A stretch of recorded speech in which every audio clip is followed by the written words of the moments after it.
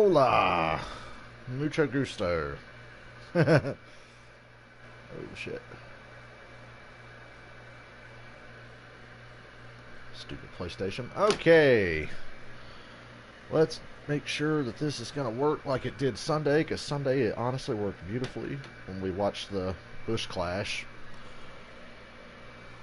We are going to watch the most pointless races in NASCAR, the duels at Daytona. Boy, they really don't have the meaning that they used to have, do they?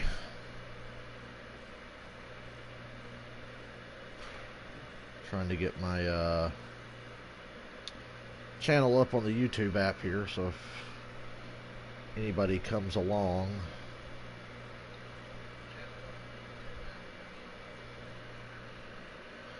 they post a comment in the chat, make sure it's working right.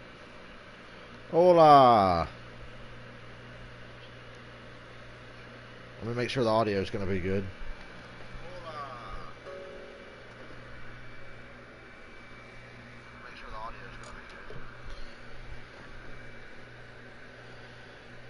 Okay, so the audio sounds okay. I like how I thought I'd turn my mic off to listen. Hey, what's up? So the other day, it had trouble posting comments to where I could see them, but hopefully we won't have that problem tonight. I'm really glad that my first race doing this was the Clash, because I felt like I had a lot to learn, but I felt like it went reasonably well, and I know what to expect this time. I'm better prepared. I'm glad I'm not, like, starting up a stream for the Daytona 500 on Sunday being like, oh god, how am I going to do this? Is this going to work? It works. It definitely works. So, I don't expect the races tonight to be a complete shit show like Sunday was, because Sunday was a fucking farce. It really was. It was a complete joke. I would be shocked tonight if you saw anything resembling what happened Sunday. Sunday was like a once-in-a-lifetime clusterfuck event. Like you've never seen before. When the race comes on, I'll have the audio turned up in the background. Oh, here we go. They're off commercial. I'm trying to mute my TV during commercials because nobody wants to hear that shit. Just like, speaking of shit nobody wants to hear, there's Michael Waltrip.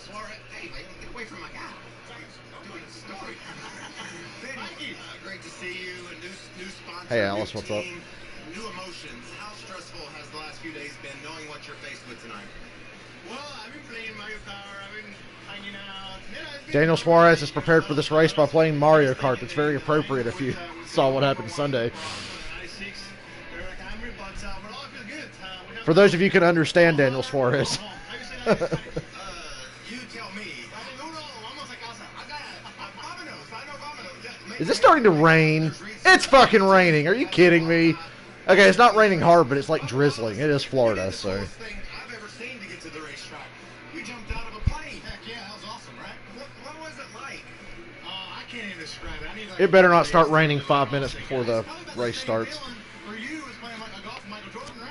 Oh, wow. Michael Jordan said he loved the grid walk. He said he'd be watching tonight. So for those of you who want to watch along, it's on Fox Sports 1, obviously. Bubba Wallace just splashed Coca-Cola all over Michael Waltrip. By accident, if you can believe it. Oh, man, it's starting to rain really hard.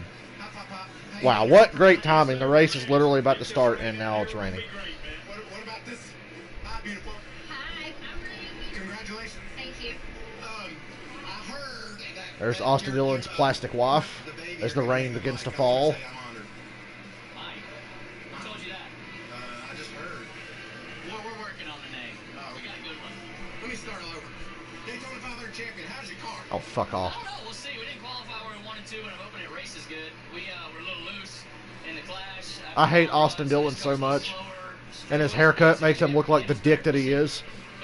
Nice merkin there, Austin Dillon. Charlotte, you can have it back. If you don't know what a merkin is, don't Google it. Thank you so much, Michael. Of course, Whitney and Austin Dillon announced that they're having a baby boy, so congratulations to them. And she's looking beautiful. I'm going to click off the YouTube app and go to Twitter and see what they're saying about the rain. specifically Christopher Bell, John Hunter. You can Hopefully check when those I guys come out, back, start it'll on still show Friday. all the comments if anybody posts any between now and then. For these guys, they didn't race in the Clash. This is the first time they're going to be out there. What's it like? Well, you saw Jeff Gordon sitting down with the rookies, and I do think about our big three from Please last year. You tell think me that about it's a Christian quick Bale, rain shower. Custer, Tyler Reddick.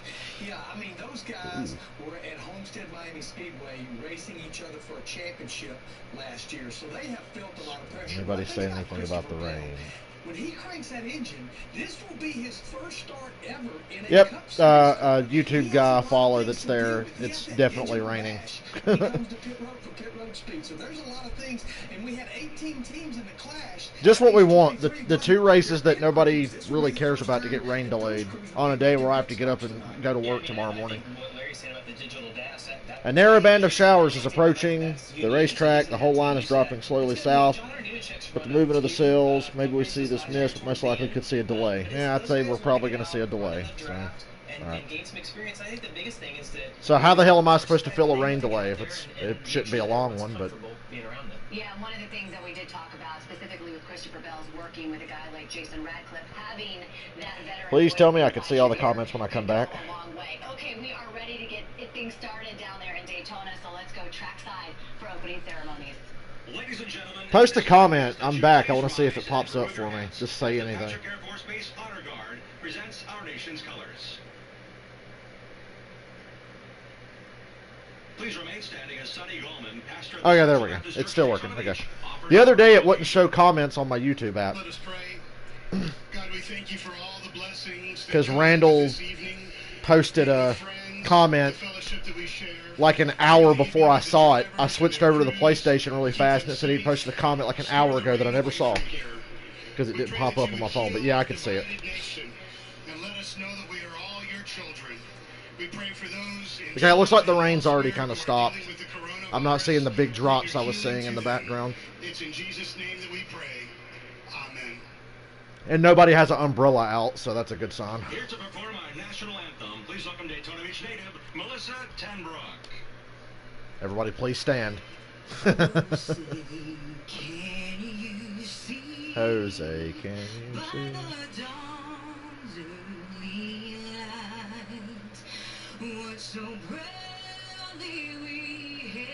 Oh, it's God, it's starting to rain again. But nobody has an umbrella. This is the last thing I wanted tonight.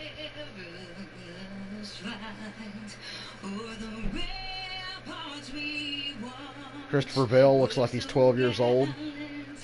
I know Christopher Bale's younger than me, but he seriously looks like he's 12 years old. Ryan Newman still has no neck.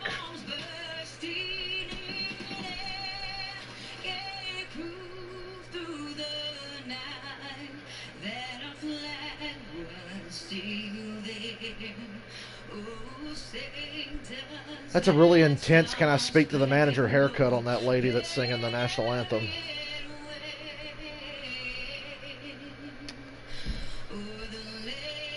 Yeah, Bubba's girlfriend's pretty.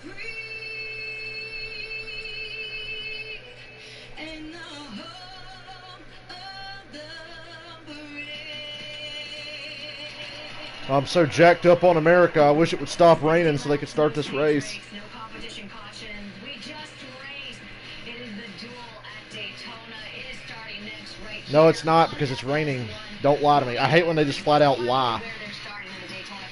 We're going to go racing right now. And they know damn well they're not because it's fucking raining. It's back on commercial. I'm unmuted again. Go back and scroll Twitter. That's what I do during the commercial breaks. Thank God for Twitter.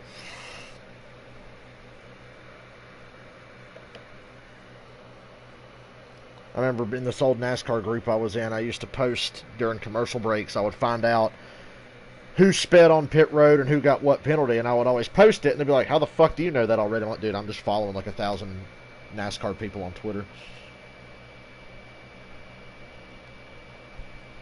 Okay, so apparently they're going to start in 5 minutes. They said it hasn't rained much at all. Looks like it's going away.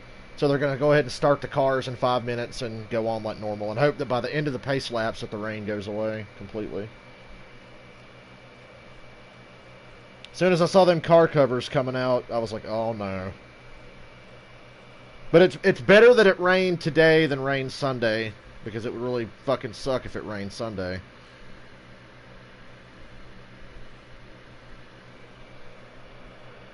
No, YouTube, I don't want to fucking do that.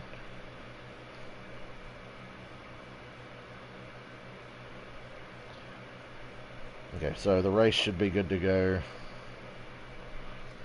Let me check my shitty audio again.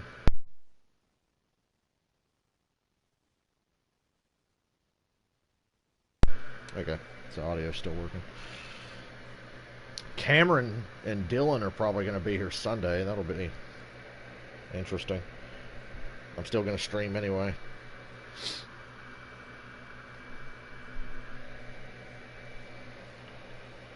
So I don't know. I don't feel like hanging out with anybody, but fuck it. They can come hang out Sunday.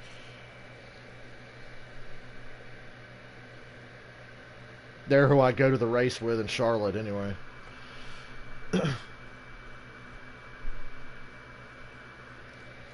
My PlayStation Plus ran out. I gotta buy some tomorrow. I have money to buy it. I got plenty of money, but I'm waiting until I get paid tomorrow to buy more PlayStation Plus because I'm probably gonna buy a couple of months worth. Yeah, they can be on my stream too Sunday, and my mic is so good you'll be able to hear them. Because I mean, you can hear the TV. I've got the TV turned up, but not like way up. But I listened to my stream from the other day, and you could hear the TV just fine, which is what I wanted. I wanted to be able to hear the race audio in the background, so you know what the fuck I'm talking about. It's not just me going, "Oh shit, fucking A," to random nothing. Kind of a double-edged sword. There's no better time to. So if you can hear what's going on the race, it makes more sense. I'm glad I figured that out early.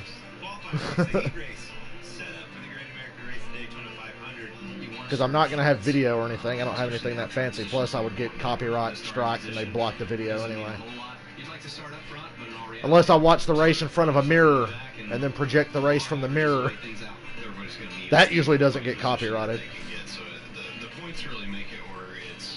I hope my fan's not blowing in the mic. It's hot as shit in here.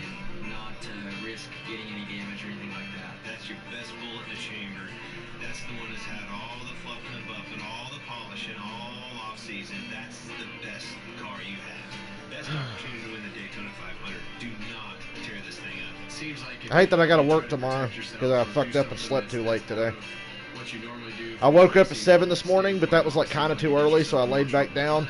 Woke up at like 1 o'clock in the afternoon and was like, well, what are you gonna do? I still gotta finish streaming the rest of the Batman New Game Plus thing I was doing. I might try to do that tomorrow. Which I know, we're gonna do the truck race tomorrow night. Now that I think about it, yeah, we're going to do the truck race and the Xfinity race.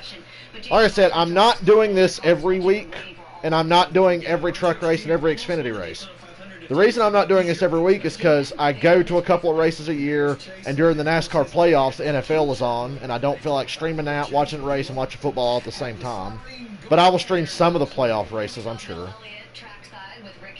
But since this is the first weekend of the year, we're going to do the truck race tomorrow night. We're going to do the Xfinity race on Saturday afternoon. But that will definitely not be an every week thing. But most of the Cup races, yes, I will be on here. But I'll have to skip a few, especially towards, like I said, late in the year. We, of course, have two Chevys on the front row. How aggressive will these drivers get? Risk versus... As far as playoff races go, you know what really breaks my heart? I'm going to be on the KISS Cruise during Martinsville this year in the NASCAR playoffs, and that's the best NASCAR playoff race, and I'm going to have to miss it. I was really sad that that's the race I'm going to have to miss this year because of the cruise. But I'm sure we'll stream Phoenix at the end of the year and Talladega. Can't do the Charlotte Road Course because I'll be at that race. That will be a good one to stream, though, but I'll be at the race. And my cell phone battery is not good enough to stream that live anyway for the entire race, and you won't be able to hear shit anyway, because I don't know if you know this or not, but those cars are loud. Which anybody who's watching this knows how loud the cars are. Okay, hey, they're starting on Tom. It's not too bad. I felt like it was about to start raining like ridiculous amounts. I expect a lot of single file train racing through this race, because these guys are probably scared shitless after the race they saw Sunday, the guys that were not in that race and the guys who were in that race.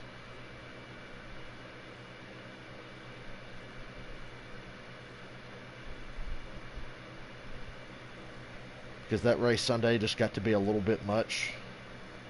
But it's bound to happen. They're going to run single file all damn day, and then at the end, somebody's going to make a move and be stupid and wreck everybody. Put a roof over Daytona. Fuck this rain. Oh, hold on.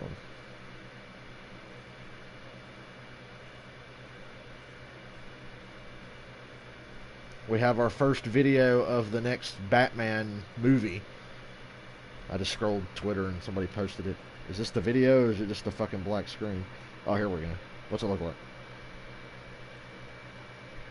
It's a screen test for Robert Pattinson as Batman in the next Batman movie. Really can't see it too well. It's dark as shit. Okay, it looks kind of cool, but whatever. It's not Ben Affleck, so I'm not happy. Just kidding, I'll give it a chance.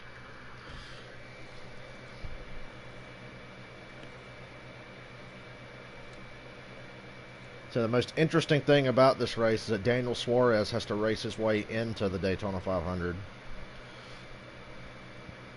The highest finisher of Justin Haley, Daniel Suarez, Reed Sorensen, and Chad Fincham will be locked in this first race. Brendan Gaughan and I think Ross Chastain were the ones who locked in on Tom and qualified on Sunday.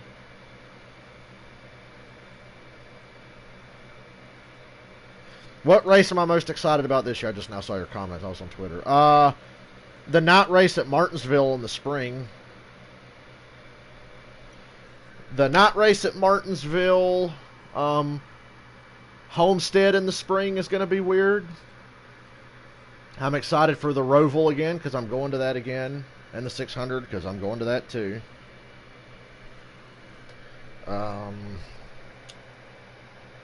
Phoenix being the last race of the year, I was against that, but since they changed the aero package for the smaller tracks, I'm okay with it now. When they changed the last race of the year to Phoenix, I had a mini panic attack. I was sitting in the airport in Philadelphia last year on the way to Connecticut, and I got on my phone and said, oh, they released the 2020 schedule. The Phoenix is the last race. And I was like, well, what the fuck? The championship might as well be called the Kevin Harvick Invitational because, I mean, he's going to be in it anyway. Although that's a bit of an exaggeration because Harvick at Phoenix the last couple years has not been nearly as, like, unbeatable as he was for a period of time. So I guess I had no reason to react like that. But it was a combination of, like, this aero package sucks on this track and it's Kevin Harvick's best track, so of course he's going to fucking win it. But we'll see. I'm sure Kyle Busch and guys like that are happy about it because it's more of a driver's racetrack. And high horsepower, shorter track. They feel like they can have more input. Okay, they're rolling. Good. That's what I wanted to see. I was not going to be okay until they started rolling off a pit road. How long will it take me to stop calling Christopher Bell Matt DiBenedetto and stop calling Matt DiBenedetto Paul Menard? I don't know. I'm usually pretty good about new drivers and new cars. The hardest one for me was when Ryan Newman took over the 31 after Jeff Burton. I kept wanting to call him Jeff Burton for the first 6 weeks of the year. Now they're showing the recap of that ridiculous bullshit on Sunday. You know, I hate Joey Logano, but I still thought it was funny because I knew everybody was going to be pissed at him. The Bristol playoff race, yeah, that's a good one. The Pocono doubleheader is interesting. More tracks should have doubleheaders. Bristol should have a doubleheader weekend. Pocono does. Michigan should. And any track that has 2 races should be doubleheader weekend, except for like the Charlotte Road Course and the 600. But seriously, Bristol, because the spring race can't sell tickets. Michigan has 2 races, Dover and Pocono. Those 4 tracks should each have doubleheader weekends. You cut about a month off of the season to get the hell out of the way of the NFL. So I think if the Pocono doubleheader goes really well, like I think it will, that's going to be the future. And that's how it should be. It just makes perfect sense to me. You can still have 36 races, but have like 4 weeks cut off of the season. So we get the hell home by the first week in November or the end of October. The season should be over. What caused these huge wrecks was which would be great for me, so I can go on the Kiss Cruise and not miss a race. Especially this year, because I'm having to miss Martinsville. Are you going to tap your race car tonight? This is your Daytona 500 car. Last couple of years, I missed Texas. Oh, God, how heartbreaking right now. I was totally cool, because the last two Texas playoff races were terrible. Make some bold moves if you can. So I didn't mind that at all. That's a hard thing to balance out. So I'm anxious to see how these drivers handle this tonight. All right, we'll see how it plays out. There are other stories here in Daytona. One is that we have the biggest and likely. I think it's great that Darlington, Bristol, and Richmond are all in the playoffs. And that'll make the drivers happy, too, because nobody likes the aero package. So still be happy to have 750 horsepower, low downforce for most of the playoff races, except for Kansas, Texas, Talladega, and Las Vegas. It's raining again. I can see it through the lights on pit road. Make these pace laps really slow. Whenever we get rolling. Yeah, they just parked them on pit road. It's raining. That did not include any of these rookies. Pace cars brought the field down pit road. You saw. Yep, this race is not starting on time. They tried, but it's just not going to stop raining. I got work tomorrow. I ain't going to be able to sleep no way. I slept late today. Oh, it was Justin Haley who got in on time, right? Yeah, Justin Haley and Brendan Gaughan. I knew Brendan Gaughan was one of the ones who got in on time. Forgot Ross Chastain's already locked in because that team has a charter. Well, I'm going to go back to Twitter for a minute. That's where I go to get my NASCAR weather updates. I will pass along anything I see. Channel from 2016 Xfinity Championship days, what I had to do at Homestead down there, do that on the racetrack tonight. He's got confidence in this race team that they will be in the position they need to make the Daytona 500. And yes, he is still excited to make that race. He wants to be in the Daytona 500 when this is. Fans are scattering from the stands. The skies have opened. It's raining hard on the front stretch now, so people are just going inside. Black flags matter. Mother Nature is such a hoe. I agree, dude. Fuck Mother Nature.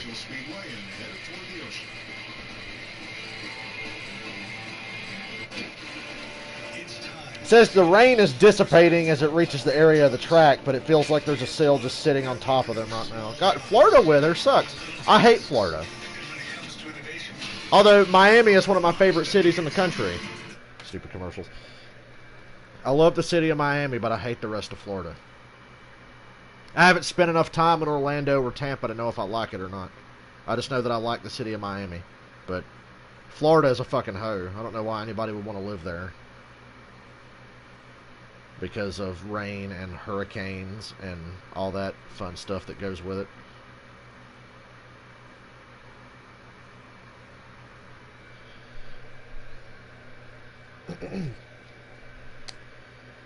Twitter's always a busy place when the race is on.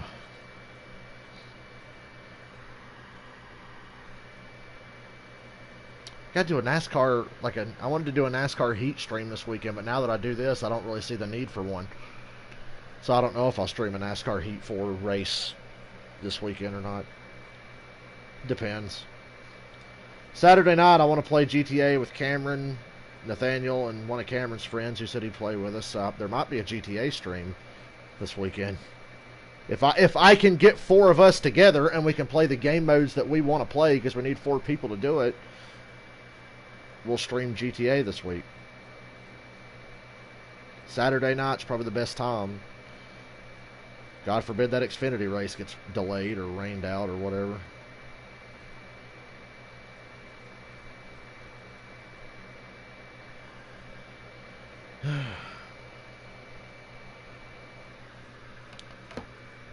Oh, you know what? A race to be excited for this year is the regular season finale at Daytona in August. Now, I'm a traditionalist, so Daytona on the 4th of July just always made sense. But I got to admit, it's a great idea having Daytona be the last race of the regular season. Though, if we do all the double headers at Bristol, Dover, Pocono, and Michigan, we could move Daytona back to the 4th of July weekend and have the regular season finale there. if we could stick in some more doubleheader weekends and shorten up the season. But Daytona being the last race of the season before the playoffs was a stroke of genius, because there will actually be real drama in that race, not like the Indianapolis race the last couple years where nobody gave a shit because it's Indianapolis and you know one of the same four guys is going to win that kind of race. But anybody, you know, through crazy circumstances has a shot at Daytona anyway. Somebody stupid's going to win Daytona in July. Ty Dillon or something. I'd actually be happy. I don't like the Dillon brothers, but I would laugh so hard if Ty Dillon won.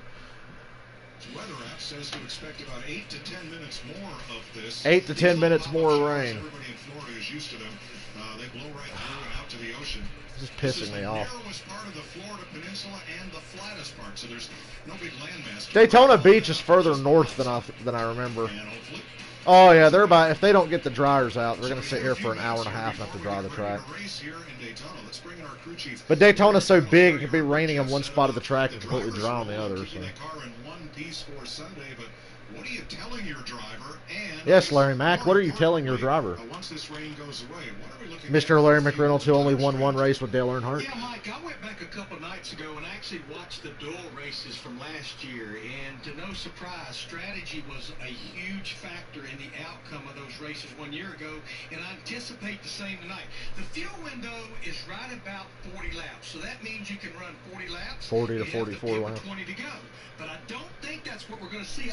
That's why the Clash should only be 50 laps. And I think the minute that window opens, God, it is pouring. lap 20, and it will be manufacturer dictated. Toyotas, Fords, and Chevrolets, they will be. It didn't rain all damn day until it was time for the race. And that probably, And now it's pissing rain. Only trip to pit road, but when I watched those duels from last year, pit stops were chaos. They were speeding on pit road, sliding through the box. You don't want to do that because it may be your. Ty Dillon. Yeah, first day, And it, you know, this is going to pain me here because I'm going to give Austin Dillon a compliment. Austin Dillon and Ty Dillon both have become pretty good super speedway racers because they're constantly in the mix. Austin Dillon probably should have won Daytona last July if he didn't crash himself and it didn't rain. Austin Dillon clearly was the guy to beat that day. And Ty Dillon's always in the mix, especially July Daytona. Ty Dillon's always up there in the mix. So they've actually become pretty good at that. That pains me to say it because they could both kiss my ass and they're both pretty useless as drivers. But they're good at Daytona and they're good at Talladega. Although Austin Dillon's Daytona 500 win is one of the dirtiest moves I've ever seen.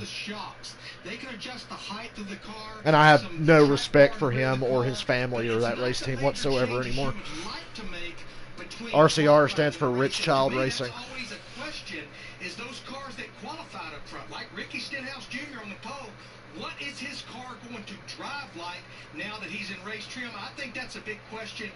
Stenhouse is going to his fucking hauler. With your 500 pole center, Ricky Stenhouse waiting out what we hope is a brief delay. Regan Smith out dancing in the rain. Well, we were dancing in the Oh my rain. God, it's a horse. Oh, it's Brad Keselowski. That I saw on pit road. I love Brad's new fire suit. How frustrating is this? You guys are in the cars, getting ready to go, and now you're standing here talking to me. Yeah, Regan, it just is what it is. So we'll make the most of it. We were, Worth noting that Brad is in a contract year at Penske. That might explain his not giving a fuck attitude Sunday about Joey Logano.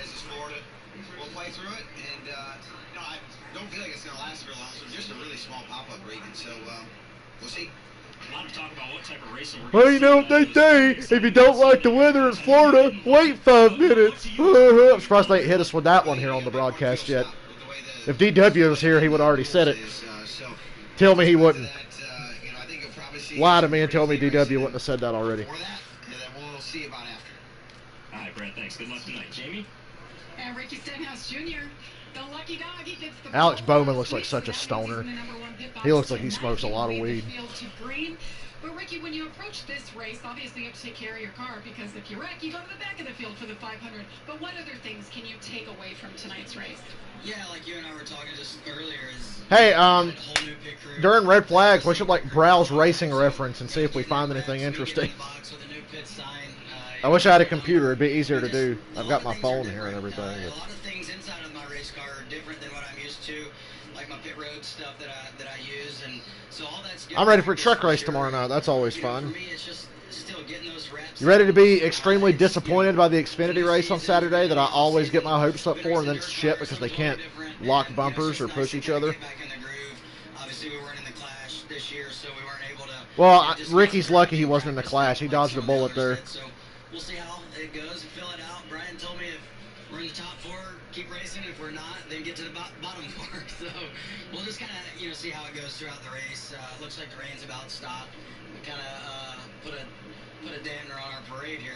I thought everything was going good this speed weeks, and we've had great weather. But, Well, it's better to you got rain that now than this pretty quick, weekend, and so we'll let's out get there it out and of the way finish up. today. All right, you've told me, and your crew chief Brian Petty told me how great your car is. So good luck out there. He wants to lead every lap. You gonna go for it? Yeah, we're going to try and lead every lap. That's always the goal. Tough to do at the speedways. A lot of people are like, oh, does it change your strategy starting on the pole? And it really doesn't. I feel like at points in the race, you're leading, you fall to the back, lose your track position, you got to gain it back. And it's just the way these speedway races go. But you can't lose your mind, can't freak out when you do get shuffled to the back. Just slowly work your way back to the front. The heaviest rain was on the front stretch. The back stretch looks okay. It was pouring a minute ago. NASCAR on NBC. Yes, Daytona has lots. God, there's always some fucking moron on the NASCAR Facebook page where, does Daytona have lots? Does this track have lots? Does Pocono have lots? It's like, fucking idiots. You people don't know by now what tracks have lots and what tracks don't.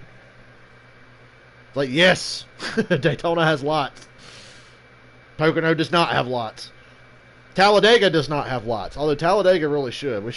The playoff race at Talladega should be at night. They need to have more playoff races on Saturdays because the NFL just totally kicks their ass that time of year.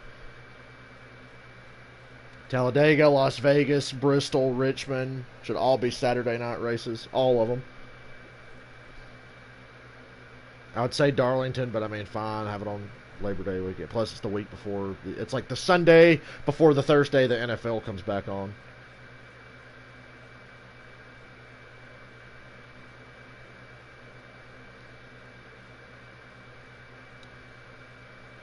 Oh, wait. We have a radar update. Okay. We're not going to be here till 1 in the morning like we were for the 2012 Daytona 500. Remember, was it the 2006 or 2005 July race at Daytona that was like 3 in the morning? Almost. I remember watching it because I was forced to get out of bed and go to church the next day. That's always fun. You stay up late on a Saturday night and you're being forced to get up at 7 a.m. to go to fucking church. And then the 2015 July Daytona race, for some reason they made the brilliant idea, let's move that race from Saturday to Sunday. And then, of course, it rains on Sunday. Then the race has to take place Monday morning at like 1 a.m. or something. And that's when Austin Dillon flipped into the fence. Junior won the race.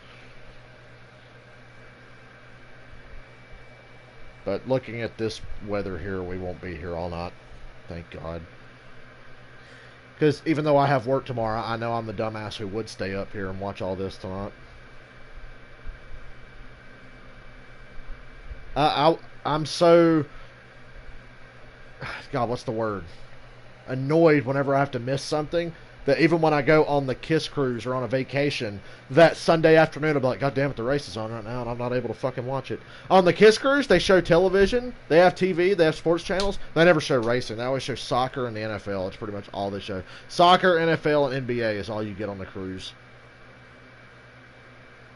You couldn't pay these fucks to show a NASCAR race because it's just not part of the channel or whatever.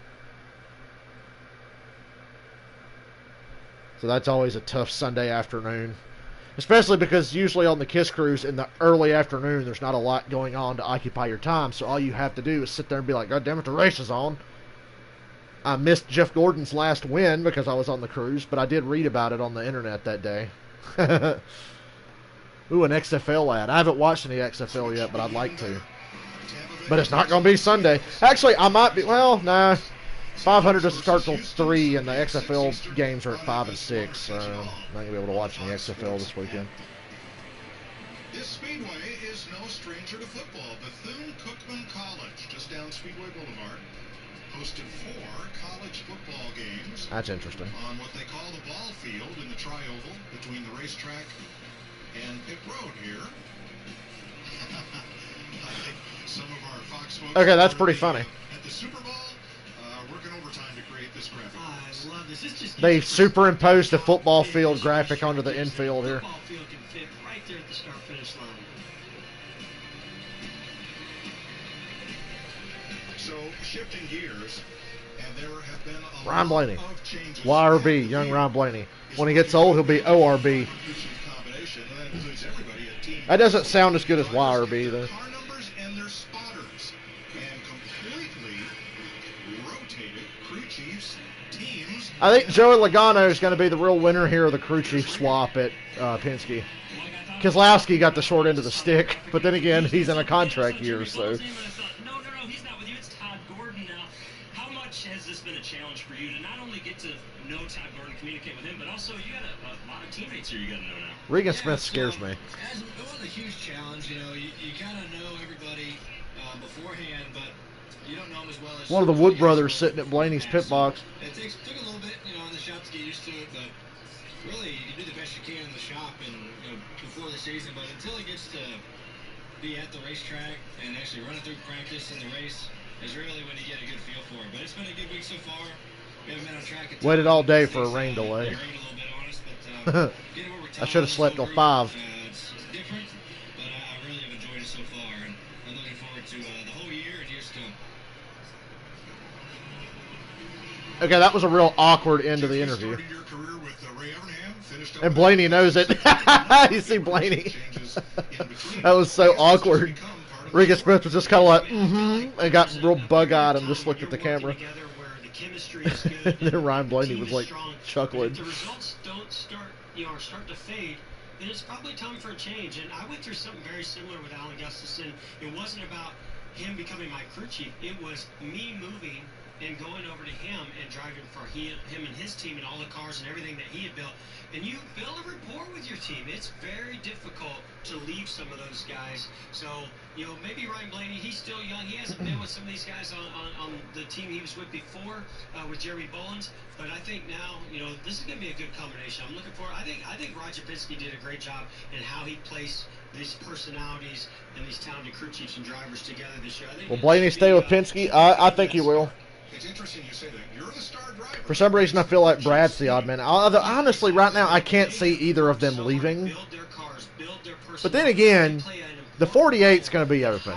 Somebody's going to get the 48.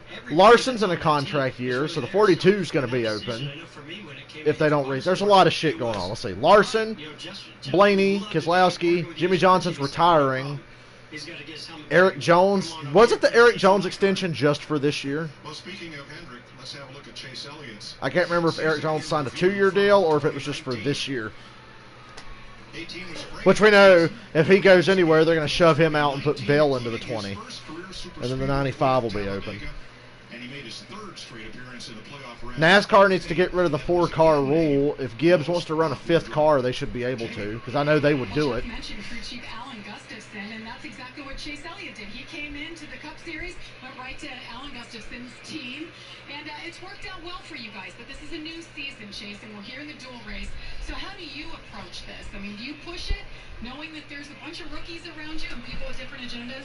I'm probably not going to too much. I mean, I think you always want to race your primary car in the 500 if you can. So our Napa Camaro's pretty fast. I feel like we got a good qualifying effort, which we'd like to block ourselves on the front row. But nonetheless, I've learned in my first handful of years here, qualifying day doesn't really guarantee you a good race on 500 day, and that's also includes tonight. So just trying to get this car to Sunday, and we'll go to work then.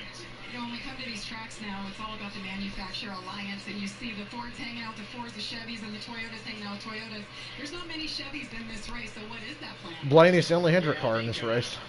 The other 3 are in the second duel. The big thing for us is just making the most of your time on pit road, and that's going to be where able to align yourself with friends and making that time from the time you pull off the track and turn forward and get your stop done and getting back up to speed. That time has become so crucial, I feel like, over the past couple of seasons, and a lot of work's gone in to team up with your manufacturer to try to make the most of that. And that could be the difference in you coming in, being the first 5 cars in line, and coming out, and those people that used to be behind you they cycle out back in front of you. So that, to me, is a big key in play racing in general, and everybody knows that. So it's just a matter of who does it the best.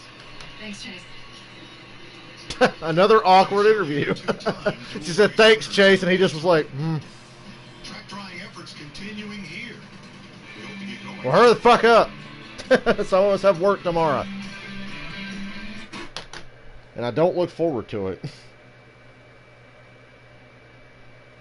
I look forward to the money I'm going to get paid tomorrow, but I'm not looking forward to actually doing the act. I wish every day could be as easy as the other day when I worked.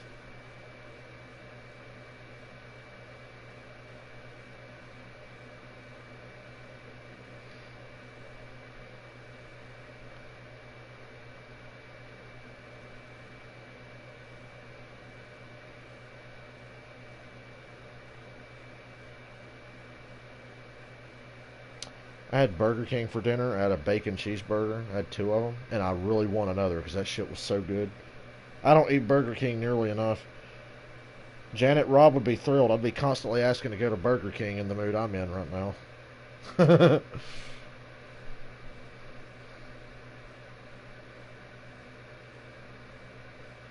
Landry Jones will make his XFL debut for the Dallas Renegades. Well, ain't that nice? The XFL is so interesting to me.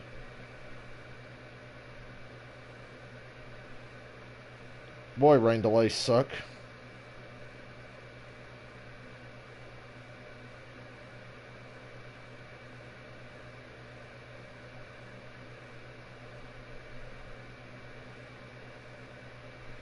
I know I can't be the only one. I miss when the dual races were in the daytime in the afternoon on Thursday. Because I was a bad kid. I was a bad kid who would leave school early to go home and watch the duels. Or if a race got put on Monday, I would leave fucking school and go home and watch it. So, I have good memories of the duels being on Thursday afternoons because I have good memories of leaving during the day to go home and watch the races.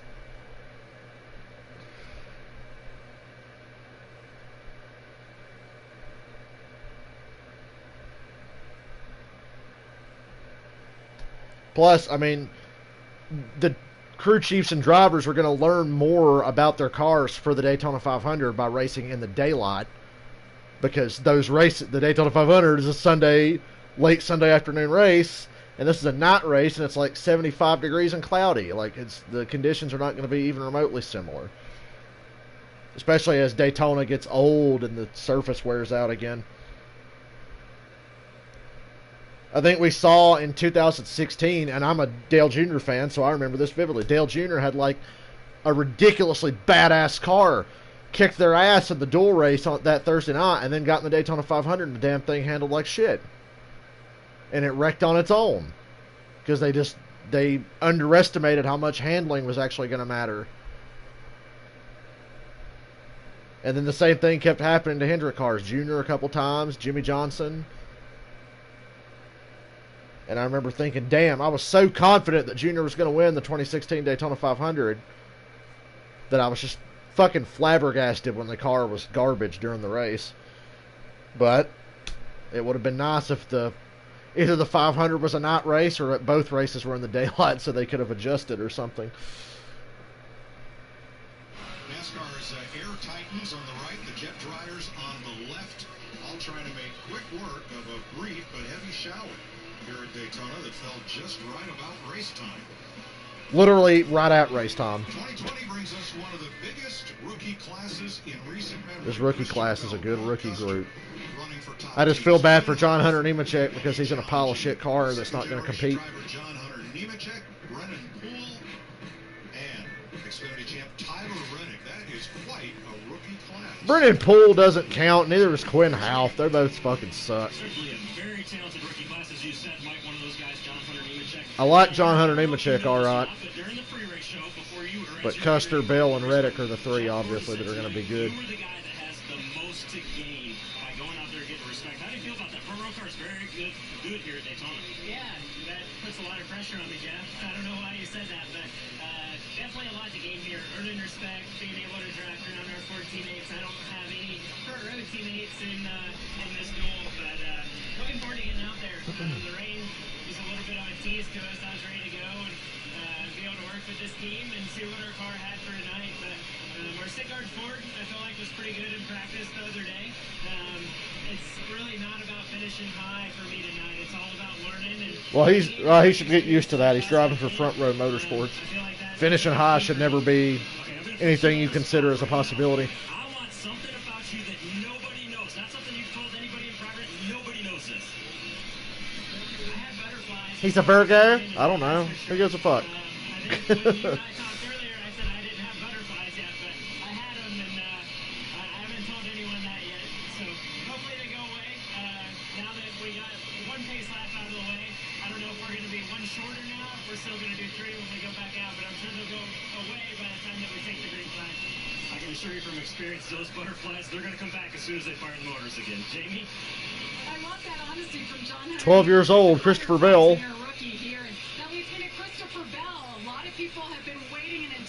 All the new fire suits this year look extra fancy. Anybody else notice that? The new fire suits always look nicely pressed, but everybody has like shinier fire suits this year. Just trying to take it all in. That's been the biggest thing about this week is I've experienced Daytona 500 Motherfucker won 16 Bell is ridiculously good. The championship format is a joke. That's the only reason he didn't win a championship in Xfinity. And obviously since then it's just gotten bigger and bigger and bigger, and I can only imagine what Sunday's going to be like. Okay, so Reagan just asked John Hunter one question. What is something about you that nobody knows? That's a tough one. I don't know, I'm really shy. I don't feel like the majority of people know that. Does that count? You've gotten better in your shyness, though. Thank you. So he's kind of shy. Maybe people don't know that, Mike. Well, they do now. I think that shyness is going to go away as he goes through this rookie season. He is probably the top of that rookie. There's dickhead Austin Dillon. God, I hate him. I just want to punch him in the face. He is so worthless and untalented. About Christopher Bell is his confidence outweighs his shyness. I mean, this kid, when he gets behind the wheel of a race car, he owns that car. And I've seen him race midgets and sprint cars, Xfinity trucks. Incredibly talented. Jeff, So it's really fun to watch, and I think it's a lot of pressure on Toyota and Bob Levine Racing to give him the equipment to go produce with, because if they do, he can be spectacular. Now, Levine Racing is a satellite team of Joe Gibbs Racing and Toyota. Not to the extent Let's not forget Corey LaJoie. The 32 team this year is a satellite team of Stuart Haas Racing, but I don't expect any big improvement for them. More support from Toyota, and hopefully they can give Christopher Bell a platform in which to contend for Rookie of the Year. Because the 95 barely stepped up last year with support from Gibbs. Here on the front stretch, and they're gaining ground on it. Sit here for another half hour waiting for this to fucking happen. This is not good for me.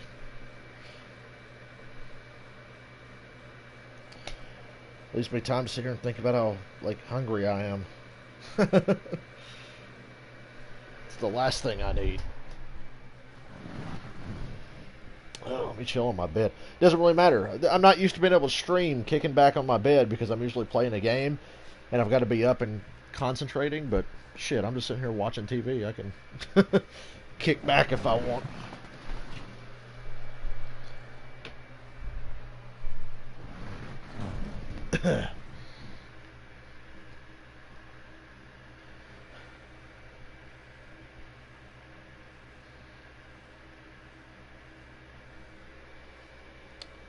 I don't think you guys will be interested in the Trulicity commercial.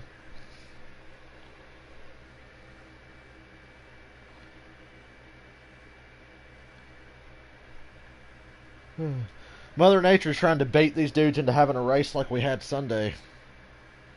Because rain delay races always get a little intense for some reason.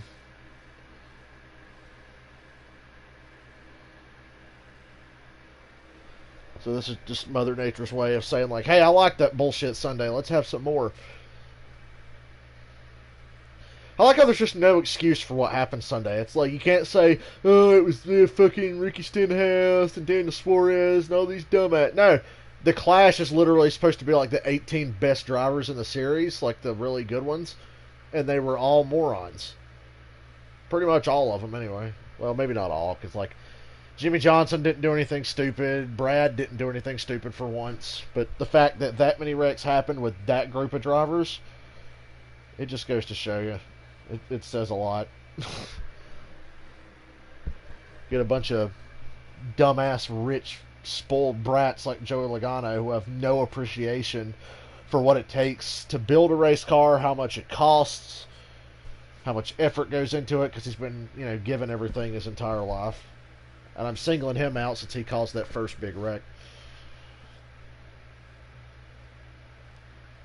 They don't raise them right in Connecticut. Middletown, Connecticut, Joey Logano.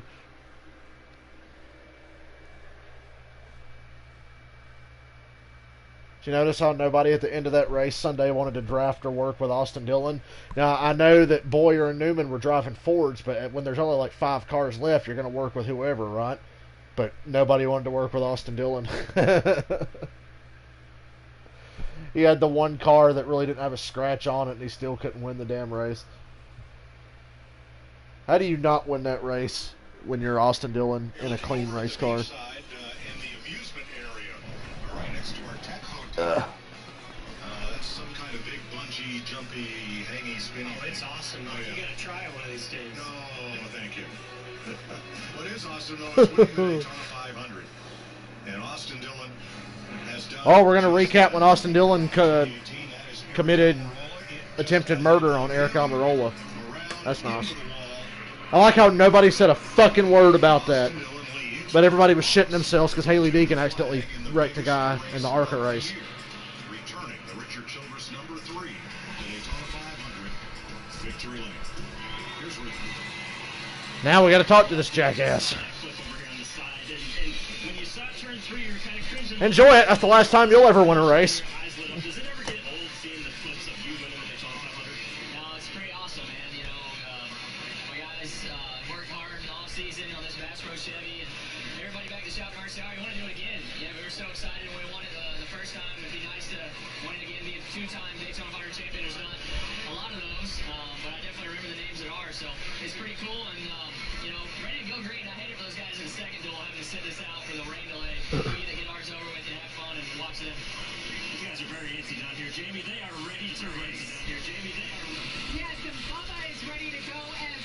Bubba.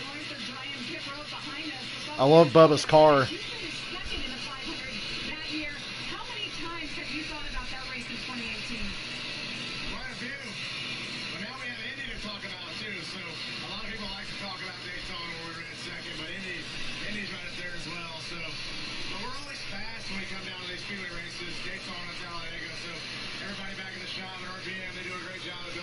I want to see Bubba do so well, so badly. It will be good for everyone if Bubba was successful.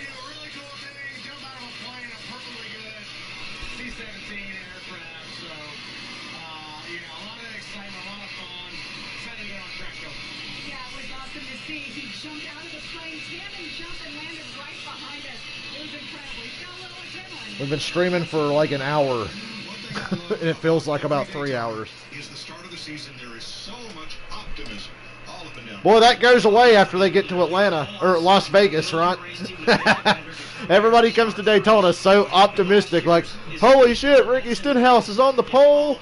It's a new day. All these guys are going to step up and have great years. Then you get to Las Vegas, and the reality's going to hit of like, oh, it's still Harvick, Busch, Truex, Logano, Hamlin, and Keselowski. And then everybody else sucks. And everybody else that ran 20th last year is going to run 20th this year because we're driving the same fucking cars with the same area package at a lot of the tracks. So what could possibly change? But for the guys out there, Jamie, not just the veterans, but the rookies, what is this process like? When you get in the car, you're ready But all Daytona, that tricks everybody into thinking they're going to have a good year. Because if you run good at Daytona, you're like, yep, we're off to a good start. Going to be a great year. But if you get wrecked at Daytona, you can say, hey, it's just Daytona. Everybody gets wrecked at Daytona. We'll get them next week. We'll be fine. You get in, and you put your helmet on, and let you start the engine, and then it rains. It won't just like that, and that's frustrating, right? Because you kind of went through the whole process.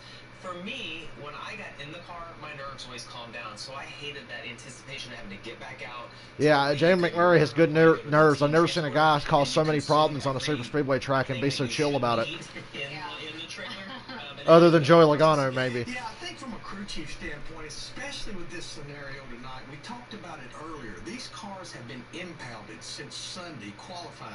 They had two 50-minute practices on Saturday, and I think I speak for Larry all Mack looks like a 43 bag crew of chiefs truffles. in the front, in the middle, or at the back. With that purple You tie. really don't know what you've got. And you want to green flag wave, you want to see what you got. Don't truffles The come in a good purple news bag? is, this is Or am I not thinking of a something weather else? delay where we know, oh, it's just gonna keep Cadbury raining. chocolates We or can something. see the light at the end of the tunnel. We're going to be racing here shortly. And speaking of racing, we did have some racing already happen at the Daytona International Speedway. Of course, I'm talking about the Clash. Ugh, do I have to talk about this Well, race every again? Tuesday on Race Hub, we do a little piece we like to call Radio Ooh, Active. I didn't get to hear this, so I'm actually excited. This is my live reaction to Radioactive from the Clash. I didn't get to hear this because they didn't upload it to YouTube, I don't think. Welcome back to Daytona to kick off the What is that weird echoey effect? Welcome back to the banner. championship season. Here we go. Looking forward to this year, man. It's going to be a really good one. Drivers, start your engines! Everybody ready? You know it. Radioactive is legitimately good. It's like the best thing Fox does with their NASCAR coverage.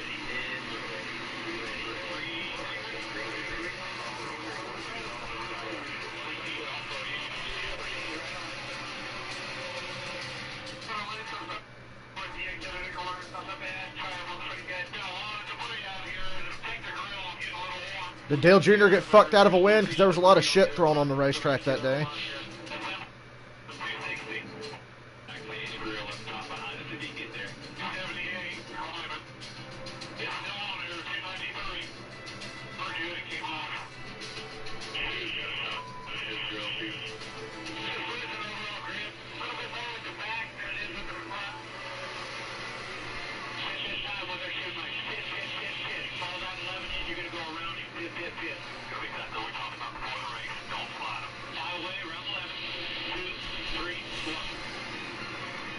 When Eric Jones, you can go back on my stream, I was like, well, Jones is fucked. And then he winds up winning the race. I remember saying that. I was like, yeah, Jones is fucked. He's lapped down and lost the draft. I can't believe that all this shit started with 10 laps to go. It felt like it took 3 hours to get through 10 laps. This was with 10 laps to go when this bullshit started happening.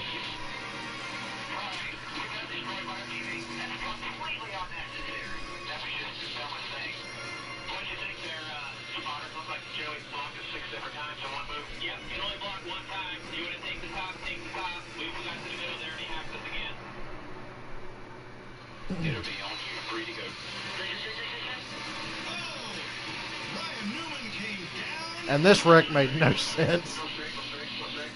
Still don't know what happened.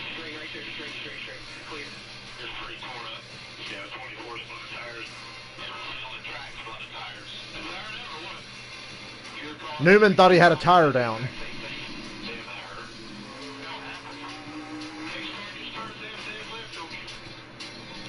I hate Truex spotter Clayton. He's a fucking retard. I hate Clayton. I hate Brett Griffin. I hate Tab Boyd. He's a fucking douchebag too.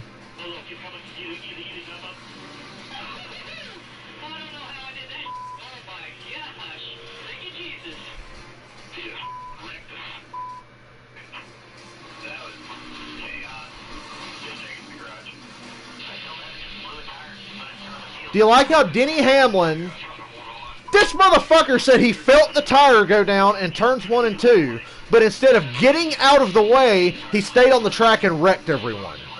That is classic Denny Hamlin. The dude said he felt his tire go down in turn 2, and he stayed on track. He didn't get the fuck out of the way, and he just crashed everyone. When I found that out, I was really pissed.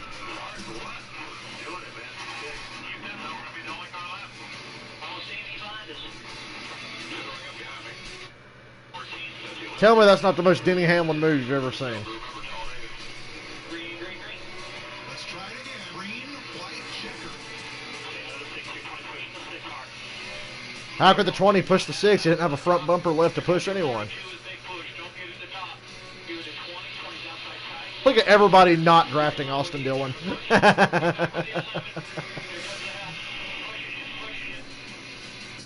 Jones with the most damaged car in the race. He's in the front. Denny Hamlin, he's going to push his teammate to the win. Eric Jones is going to win the Busch Clash with a car that's ready for the dumpster. You got to be kidding me.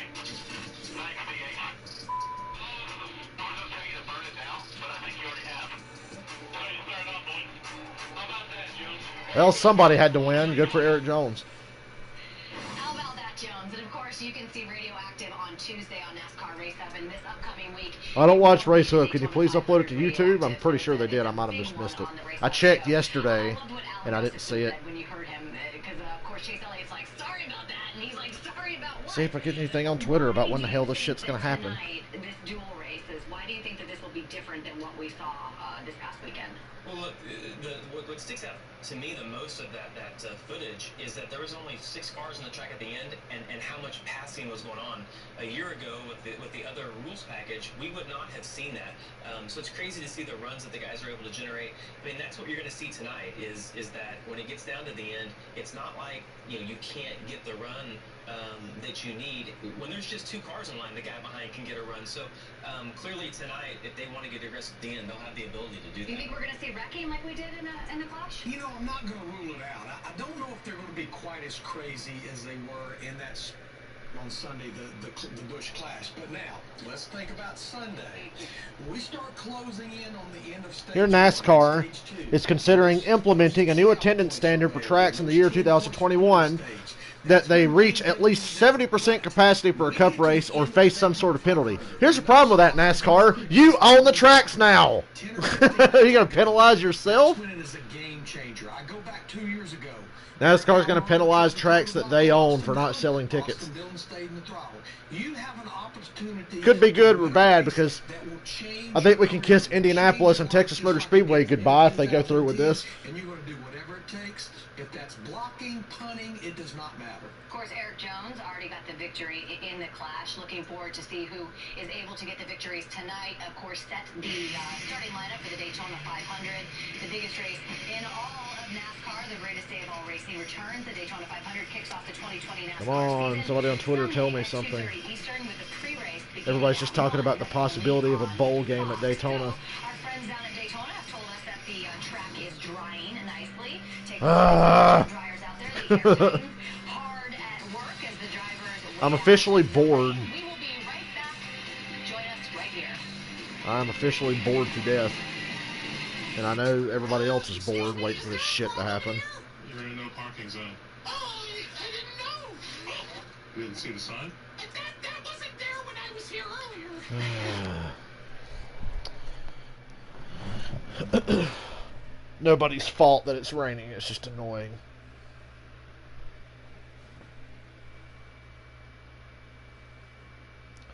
First race would be about halfway done by now, probably.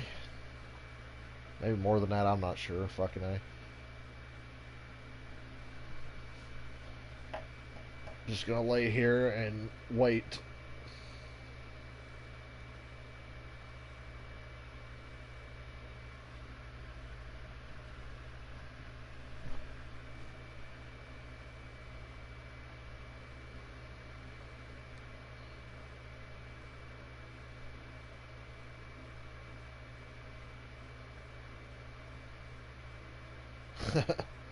Somebody asked Truex's girlfriend, "Are you okay? You look sad," because she was shown on TV, and she said, "Well, I'm tired and have a cold."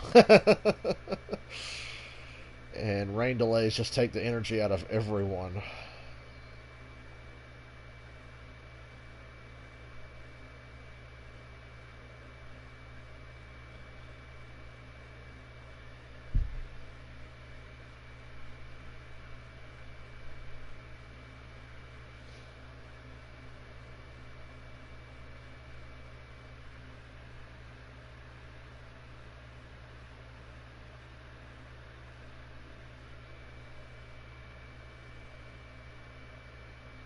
The second duel race should be starting in 15 minutes, but we haven't even started the first. So. Fuck it, just run them both at the same time. Run them with classes like they do the 24 hours at Daytona. I wonder what NASCAR would do in the event of, like, God, it's just going to keep fucking raining. Fuck it, let's just run both duels at the same time.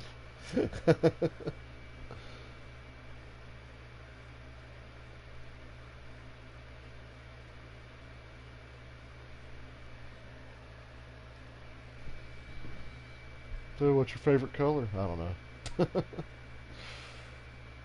Just thinking about that bacon cheeseburger from Burger King now. Me and Tony Stewart have a lot in common. We love Burger King. Boy, wasn't that the perfect sponsor for Tony Stewart when he drove the Burger King car?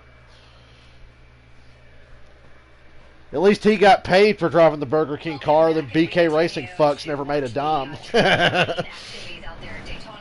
Well, they're uncovering the cars. That's progress. Some of these race cars, hearing that the track is drying really nice out at the Daytona International Speedway. You know, one of the most successful drivers in all of NASCAR is hanging up his helmet at the end of the season. Jimmy Johnson retired. Okay, they're getting in the cars. Boyer's getting in his car. And what a career it's been. But as Jeff Gordon tells us, there's still plenty of time to make more memories. It's happening. Walk-offs. Hail Marys. A 3 at the buzzer. These are the big dreams we have as kids. How we want to win in the big game. What's really going to suck is that we waited all this time and the races aren't going to be that good. Just because, you know, nobody's going to want to tear their shit up.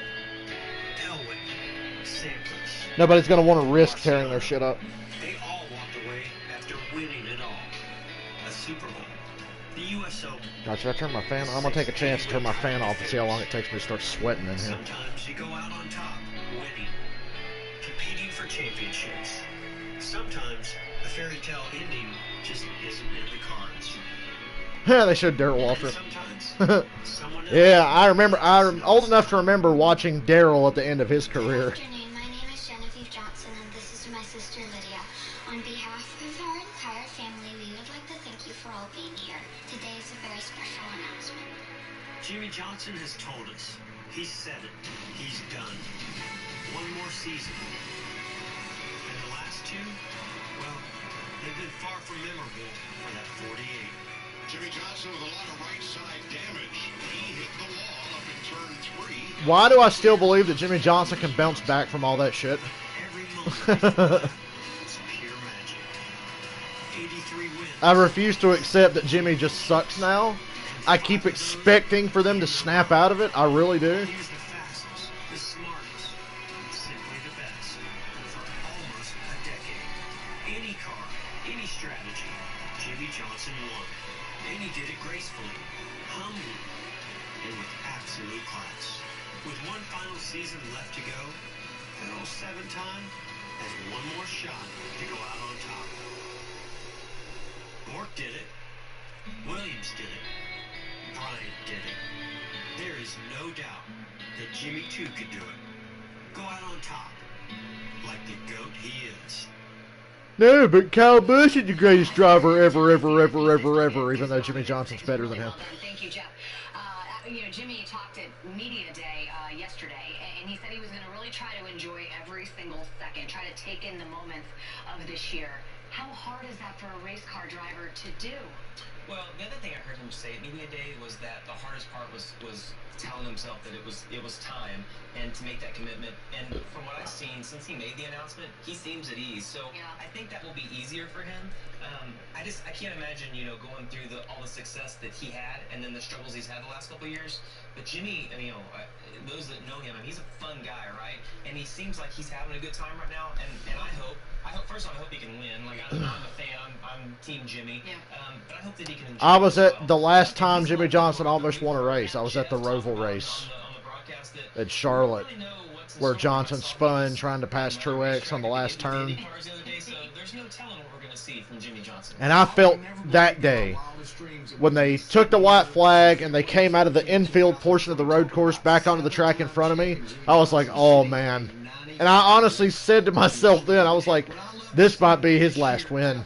if he can pull this off. And then, you know, everybody knows what happened next. He spun out and took Truex with him, and then Ryan Blaney won the race.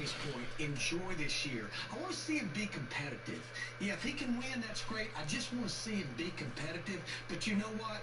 83 wins, 7 championships, but I've said it and said it and said it. The magic number is 5. Yep. 5 consecutive championships in this era.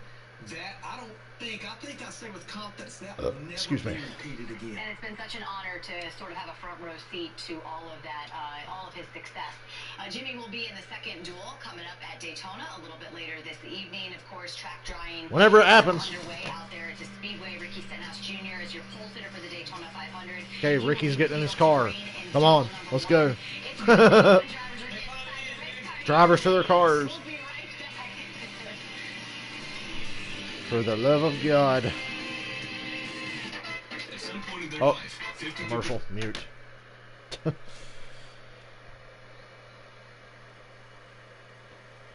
did you know that a fat orange turd's going to be at the Daytona 500 Sunday? It's pretty popular. I'm sure they'll show them on TV a lot.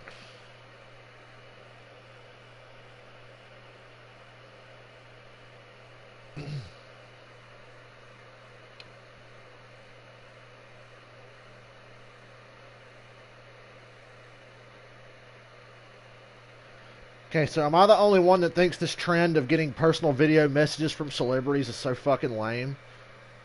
It's like, yes, pay them to have them say something to you in a totally disingenuous way. Hi, I'd like to thank you for being a great fan. Insert name here. If that one that Vince Neil sent that guy was any indication, I think I'll save my money. I talk to all the famous people I need to when I go on the Kiss Cruise. You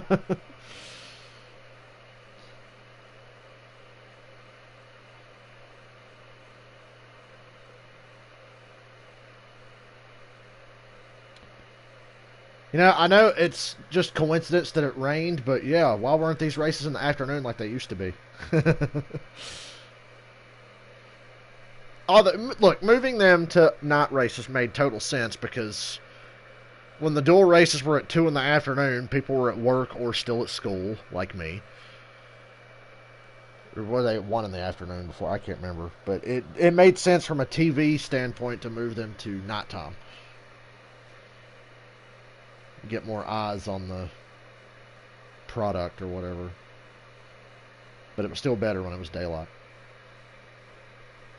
And it would still be fine for me because the guy that I work for would like to go home and watch them too, so. We are firing engines at 8:10, and I'm happy to say that it's 8:07 right now, so.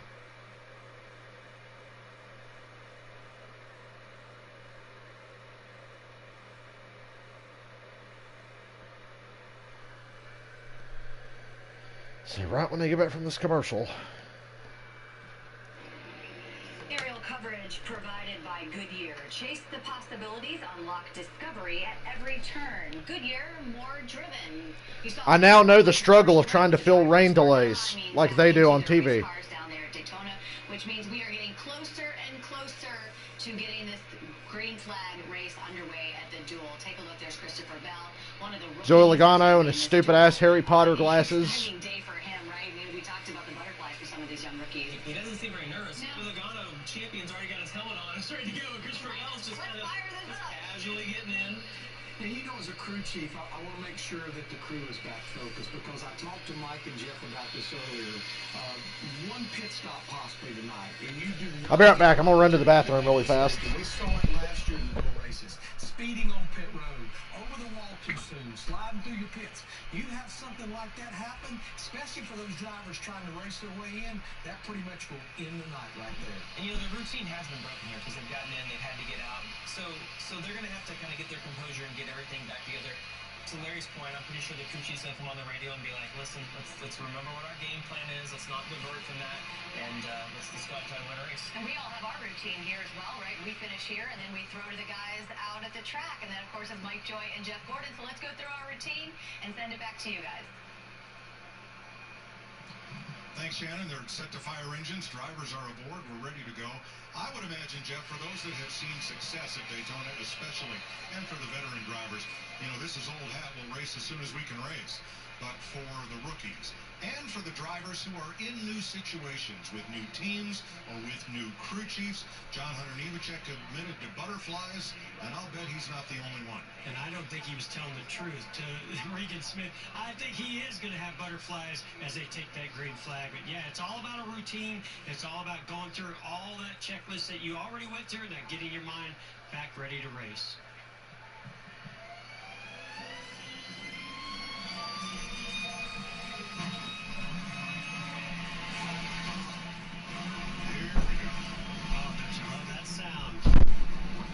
Yes, Jeff Gordon. Now everything's right. A brief but heavy shower came across the track just about at race time. It's gone off. Oh, Jeffy boy beat me to it. I was about to say the same thing. Will we see the kind of aggression that marked the Busch Clash, especially for drivers that are trying to race their way in or feel they have something to prove here? Now hold on, Ricky Stenhouse Jr. is in this race, and he is an aggressive driver, and he has a very fast race car, but we all know how comfortable he is behind the wheel of a Ford. He's never been behind the wheel of a Chevrolet. So oh God, I didn't think of that. Ricky Stenhouse bump drafting in a Chevrolet Camaro. Oh God. Fuck. Maybe when he was driving the Fords, we avoided a lot of trouble because the Fords have that, you know, better front end for bump drafting, but the Chevrolets are a little pointed. God, I can't believe I didn't think of that till just now. I looked at drivers like Chase Elliott and Denny Hamlin who had great time trials. It's terrifying. They're going to have great finishes if they're going to want to keep those upfront starting spots for the 500. We'll talk to Denny Hamlin in just a bit. Everybody better watch the fuck out.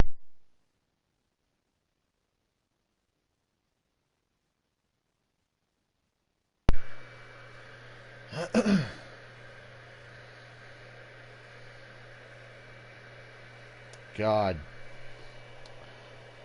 Now I really wish Ricky was still driving a Ford.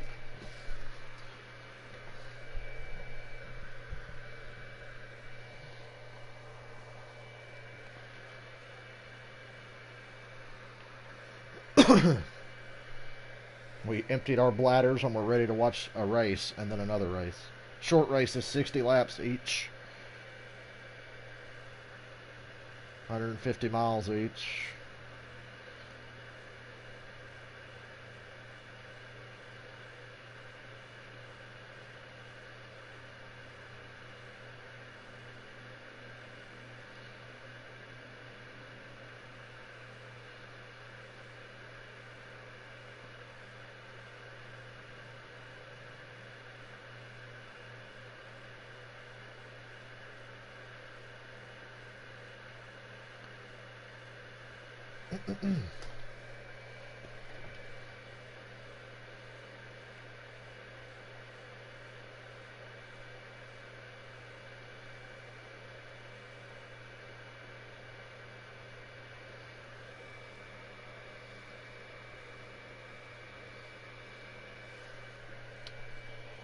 Okay.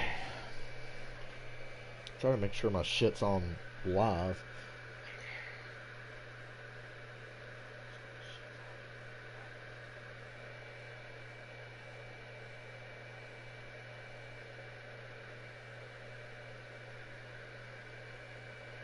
Okay.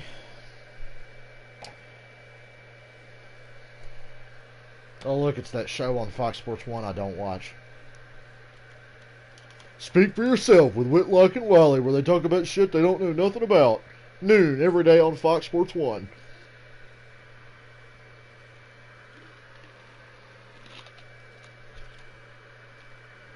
They did one NASCAR topic on that entire show once.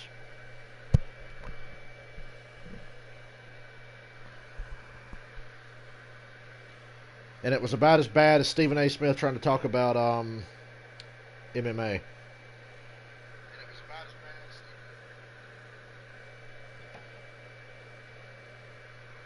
Oh shit, they're back. The blue-green vacation. You know, the Gatorade duels at Daytona just sounded cooler to me than the blue-green vacation duels at Daytona. Presented by Chase Elliott and Ricky Stenhouse are on the front row. Ricky Stenhouse, the 500 pole sitter, along with Chase Elliott. Row number 2 is Denny Hamlin and Eric Almirola. Eric Almirola, a Toyota and a Ford. That's the generic broadcaster voice. Christopher Bell and Joey Logano on row 3. Who won his duel last year. Followed by Clint Boyer and Ryan Newman, best friends. Ryan Newman, former Daytona 500 winner. Followed by Ryan Preece and Chris Buescher. How many times am I going to call Buescher Stenhouse because he's in the 17 now? Martin Truex Jr. and Brad Keselowski in row 6. So close to 2016 Daytona 500. Alongside him, Brad Keselowski looking to get that momentum going here early 2020. But boy, the Duels have not been his friend. Looking at row 6. Ryan Blaney and John Hunter Nemechek in row 7. First dual start, and alongside a guy that's super strong on the super speedways, Ryan Blaney. Austin Dillon and Justin Haley. One of these guys has won a race in the last year. Bubba Wallace and Reed Sorensen. Reed Sorensen is not locked into the Daytona 500. Oh, I know what I got that voice from. I saw a really funny video about a guy talking about Richard Petty being the greatest driver ever, and he used this goofy voice on purpose. Janet, I'll have to send you that video. You'll get a kick out of it. A guy made like a mock video talking about Richard Petty, and it's just the fucking goofiest thing ever. He's like, Richard Petty is the greatest driver ever. And he starts making up all these fake stats about how great Richard Petty is. Richard Petty won the Daytona 600. Calm and patient in these types of races. We've seen you make some great. It feels like it's like 9:30, but it's only 15 after 8. So tell us, what is your approach? How do you make sure you keep all those fenders on this car? You gotta remind. I gotta send you that either tonight, and you can watch it tomorrow, or send it to you tomorrow. It's fucking funny. Richard Petty was a 1,200-time winner of the Daytona 500.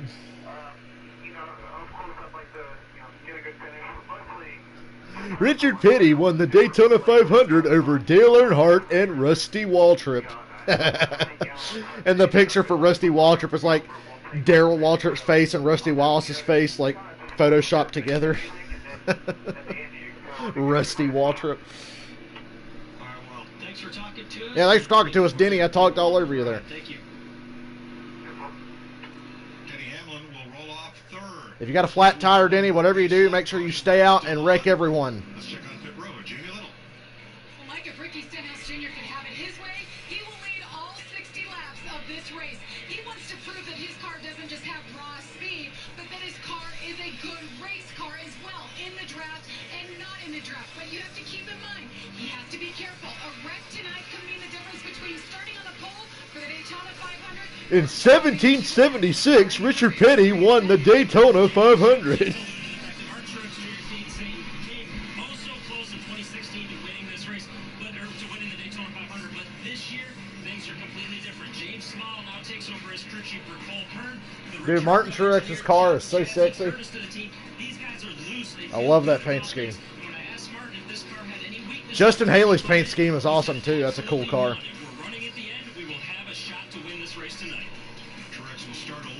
Race number 1. The bullsitter has elected the outside of the front row for the start of this one.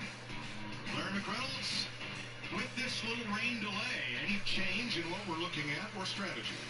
Mike, you've known me for 20 years. I'm nervous about everything all the time. But the good thing is it did not rain that long and the cars did not sit that long. But the thing Rusty that Waltrip. all 43 of these crew chiefs are nervous about tonight, these cars, other than one qualifying lap on Sunday, they have not turned a lap since Saturday. Everybody's on pins and needles till we get these races started. And these Okay, keep an eye on the 96 car, Daniel Suarez. He needs to have a good day. Clash. For everybody else, this will be their first green flag of competition. Here's your race analysis. 60 laps, 150 miles. Fuel window, 38 to 42 laps under green. Pit speed, 55 miles an hour. And here's Eric. You might get some mock ESPN commentary out of me at the end of the race or something.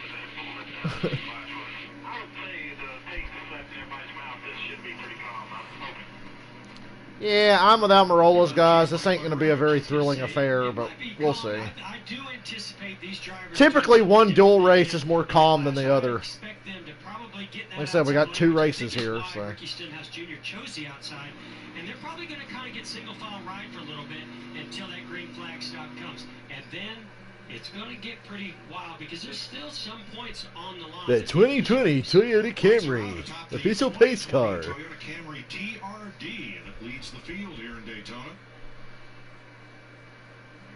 We'll make that sharp left turn. So if you're Ricky Stenhouse, don't junk your shit because he's got the pole Sunday. Car field will address themselves to the start line, and we'll see where everybody will line up at the Daytona 500 on Sunday. First of 2. Duels. And the green flag is, the green flag is out. Green flag. How long till that train gets formed up on the outside? Because you know it's coming. Out there, maybe this was the plan was Stenhouse moved to the bottom. He's got a Chevrolet behind him there. You got a train. Wow, you got like a bunch of Fords on the top. Almirola, Logano, Buscher, Keselowski, and Blaney. But there's only 2 Chevys up front, so they are severely outnumbered.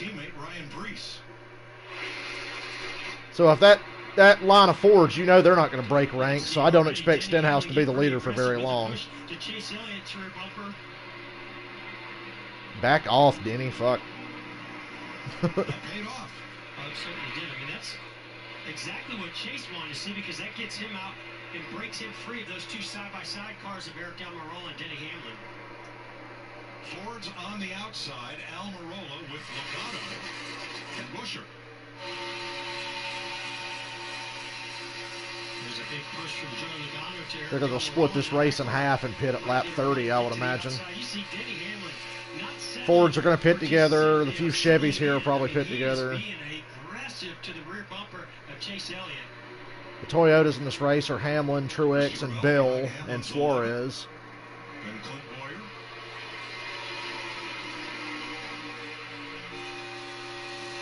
Not so sure how happy Chase Elliott is right now. Yeah, that's what I'm saying. That's why I said a minute ago for Denny to back the fuck off. I wouldn't be pushing me. Since qualifying at all, I mean, they have no idea how It's comfortable into the corner. You can push me down the straightaway, but it's early. Back off when we get to the corner.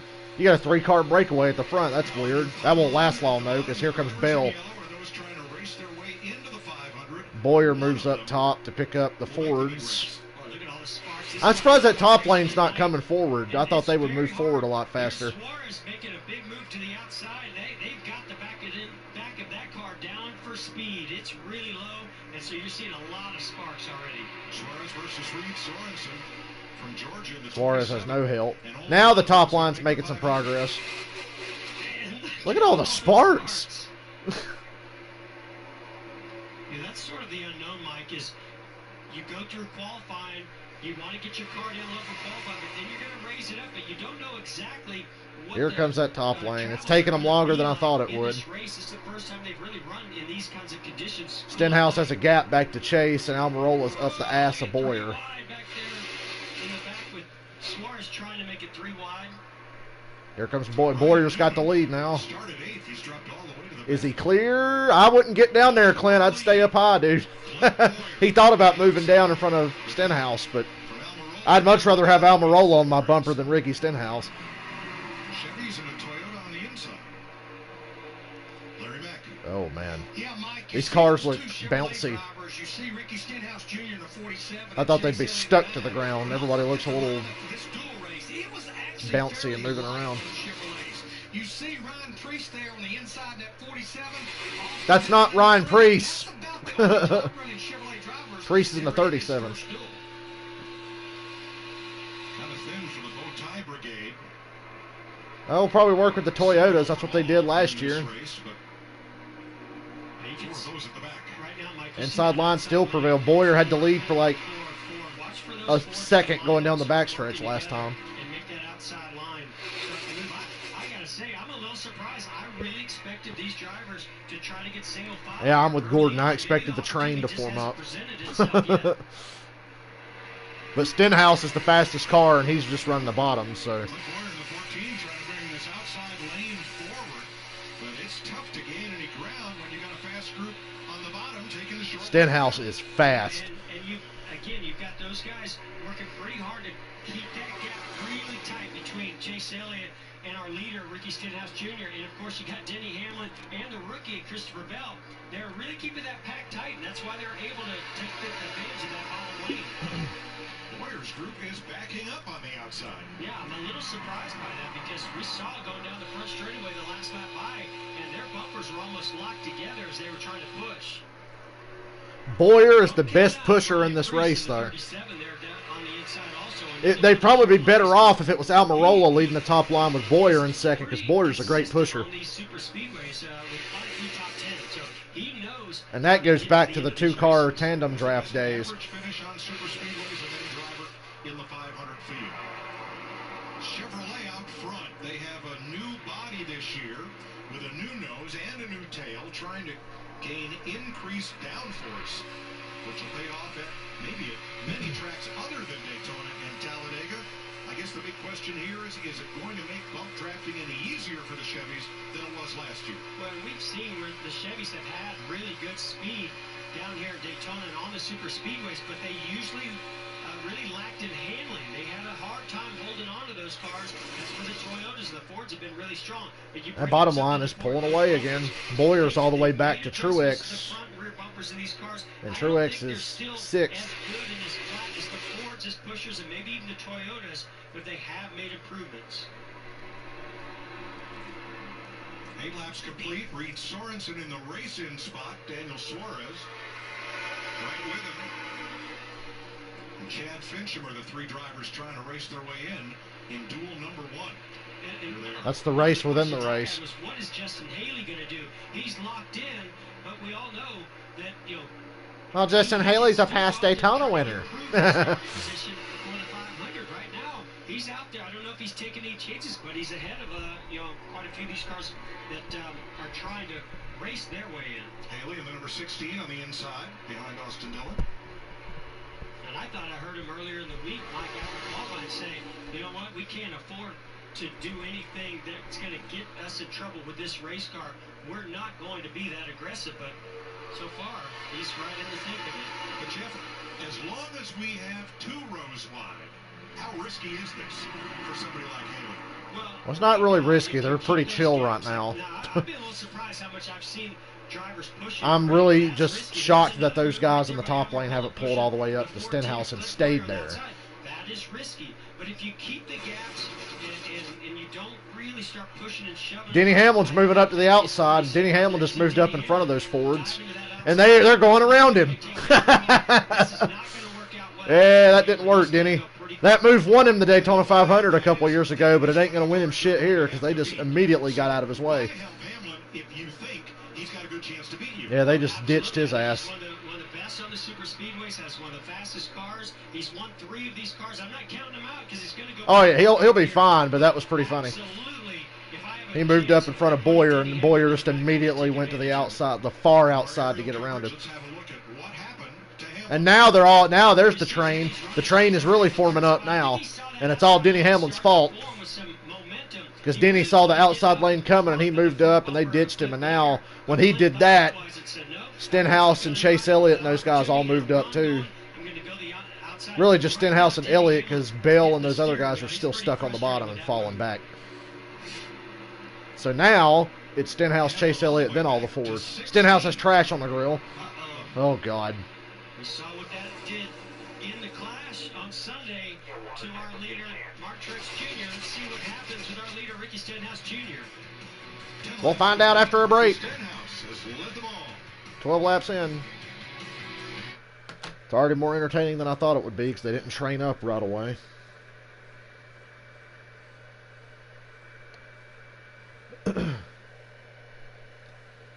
Boyer did the right thing. You see a fast guy like Denny make a move, you can send him to the back, do it.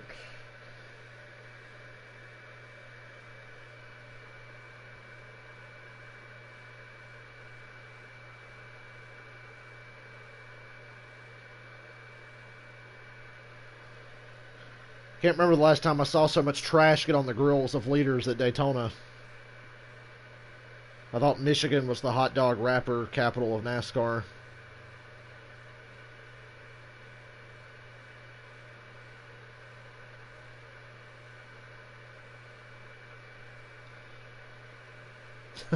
Chase Elliott's spotter told him, looks like we might go conga line here, as a single file line started to form around the top. Stenhouse, God, I'm thinking about picking Stenhouse to win the Daytona 500. Pretty easy. I mean, we know he's fast, and it's night time, so the car will handle a lot better. We'll see Sunday, but boy, that's pretty encouraging to see him up there and running like that, because he can do whatever he wants. Although that trash on the grill is a problem.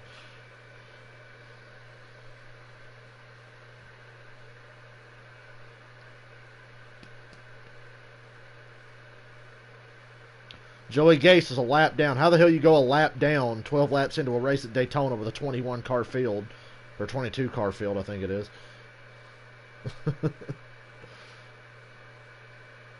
Joey Gase is fucking garbage. I don't care what kind of car he's in, because we know they put him in shitty cars, but Joey Gase is garbage.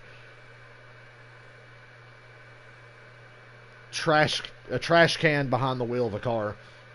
I think NASCAR really needs to up the standards on who's allowed to run in cup races, because guys like Joey Gase shouldn't be allowed anywhere near one of NASCAR's top 3 levels. Trucks, Xfinity, or Cup. You just should not be allowed. That'd be like taking me off the video game and putting me behind the wheel of a fucking car. Although some of those Xfinity cars Kyle Busch has driven in the past, I could win with, probably. That's how easy Kyle Busch has had it in the Xfinity series.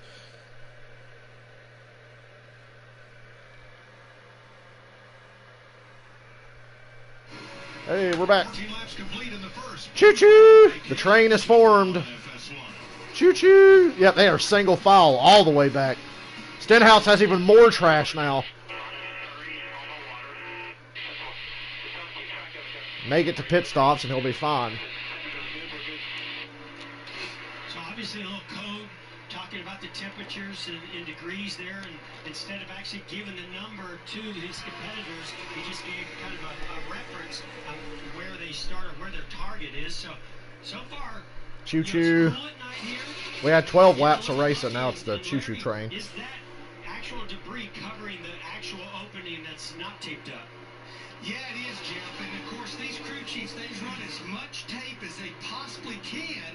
You can see it right there. I mean, that's almost over the entire opening. And you've already got it taped up for aerodynamic. But it's twofold, Jeff, and you know this. Well, that makes them even faster. Obviously, that's when you get in the danger zone. But it's a pressurized water system. As long as you don't go above that 35 PSI on the pressure relief valve, as long as you don't do that, it's like your passenger car that's pressurized. And it's not, you don't get in that much danger. And Larry, that probably is what they're doing. Suarez is up to 10th. So this is going great for Daniel Suarez. He's up to 10th. 5 spots ahead of Justin Haley and Reed Sorensen. And they're running single file, taking care of their shit. So this is good. I'm really pulling for Suarez here to make the race. And it just would feel stupid if Suarez didn't make the race. If you have to change the penalty to the rear of the field, the good thing for this 47 car, here in about 2 to 4 laps, the window will open for that green flag pit stop I spoke about.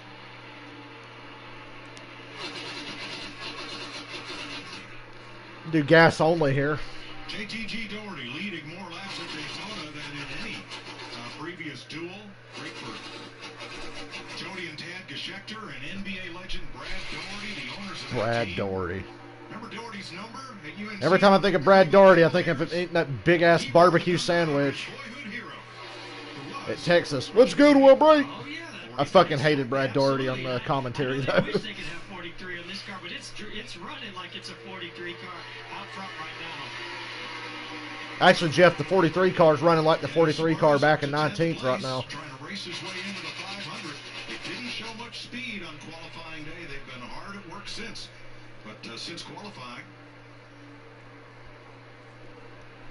Austin Dillon right behind Suarez.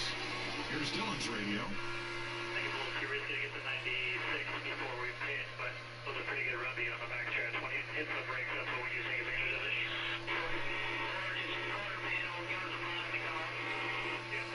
Starting to look foggy. Is somebody smoking, or is it foggy out there?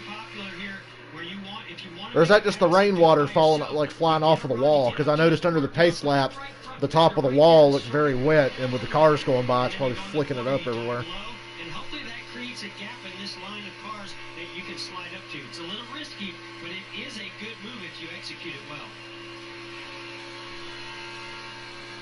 So if the manufacturers pit on different laps, when the pit window opens, who comes first? Very good question. I mean, I kind of expected them, if you look at previous years, to already be on pit road. So a little surprised to go a little further here in this particular race. But that's a great question, Mike. I'm really anxious to see. To me, it's not about who gets there first. It's who gets off of There's pit no road. overtime in the Because we've duels, seen I if don't you go think. off pit road If I remember ahead of your correctly. competitors, you might win I don't this know what duel. Denny Hamlin's doing, but Truex just went down there with him. Bell needs to get down there too. There's 2 of the 4 in this race. You have Suarez, Truex, Bell, and Hamlin. Not this time. Well, that didn't work. And that was actually inside of another Toyota, which is Christopher Bell. So I don't think if Truex was coming to pit road, I think all those Toyotas would have jumped to the bottom.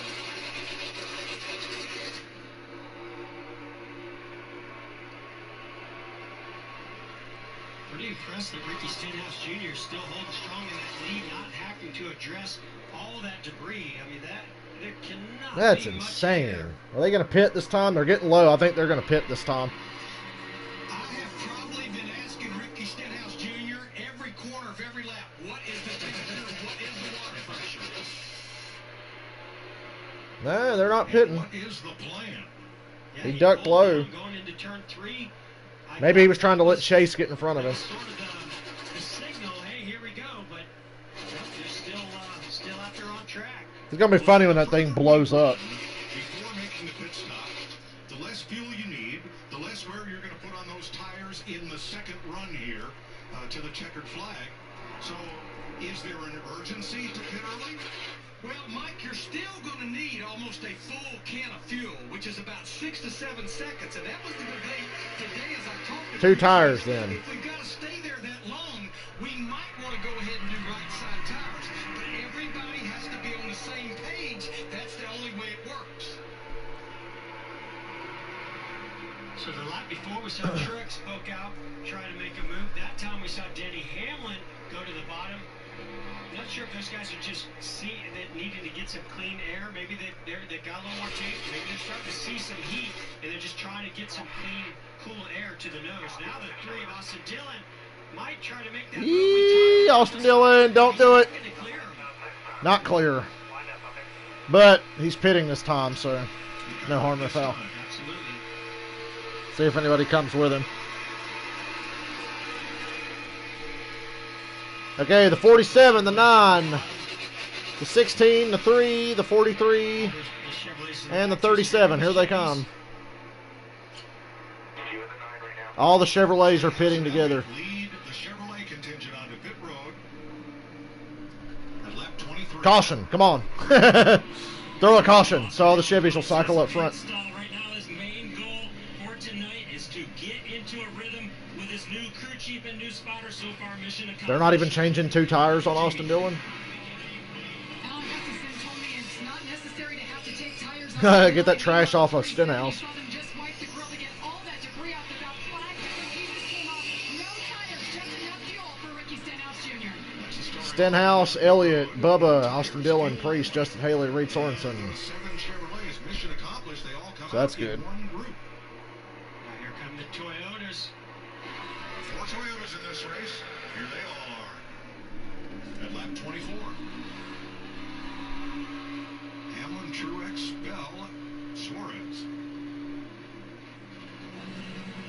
Oh, a little bit of contact there between the 95 and the 19. Truex is not in his pit box. Truex missed his pit box. He misses his pit box. We see him having a backup. Well, he'll be starting in the back on Sunday. This car would be very good on old tires. Looks like they're going to stick with the plan and go with no tires, fuel only. Shit, if that, you might as well change the tires at that point. And in 95, Christopher Bell, first ever pit stop there in a Cup car. You see, here's the replay. The 95, they are. Oh, and a bump by Christopher Bell. Didn't expect the Truex did Denny Hamlin a favor there.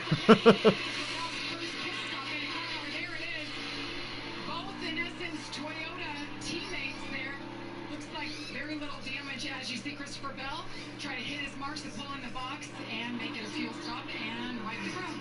So at lap 25, Quinn Howe The Fords still haven't pitted. 2 laps down. 7 of them running right now up front. The Fords have yet to pick. Let's check with Jamie McMurray. Yeah, guys, we saw all these guys running right against the wall. As soon as the Chevys pulled off the pit, the Fords then went to the bottom. They're running about 3/4 of a second faster than they were up against the wall. I think they're going to stay out for a little while here. They're going to build a little bit of a gap. After they pit, then they'll be in their own race. Yeah, Jamie, one of the strategies you can use here is to see if others make mistakes. We know how aggressive you got to be to get to pit road. You can miss a shift, wheel hop, maybe lose control. We've seen that happen under green, so I wonder if they were seeing those other pit stops play out first. 44.37, the last lap for leader Clint Boyer. He's the quickest car on the racetrack. Right now, as we go Fox side by side. Ooh, they're going side by side, but I still got to mute it because they'll be playing commercial audio. This is the XFL.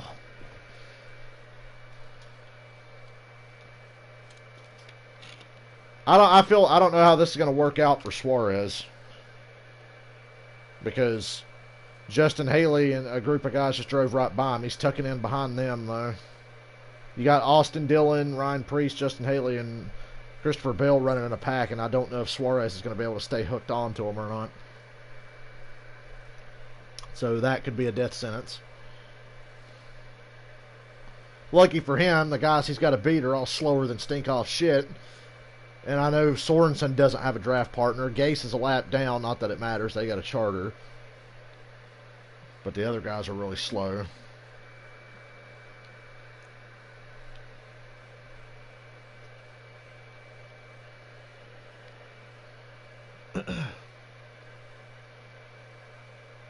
It feels good to be watching a race again.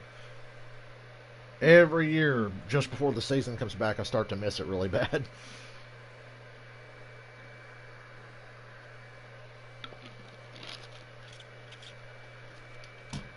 God, Diet Dr. Pepper should sponsor me as much as I drink that shit.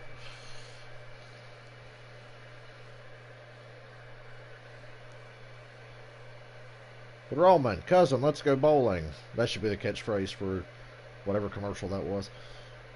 Oh yeah, that pizza looks good as shit. It's a Marco's Pizza commercial. Then again, I'm really hungry right now, so I don't know if it's good or not. The commercials always make it look good. Commercials will make Hunt Brothers look good, and I wouldn't feed Hunt Brothers pizza to my fucking dogs. That pizza is trash. Although, just yesterday I had gas station pizza because me and my friend Anna stopped at a gas station and she needed a snack. And they had slices of pizza, $1 each, and she got 2. And it was fresh because the lady had just made the pizza, and it was actually good. But I was, like, disgusted, even though it was still good pizza, because I'm like, gas station pizza is like one of the worst things you could put in your body. Because it just, ugh. But because it was fresh, I was like, damn, this is actually good. I was like ashamed to enjoy it. Here come the Fords. Almirola oh no, Suarez just crashed. Oh, Suarez and Blaney just crashed, and now, oh man. Oh boy. That's horrible. I gotta text Cameron because I don't know if he's watching or if he's at work right now.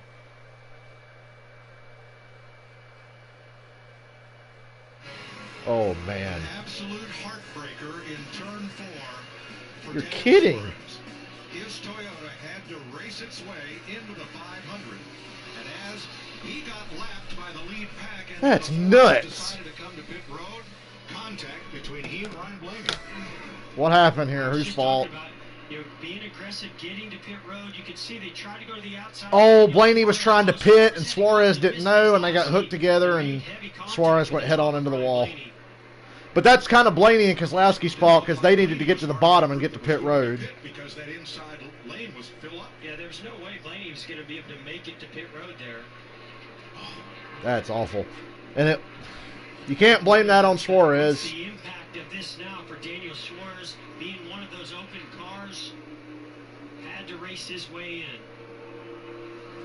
So I just wonder, was Blaney going to try to maybe sneak to the outside or in that gap between the 17 and the 2? I don't see how that was going to be possible. That was Blaney and his guys needed to do a better job of getting him on the bottom with the rest of those guys. He also knew he had Ryan Newman on his outside. Couldn't get any further. That's some really piss poor communication there. I gotta say, this strategy was looking as if it was going to work out incredible for the Fords because they had made. Well, I got my caution that I wanted because I wanted the Chevrolets to wind up back up front. Here's Daniel Suarez radio. I got hit when they were going down the backstretch and they were gone in that time. Come on, we got the program going. I mean, I think he's, a little frustrated. He has a right to be. So, but at the same time, I don't know if there's a lot he would have done different. Maybe he would have checked up and gotten in behind the 6 of Newman. But right here, if you're Ryan Blaney in that situation, you and your spotter have to know you can't get to pit road from there. But Suarez did kind of fuck up and move up into him. I just feel like maybe he thinks that he could have avoided that contact to the 12 of Ryan Blaney had he known they were all pitting. 2 cars stayed on the racetrack. You saw Ryan Newman go by. So did rookie John Hunter Nemechek, who leads this race. The rest of the Fords, 5 of them, all pitted on lap 30. It might, there used to be hand signals that you made when you were pitting, but we've seen where strategies become so important in holding on to those cards that we've seen where they have. So Daniel Suarez will not be racing Sunday. When they're going to come to pit road. So I just wonder, maybe some of those drivers were not putting their hands out the window to signal to Daniel Suarez.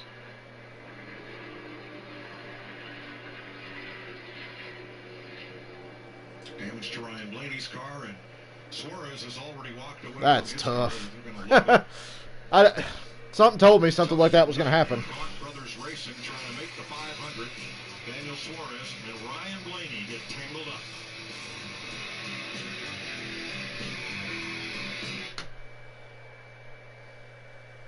By God, something crazy happened.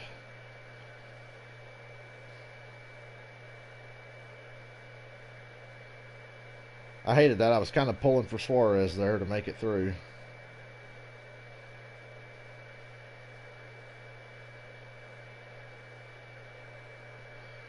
Oh well.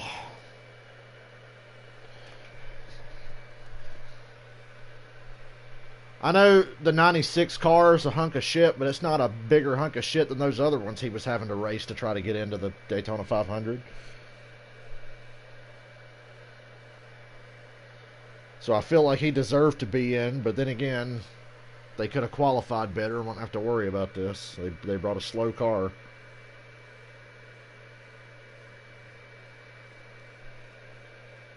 Bad shit happens during green flag pit stops at super speedway races.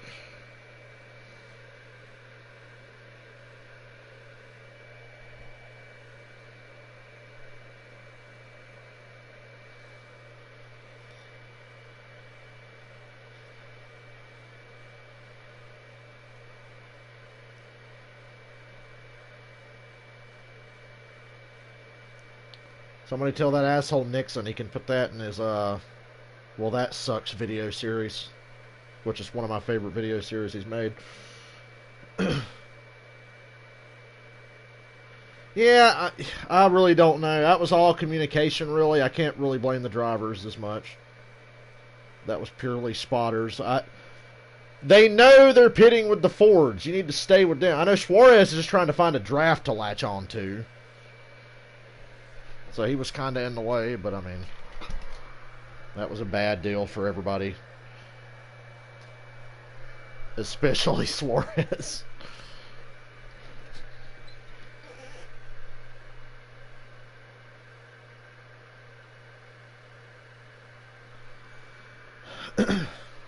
Well, maybe they can go race now. No more of this train shit, I'd imagine.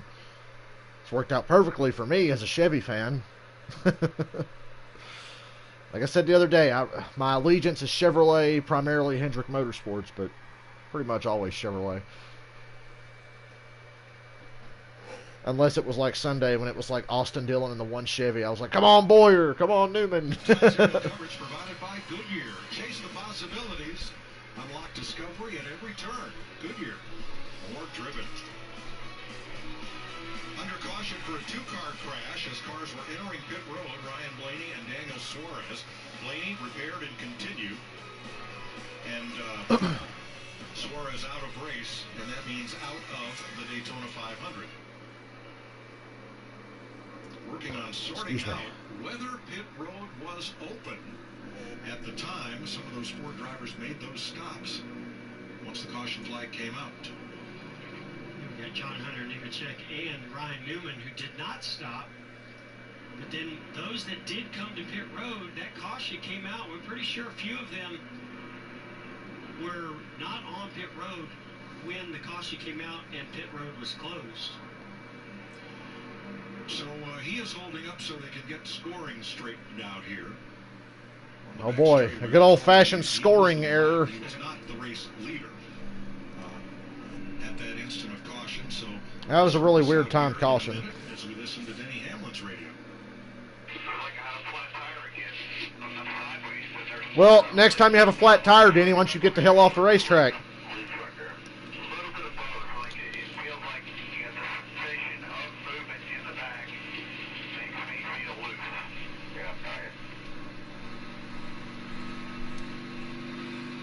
That's never good. All right, we're going to take a look at Joey Logano as he was coming to pit road and see when is the moment of caution. That's Eric Almirola in front of him, Clint Boyer in front of him. We're under green here. Watch the lots. See, right there is that pit entry light. Right now They got to it's cross green. that yellow line. Right there it goes red, so none of drivers that hit pit road made it. I thought one of them did, but none of them actually did. So in this case, if you come down pit road, you must continue on without service in order to avoid a penalty. There's the red light on the right of your screen. And here comes everybody. So next question is, who got service after stopping too soon? And at that point, whenever you see the red light, you know there's an incident, and you're committed. There's no way you can avoid coming onto pit road. We have questions. Larry Mack has answers. Yeah, Mike, of those four drivers, the ones that went ahead and completed service was Clint Boyer in the 14 and Chris Buescher in the 17.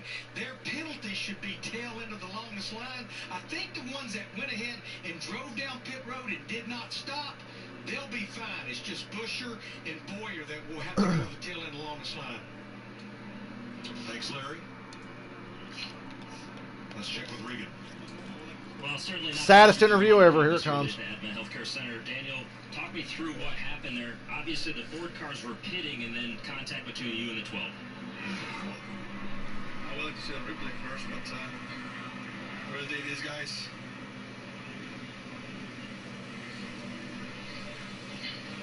I mean, it's very simple. I mean, the two car, he started getting his hand out of the window super late, and I didn't see him. And when I started going out, the 12 was there. So I don't know, man. I'm getting tired of this. Frustrating, I know. Better luck next week when we get to the next race. Thanks. Regan Smith is really awkward at finishing off these interviews. It's the Daytona 500. You know, he's had a lot of changes over the off season. The last couple of years haven't gone exactly the way he wanted to. He wanted to be in this Daytona 500 desperately. Not going to happen. So Ryan Newman, John Hunter Nemechek, and the rest of those Fords will now come in to make their pit stops, along with most of the field. This time we're getting tires. Yeah, I mean, now you really have nothing to lose. You might as well go ahead, put some fresh rubber on there, and maybe have a little bit better handling race car. Jamie? And Denny Hamlin, you heard his radio saying something is definitely not right with the rear end of that car. It just feels really loose, especially when being pushed. So the call from Rick Gabehart, you see the guys going underneath the car in the rear end, seeing if they see anything that stands out. But he wanted to take 4 tires and fuel. May as well. See how the car handles with 4 tires. They gave him a drink. They're trying to get that. Yeah, if you're pitting there, you might as well take 4. I don't understand Boyer taking 2. Thanks, Jamie. We're hearing. Hey, at least Boyer didn't take 255 tires like he did that one time in Indianapolis. That strategy didn't pay off. That is likely what led to the confusion and this crash that has knocked Daniel Suarez out of the 500.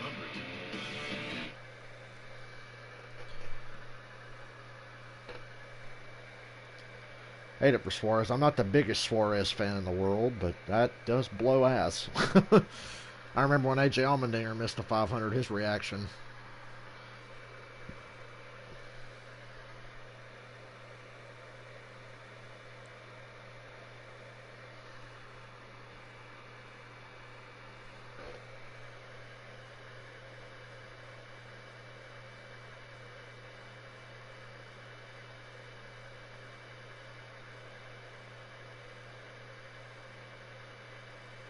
Todd Gordon, Ryan Blaney's crew chief, blames the internet. He said, Blaney said, that was dumb on my part. I didn't know we were pitting. Todd Gordon said, yeah, we didn't communicate that well as a group. Internet down here is suspect. It's the internet's fault. You know, it's funny. When I was at Charlotte last time, I was looking for Wi-Fi on my phone, and I saw the Gibbs, Penske, and all the different Wi-Fis that they have. I've never heard Suarez be that upset before, but I don't blame him. So when is Verizon implementing their 5G coverage at all the NASCAR tracks? That's a thing that's about to happen, which is great if you're going to like fucking New Hampshire Motor Speedway or somewhere like that. Bristol, I've heard Bristol and Martinsville are really shit for cell coverage, but Verizon's going to fix that now. The Penske spotters didn't even know when everybody was pitting. So it was a Penske thing. They said that, obviously Brad and those. The only reason Joey knew is because he saw Boyer's hand go out the window, and Boyer was in front of him, right?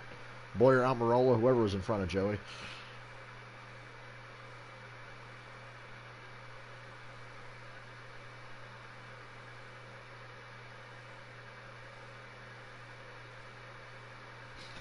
Run these Daytona duels during the day like Bill France and God intended. People on Twitter say the funniest shit.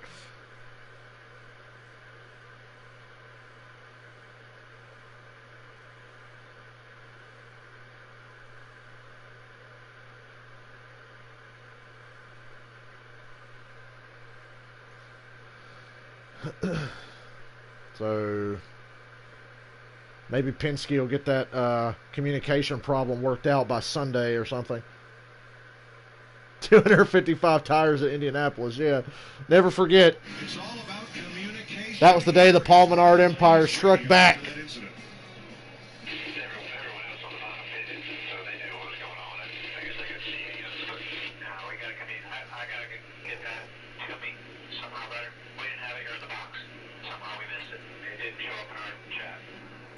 So the four teams using a group chat to communicate when they were going. That's funny. They're using Messenger. LOL, you pitting? Totes. BTW, next lap. Okay, Stenhouse out front. Dickhead Logano's up there now. Stenhouse pulled down in front of Chase Elliott. I think that outside lane is going to be a lot more aggressive this time. Did that same thing he did at the start of this race, starting in the outside lane, got ahead of Chase Elliott, right down in front of him. But look at this huge push coming down on the outside with Joey Logano. Yeah, here we go. You don't want to let Logano get out front, but it's about to happen. Yep, it's happening. He's totally clear of Stenhouse, but he didn't pull down. I guess he learned his lesson after Sunday. Ah, hell. Now that outside lane's looking like I thought it would earlier. Oh yeah, they got a big advantage by like 2 cars. 2 car lengths now. But Stenhouse has a fast car. We'll see. And also, I think it's a good thing to note. The 12 car is still in this thing. They fixed it. The 12 of Ryan Blaney, unfortunately. We're very unfortunate for Suarez to have the damage he did, but the 12 of Ryan Blaney still right in the. Blaney's not going to have to go to a backup car from the looks of it yet. We got 20 laps left, 21 laps left. This is all about where they will start. They'll start according to their finish in these 2 duels. Now the inside lane's making a comeback. Stenhouse led the lap. 3 wide. The Toyota sold out Austin. There you go. Nobody wants to work with Austin Dillon. Rookie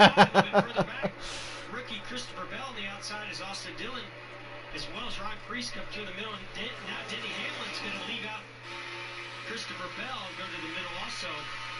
Oh, we still got 20 laps to go. You saw the car of Ricky Stenhouse Jr. wiggle a little bit. That's going to make the pulse. 2-car tandem. Now here's another battle for the lead. They got broke up though. Business is picking up. Stenhouse, a little breathing room there from Chase Elliott. That's a dangerous spot to be pushing.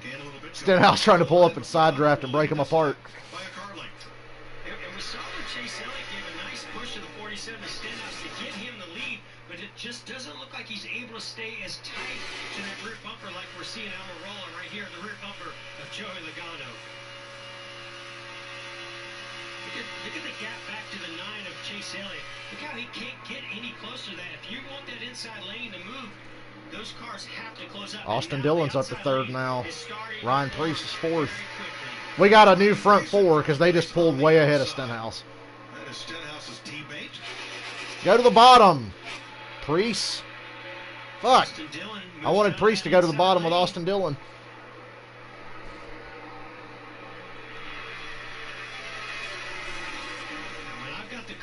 That I know is a fast race car, has led this race, and is going to be starting from the pole to see the green flag on Sunday for the Daytona 500. I am extremely nervous right now.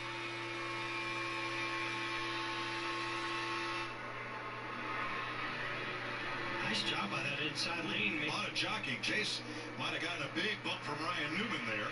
And see how the 47 Stenhouse is good able bump to get drafting. rid of that rear bumper. Oh man, did Austin Dillon just get loose or what? A little bit. Jeff, what you can learn in this duel can't learn in practice Friday and Saturday, can you? I mean, the conditions are a little bit different. We're going to see the Daytona 500 because this is at night. The track is cooler, but you have to get in these conditions. You're never going to see anything like this in practice because you'll never have a group of cars that are this committed to it as well as stacked up like this. And that's why Ricky Stenhouse, the 500 pole sitter, is still out there. If I were Brian Patty, if I'm not out front, I want that car in the garage. Well, I mean, if he can get through this, he's going to learn so much about the Daytona 500, what he has to do to be able to keep that car up front. This aero package really does work well for this kind of racing. It's great. 3 wide in the middle. They sold Preece out. Some of those Chevrolets behind him to the front. Austin Dillon's leading now.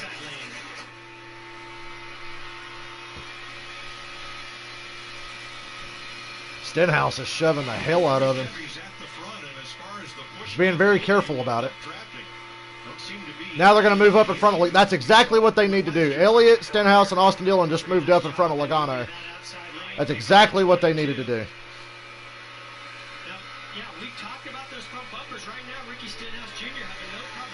And Logano and Almirola duck back to the inside, so now they swap lanes basically.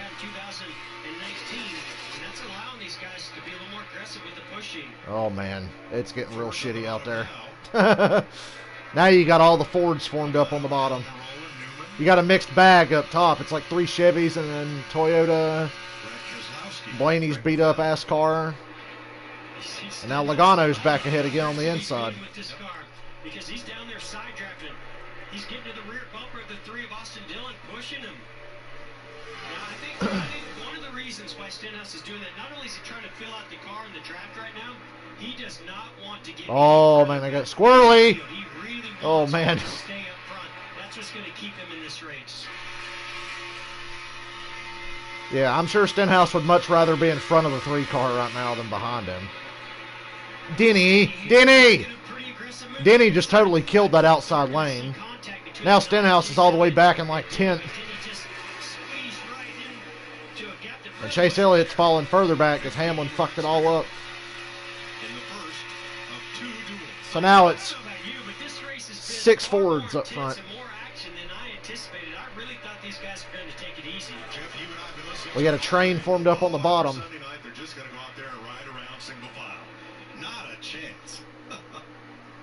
Boy, the Fords really do have the numbers. With an outside lane led by Hamlin back way up in that back straightaway. Not sure what might have happened coming off turn number 2, but Hamlin's dropped back to 11th. Yeah, now it's a numbers game. Now you look how many cars are lined up on that inside lane versus how many are in the outside lane. You got 4 cars. No way 4 cars are going to be able to find their way all the way to the front of this. They need more cars to get in line with them. Larry, what about Ricky Stenhouse in 7th? Behind his old rod. About Ricky Stenhouse Jr. in that 47 car, Mike. Remember, the Chevrolet teams and the Toyota teams came to pit road under green, and they all did fuel only. When that caution came out, everybody but Stenhouse in the 47, Chase Elliott in the 9, Truex in the 19, everybody else came in. Every time they go to get something going, Denny Hamlin fucks it up.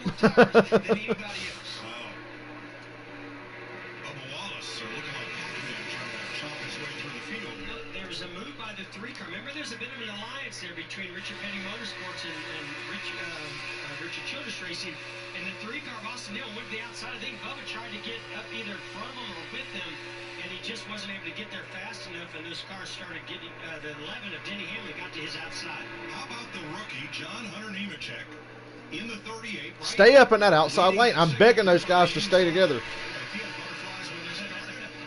How about now? Well, now he's in the groove. Now what he's in focus mode.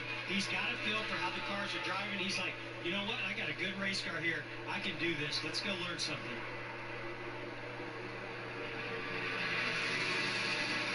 Doing a great job for front row there in 8th place.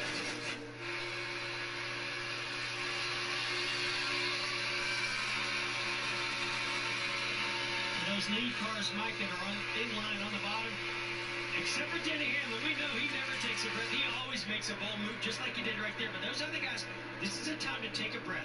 Get a feel for your car. That's probably about how it's going to finish. We got 11 laps to go this time by. The train has formed up on the bottom. 6 Fords. Quietly climbed the ladder to 4th place, Brad Keselowski in the deuce. It's been a bit of a tough beginning to speed meets. We've seen already some frustration. You wouldn't normally see out of Brad Keselowski like we saw in the class. Yeah, So I didn't expect a reaction like that from Brad Sunday, even though he had every right in the world to be pissed off. I'm not used to seeing him react like that. Fords in 1st through 6th as they come around for 10 to go.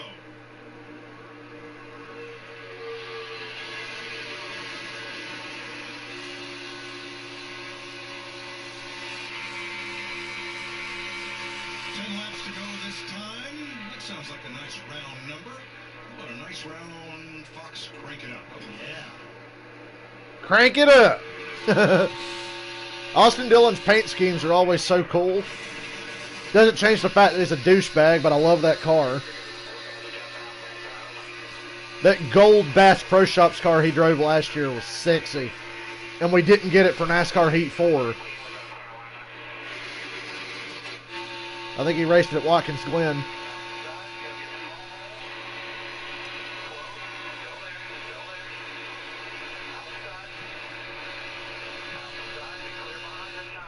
Outside lines try. Denny Hamlin again. God damn it. They can't make any progress because Denny Hamlin keeps fucking it up. He's trying to get Stenhouse out of line. Well, at least Denny fucked himself this time because they all just drove around him. He was trying to shuffle Stenhouse out. But that outside line's formed up good. It's formed up so good that Logano and those guys have moved up in front of it. Boyer and Buescher stayed on the bottom. I almost said Stenhouse when I saw the 17, but it's Buescher.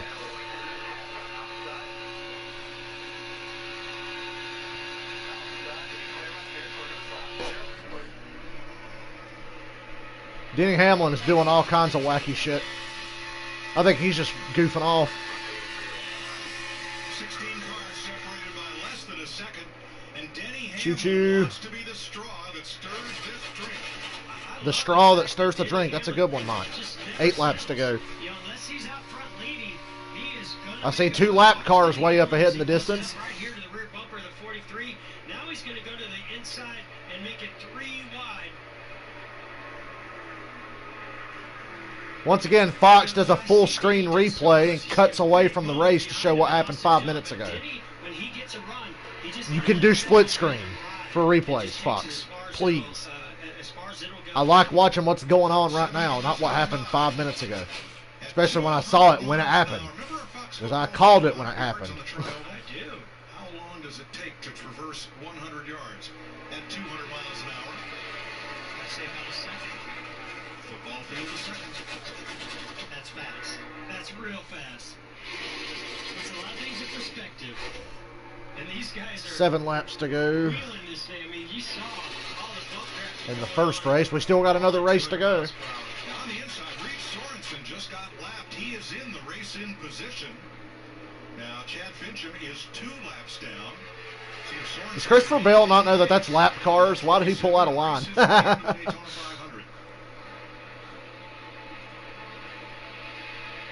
Oh, here comes the Chevys again. Quite a field bearing down on Well, Denny went with them. At least Denny's trying to help for once. Trouble is, there's only 3 of them and about 20 guys lined up on the outside lane.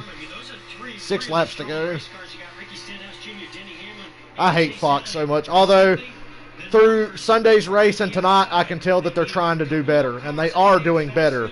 But when they cut to a full screen instant replay and I can't see what's going on right now, I get irritated. Because NBC does it split screen. Because that's how you should do it. WWE does it that way, and they're stupid.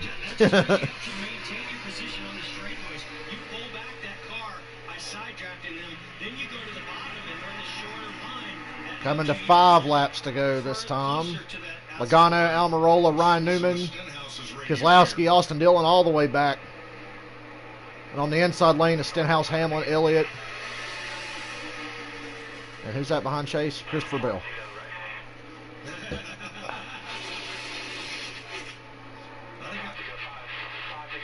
Denny, tandem his ass up there. I know you can do it.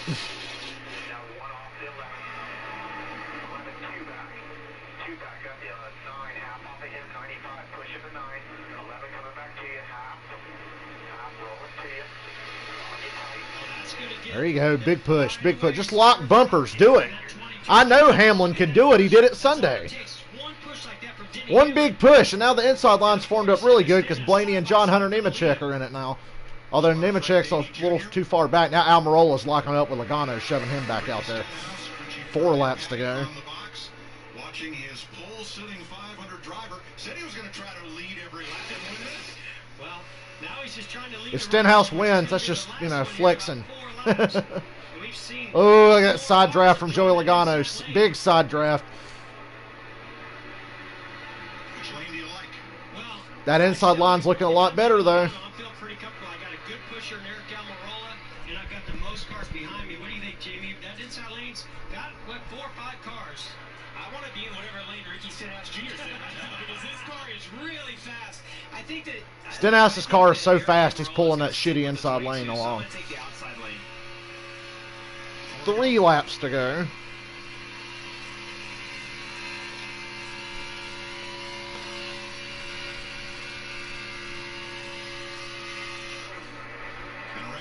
Stenhouse pulling even with Logano for the lead. Logano side drafting again out of 2 like he did last time. See if it's a precursor of what's to come. Hamlin push. Almirola's pushing Logano though. As a group of drivers, they're going, hey guys, how about we go get in line? Because that looked a little hairy. And it's been fun for us. At least they're racing. They're not just riding single file doing nothing. Another big push. Stenhouse could get the lead there, but Logano's going to side draft him, pull him back again. Stenhouse is starting to fight him on it, though, a little bit more every lap. He's pulling up closer to him. Now, Stenhouse led that lap, I think, 2 laps to go. Oh, yeah, this is going to be a close finish. And Stenhouse cleared Logano. He needs to probably stay on the bottom, though. Because if he gets up front of Logano, they're just going to try to sell him out and go around him in that 3rd lane. They will make a 3rd lane to try to go around him. So he just needs to stay in front of Denny because Denny's a good pusher. We saw Sunday that Denny Hamlin's a great pusher. Almirola and Logano were doing a little bit better job of it, though. Although this lap, because they're coming to the white flag, Hamlin's going to get up Stenhouse's ass.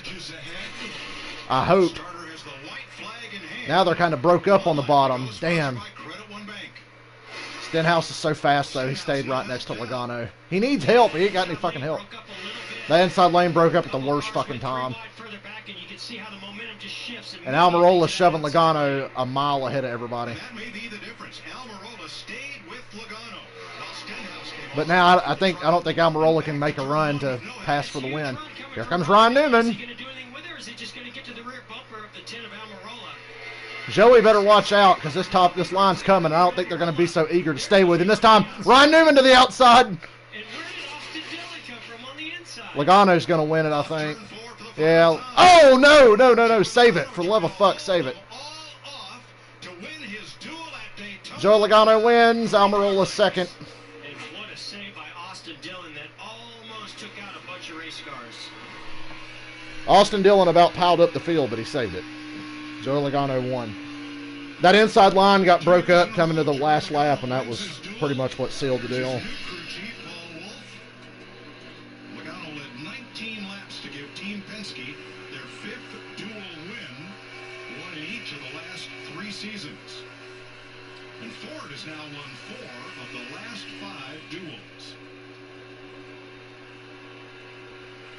Ricky Stenhouse got out of town on this final lap. Let's watch it unfold.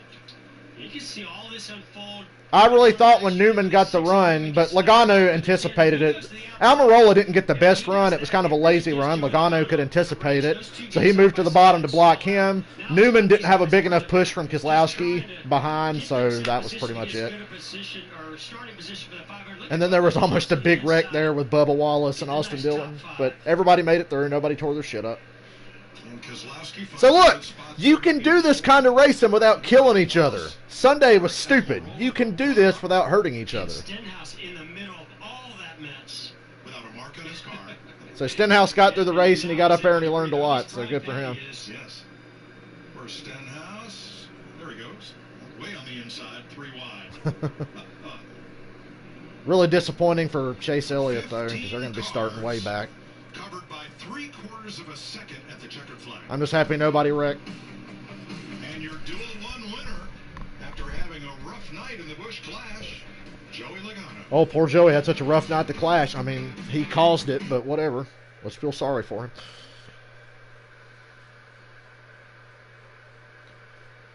Worked out perfect for Joey. All the big runs got broken up before they could get to him and do anything.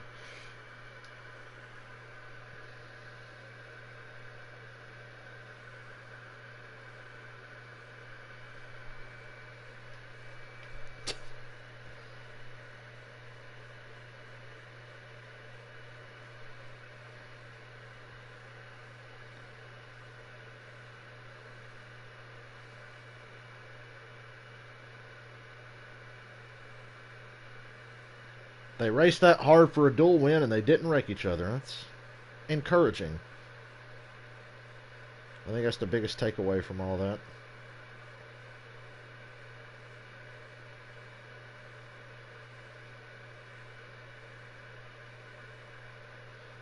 Damn, that's depressing. Daniel Suarez said he just wants to go home. Bro, I feel you. I feel you.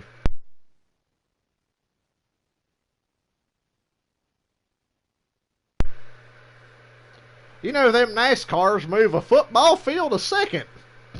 Everybody on Twitter's making fun of that analogy. They're moving out a football field a second.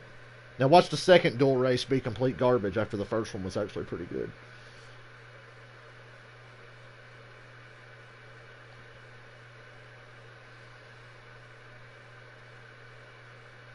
Man, them nice cars are pretty dang fast.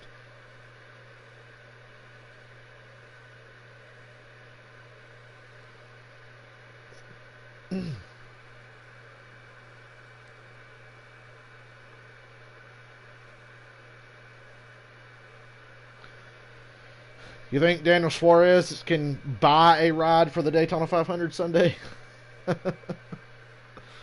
That's always a possibility that pops up whenever a big name misses a race. Like, he can buy his way back in. Chase Elliott is going to be stuck in the back because that inside line died a death coming to the white flag. So, the top 10. Well, here's the results. Let me see here. So you saw it. Joey Logano wins. Eric Almirola second. Ryan Newman third. Brad Keselowski fourth. Bubba Wallace fifth. Austin Dillon sixth. Martin Truex Jr. seventh. Ricky Stenhouse eighth. Christopher Bell ninth. Chris Buescher 10th. Denny Hamlin 11th. John Hunter Nemechek 12th. Chase Elliott 13th. Ryan Blaney 14th. Clint Boyer 15th. Ryan Preece 16th. Justin Haley 17th. Reed Sorensen 18th. Quinn Half 19th, Chad Fincham 20th, Joey Gase 21st, and Daniel Suarez dead fucking last. Poor guy. He did check out state of the gas.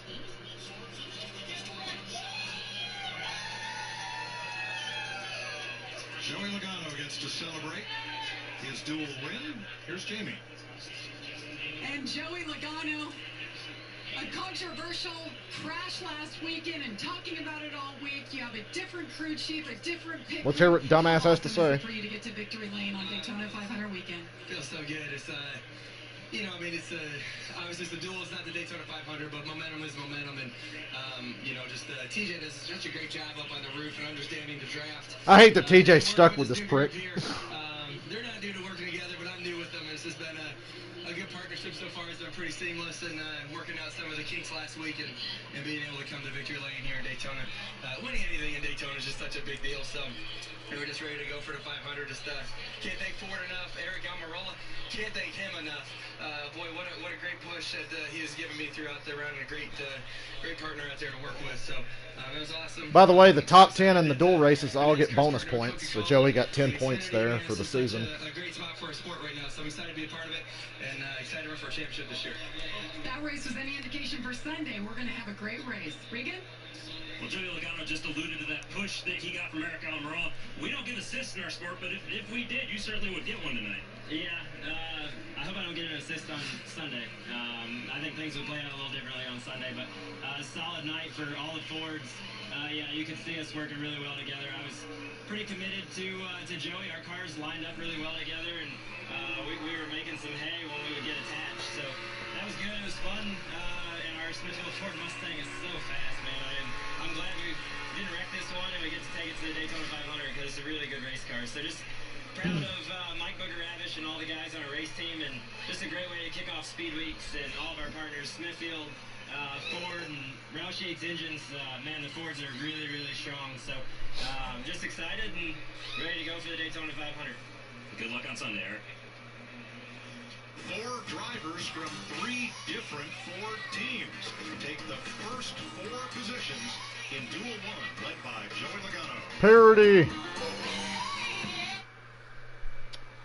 One race to go. Hopefully they'll start it fast enough because it's like 20 after 9.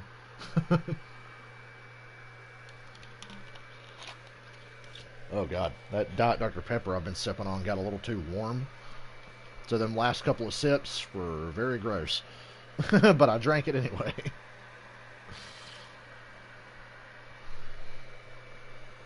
I'm the kind of guy that will eat something and be like, God, this sucks, but then I'll keep eating that thing, hoping it'll get better.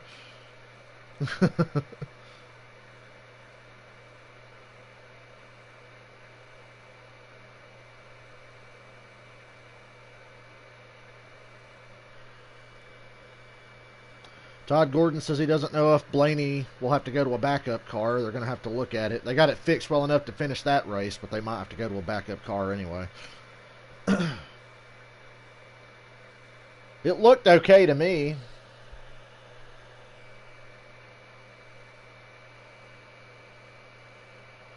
Boy, Ryan Newman looks strong this week, doesn't he?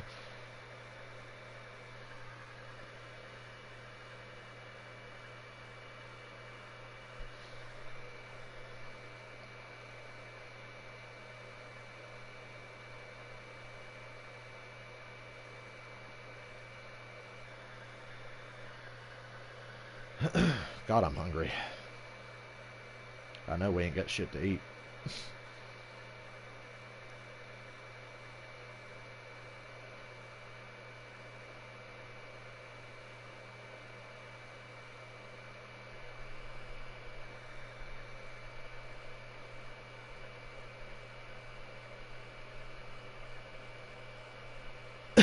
So what, Chase Elliott will start like 25th Sunday? Jesus.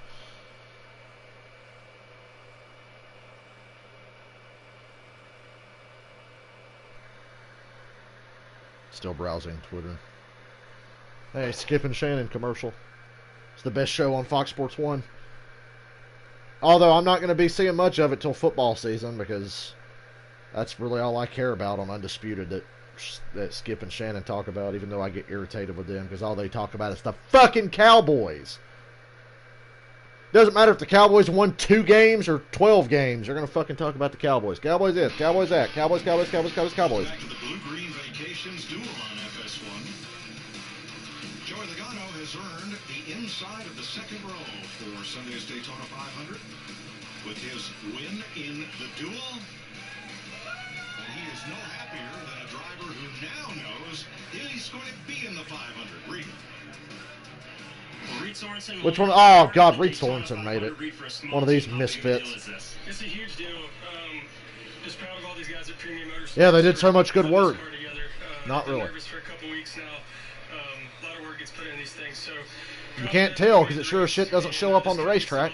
Like you said, for a small race team, so got a pretty blue car, and maybe we can put some decals on it, Alan sponsor. So just really happy to be in the 500, and everything that happens from this point's icing on the cake. So we're gonna try to go have fun and drive hard on Sunday. So Justin Haley races his way in. There's Kyle Busch. Gets in on time. Kyle Busch will be in race number 2. There are still 21 drivers to go in Duel 2, including this guy. God, they went to commercial really fast again, didn't they?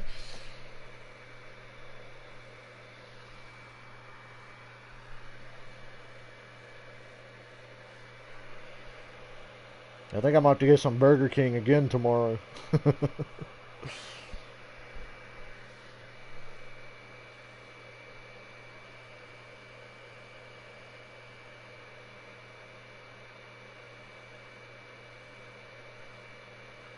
Did you know that Joey Logano is the points leader now?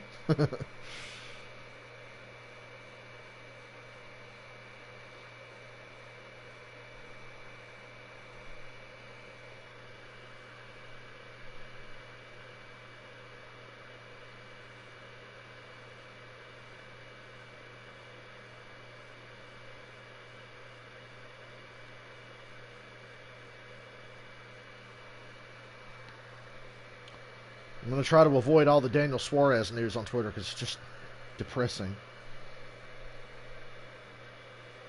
So Batman Arkham is trending on Twitter because the new bat suit in the next Batman movie totally rips off the Arkham Knight suit. But it's awesome because that's a good suit.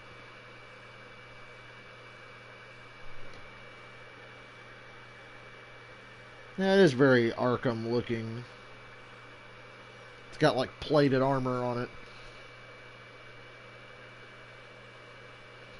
Although I think the cowl looks kind of stupid. I'm not a big fan of the cowl look there. Maybe it's Robert Pattinson's fucking jawline that's bugging me. This kind of shit matters to Batman fans, okay? It's got Arkham trending on Twitter, but we still haven't gotten a goddamn trailer for the next Batman game, but whatever. I'll continue to wait for 1,000 years.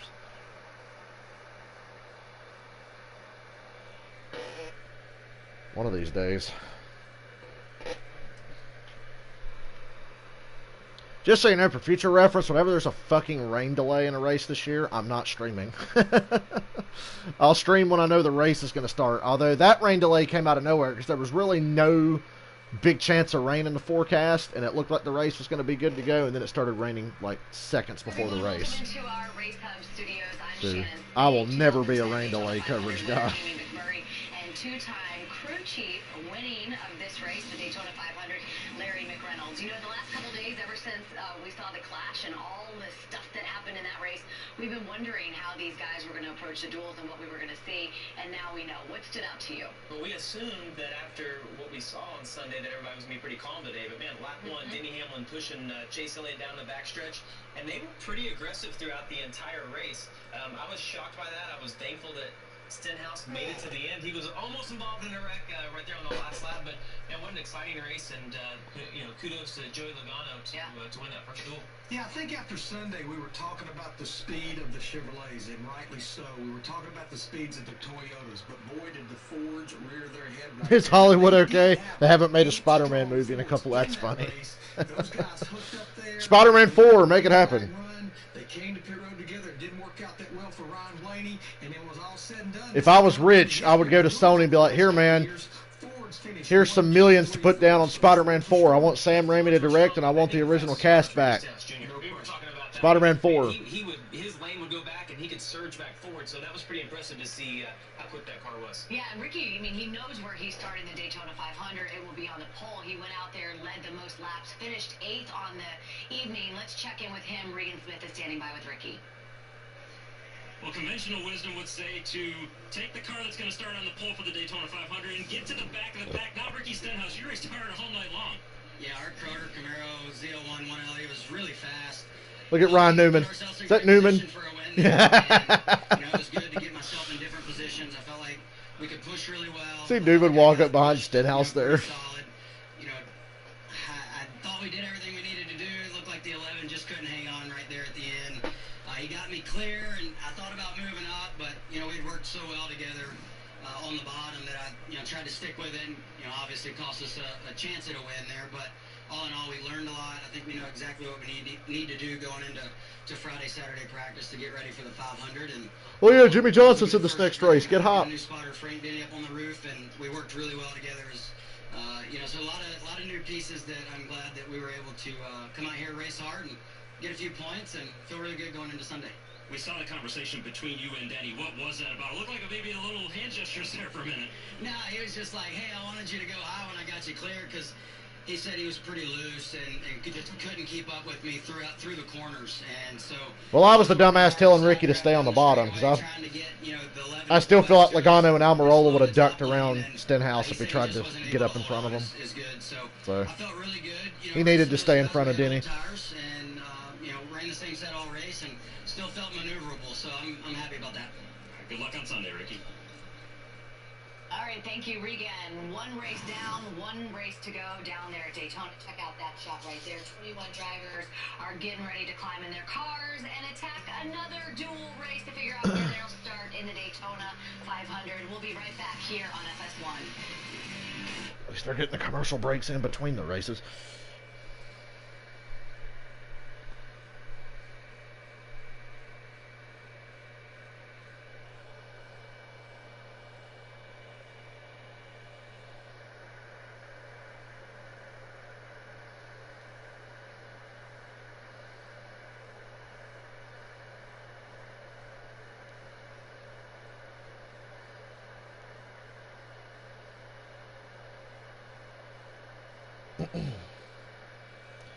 Oh, well, I'm going to scroll the Gaunt Brothers Racing Twitter account.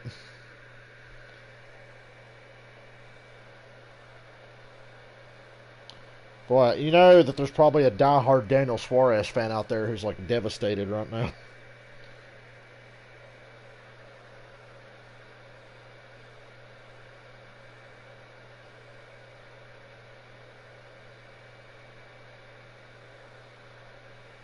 Well, that takes their playoff eligibility away, right? Not that they ever had a shot at it anyway.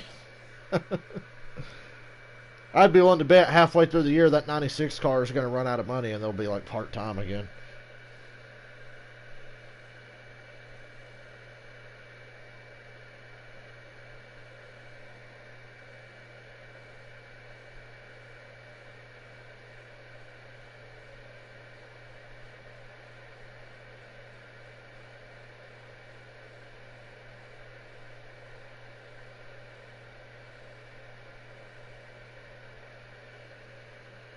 Oh, I'm sorry to report that Chad Fincham didn't qualify for the Daytona 500.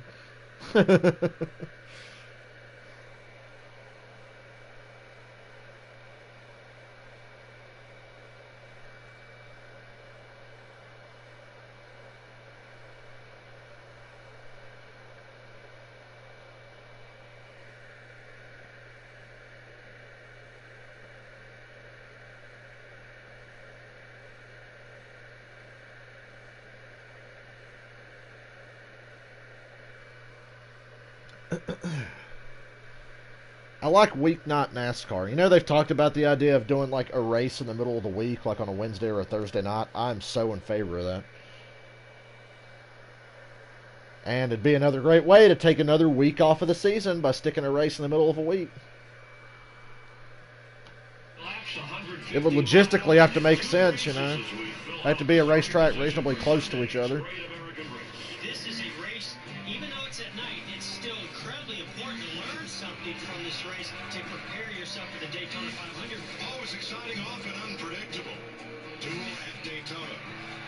Dress rehearsal or... Danica yelling at Denny Hamlin. God, I hated her. I can deal with the fact she was a colossal underachiever, but the fact that she was a bitch about it, it's like, it's not anybody else's fault that you suck, Danica. Like, I'm sorry. Well, I'm going to be watching that 18 car of Kyle Busch. You know, he's starting up near the front. He's going to start third. He's won. Jimmy Johnson's going to win this duel. The only thing he has never won at Daytona. Jimmy Johnson's going to win it. Daytona 500. He even won an ARCA Menard Series race a number of years ago there. Yeah, I'm going to keep my eye on Kevin Harvick, who's won the Daytona 500 before. He's won two of the dual races. He's just such a good super speedway racer.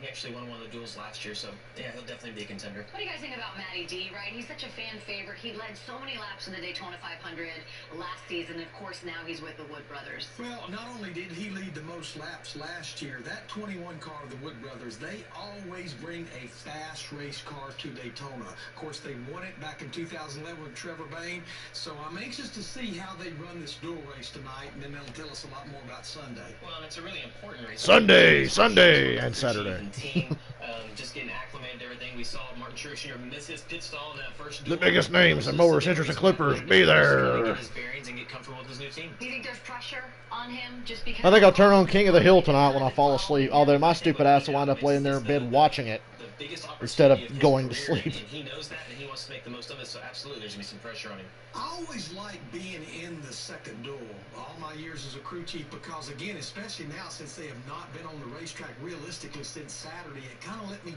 get a lay of the land. What strategy the teams were going with? What did the racetrack, what was it like? How did these cars handle? So I always kind of like being in that second duel. We have a lot in common, but I always wanted to be in the first Yeah, duel. and Jimmy, you were saying that the guys that were sitting back there were like, there wasn't a big wreck. There's not a wreck in the first one. You're like, oh, I'm in the second one, and there most likely will be. Oh my goodness. Well, we hope everything stays clean out there for the second duel. We're getting closer and closer for those guys to We started already? start engines and get the second duel started. 21 more drivers. Another commercial. They're going to start the Daytona I gotta squeeze in one more before we get going. We'll be right back here on FS1. I bet Jimmy Johnson wins. Wishful thinking. I just want to see Jimmy Johnson win something that's not that god-awful Clash race last year. Excuse me. God, it's hot in here. I have to turn that fan back on. I'm sweating. No reason to be sweating when the window's open and it's like less than 40 degrees outside.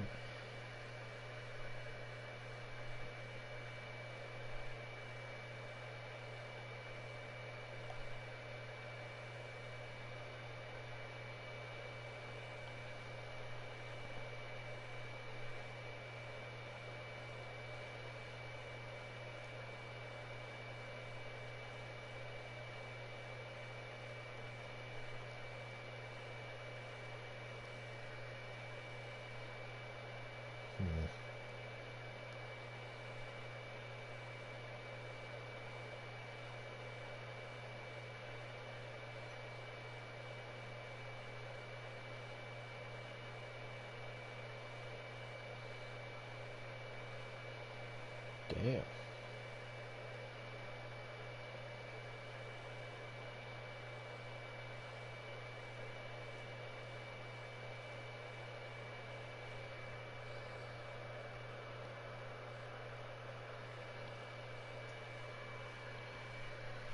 I'm glad I got that muted. I get tired of these fucking Geico commercials. Not the good ones, but, you know, the one with the guy singing White Snake on the motorcycle. That's the one I get tired of.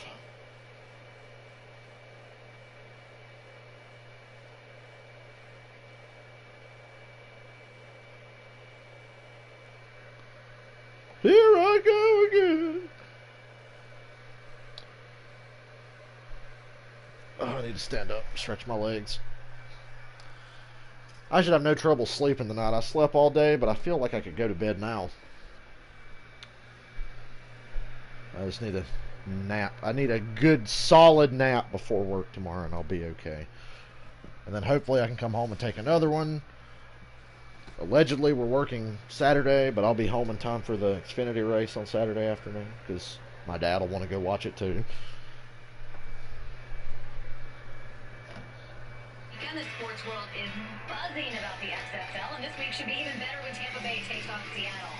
Saturday at 5 Eastern on Fox, followed by St. Louis versus Houston, Sunday at 6 Eastern on FS1. Or, of course, you can catch all the action on the Fox Sports app. Go back to football.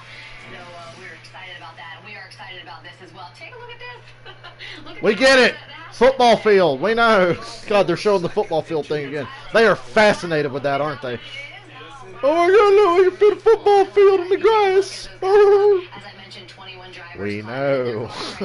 Getting ready for the second duel race. We had a little bit of a rain delay earlier, but we're going to get it done.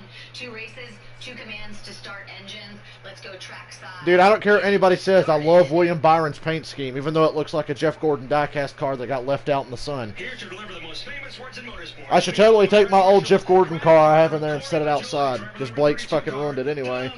I should set it outside and be like, look, William Byron's car. Okay. Gentlemen, fire up them horses.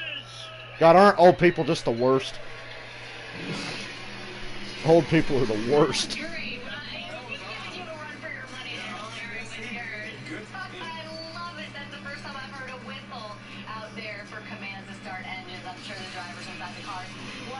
He was out of range of his horse, though.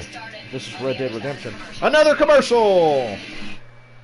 God, I mean, I know nothing's going on, but these are like rapid-fire commercials. It seems like every 30 seconds, they're like, we'll be right back. We're going to commercial. As they come back, I'm going to run to the bathroom one more time. Make it through this race without pissing my pants.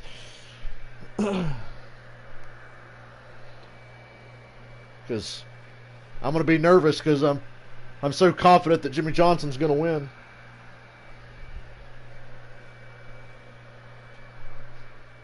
Sad that it's come to this. I would get excited about Jimmy Johnson winning a dual race.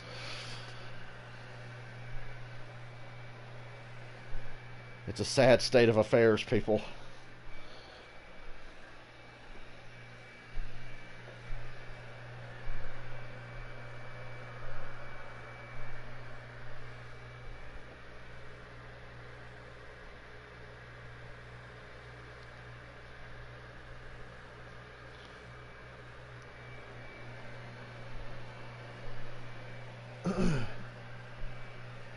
Oh, that Xfinity race Saturday. Let them lock bumpers. You will get the best race of the season if you just let the Xfinity cars push each other.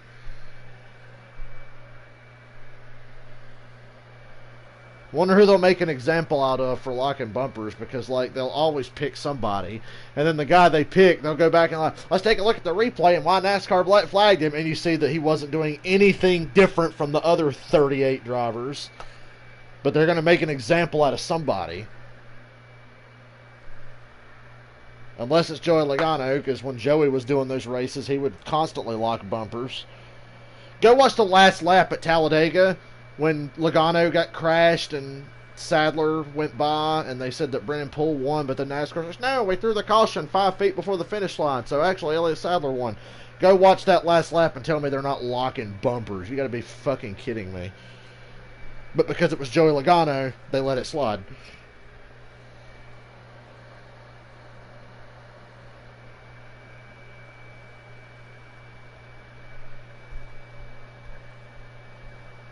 God, these commercials are starting to wear on me. Wouldn't be so bad if they weren't going to one every 5 minutes. The second duel. It's going to be an item. Beating and banging and roughing them up. Oh, heck yeah. This is going to be fun. Drivers! We haven't heard from Michael Waltrip since the first duel.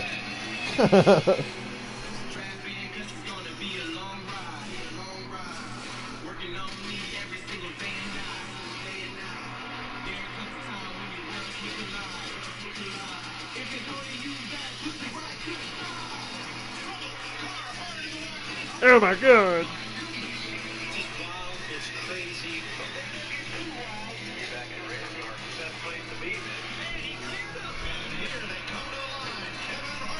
His second victory in the duel.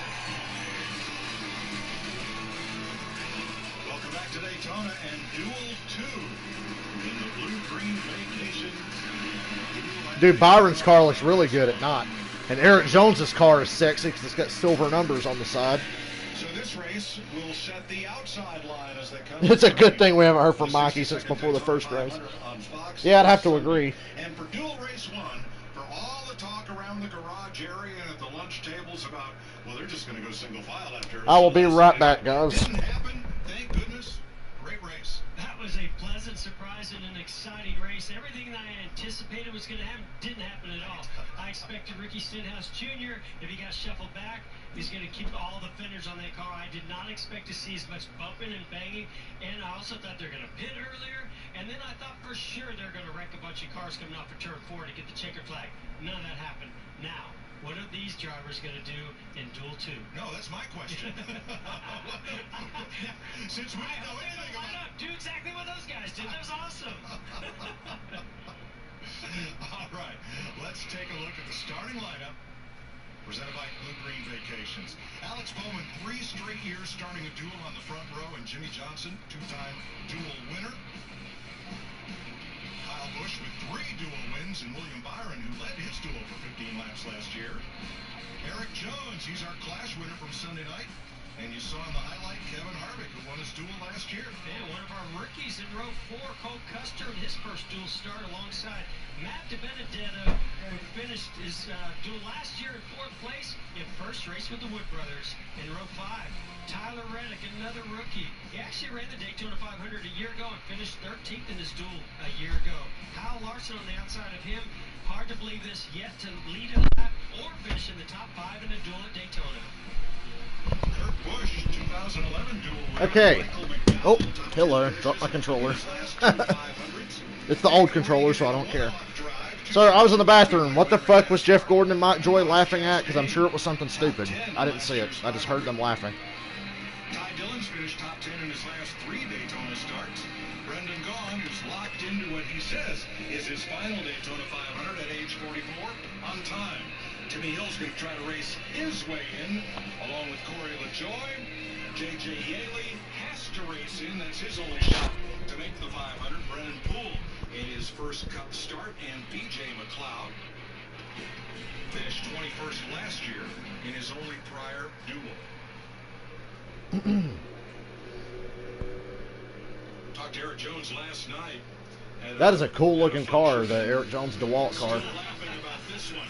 And they took a picture, a team picture in Victory Lane, comparing his Victory Lane with Terry Labonte's at Bristol back in 1995. Now, you expect that kind of, Bristol's a meat grinder. You expect that kind of carnage at Bristol. We certainly don't expect a guy to bring that car home in Victory Lane at Daytona, but let's dial him up. Eric Jones, Jeff Gordon up in the Fox Sports booth. You got me? Ozzy's in here. Hey, Eric, this is Jeff up in the Fox Sports booth. You got me, buddy?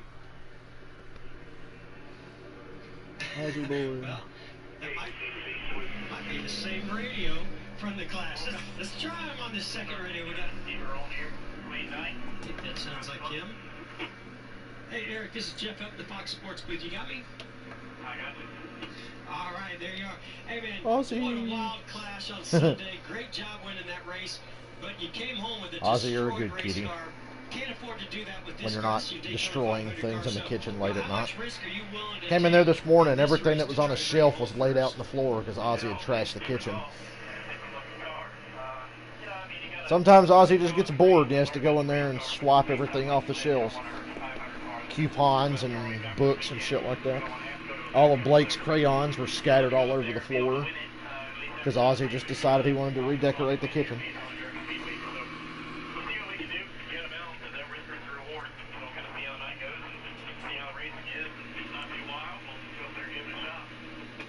All right, well, that first duel was a wild one, but a lot of fun to watch. We're looking forward to watching you in Duel 2.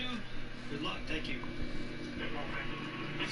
All right, just as we have a different group of drivers. There's on that the track, jackass we have Vince different Welch. crews on pit road. Here's Matt Yoakum. Well, Mike, Brendan Gaughan is locked in on time for the Great American Race, but tonight he'll be both dream maker and breaker for Timmy Good, Hill Ozzy. and J.J. Yaley. Now, if Gaughan races his way in, Somewhere and then lay Hill down. makes it in on time. but if he drops in the back, then the highest finisher between Hill and Yaley makes the Great American Race. He'll be the 7th start in the 500 for Yaley, and the 1st for young Timmy Hill. Vince? Fuck Timmy Hill. I'm so tired of this dude. Timmy Hill and Joey Gates. Can they just go away forever? Started at the rear of the field in the 500 each of the last 2 years, so there's nowhere to go but up for him. But Larson said he has one specific goal for this duel, and that's bring that 42 home undamaged. They don't want any damage to this Daytona 500 car because he believes that'll give him the best shot to win on Sunday, and that's what counts most. Larry? Yeah, you know, Mike and Jeff and Vince always liked being in the second duel because You said that already, Larry. to do it first duel and get a lay of the land. See what You said that already. See how the cars will handle it. The number one takeaway for me from duel 1, communicate with your driver. I don't know about the group chat. I don't know what Sarah said on the party line. Make sure your driver knows when he's coming to pit road under green, Mike. Oh, I hear you, Larry. Absolutely. Tide Sport Performance Track Facts. So we have the exact same winners from last year, most like, because Harvick's in this duel. Logano won the first one. They're halfway there this year with Joey Logano, the winner of Duel 1. So Ford's now won 4 of the last 5 duels.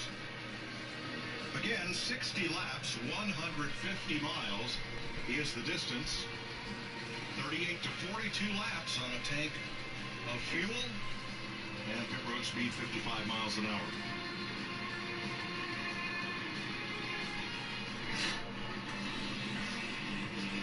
And staying in the blue-green variations, Daytona Sea Breeze gearing up for today's duel. From a full float race to relaxing on the beach deck, fans got a race day experience without having to hit the track. How about Don LaJoy in that command? He was a multi-champion at the old quarter-mile Danbury Race Arena in Connecticut. Ah, Danbury shout out. There you go. Champion and grandson Corey out here tonight, starting 18th. As we get set here in Daytona, Danbury, Connecticut. That's a hardcore hood, bro. Leads the field. We're going green this time. All right, Mike, we saw Ricky Stenhouse Jr. pushing. Let me pour some out for my homies in Danbury. What are we going to see out of Alex Bowman, who's going to start from the pole of Duel 2? Okay. 9 Chevys, 2 Toyotas, the rest are Fords. Green flag in the air. Get down, Ozzy. Get in the window. There you go.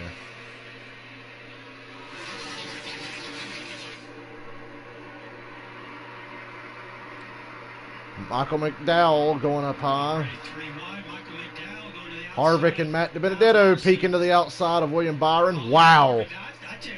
That outside line going into turn 2 were already just completely broken. And Jimmy Johnson backing up. Matt D trying to get As the Ford guys started looking to the middle already. I think that they will get together and start working their way forward. Didn't expect this race to look like this at the end of the first lap. Of Jimmy Johnson. We saw that outside lane just did not line up and stay in line, and that's what broke them up, and now that inside line is pulled ahead a good bit. Alex Bowman leads lap 1. He had a couple of taps from Kyle Busch, but Busch has not peaked out yet. From second spot, he's got Eric Jones as his wingman. All those sparks. And again, just like in race 1, early laps, a lot of sparks, low air pressures, and these guys, the cars are getting down into the racetrack and dragging a lot. Alex Bowman's cruising right now. In the middle, again, Kevin Harvick loving that outside lane, taking him 3 wide. Kurt Busch. Kurt Busch has been put into what they call the sucker hole. Ooh, man. Who's in the 66? That's Timmy Hill, right? Boy, I would not want Timmy Hill on my back bumper. I think one of the things I took away from race 1 is these cars must be pretty stable, Mike, because when you're that aggressive, when you're driving the way they are, not afraid to go 3 wide as often as we've seen in race 1 and now already in race 2, cars must be pretty stable. I don't know, Jeff. 3 wide on lap 2? I know, that's what I'm saying. Must be. Even cooler track temps by now. And again, these are good conditions. These are cool track conditions, so car's going to have a little bit more grip. Reddick backing up a bit in the middle. There's Timmy Hill in the 66. Has to race his way in. There's Corey LaJoy in the 32. Yeah, already both of these guys have gone by. Brendan gone.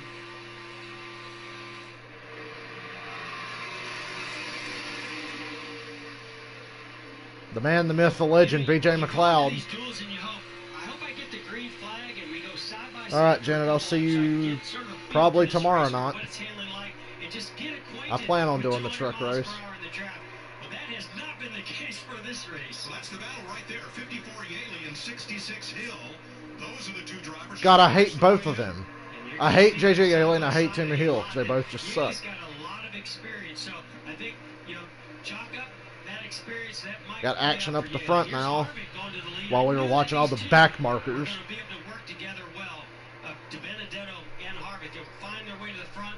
They've gotten there in a hurry. Two fast forwards on the inside.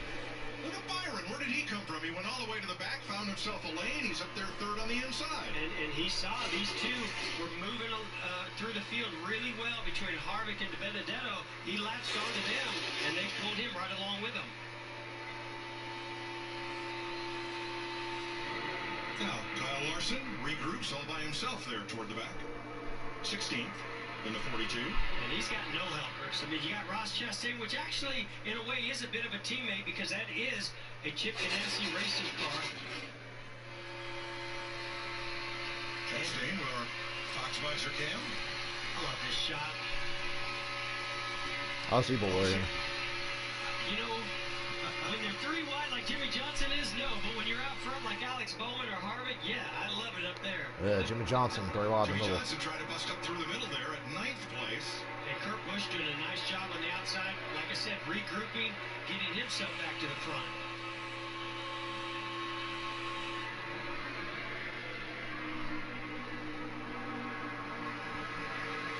We saw a big shove from the 20 Merritt Jones to his teammate Kyle Busch. Went up there and got him right to the rear bumper, the 88 of Bowman. No give up from Bowman on the outside.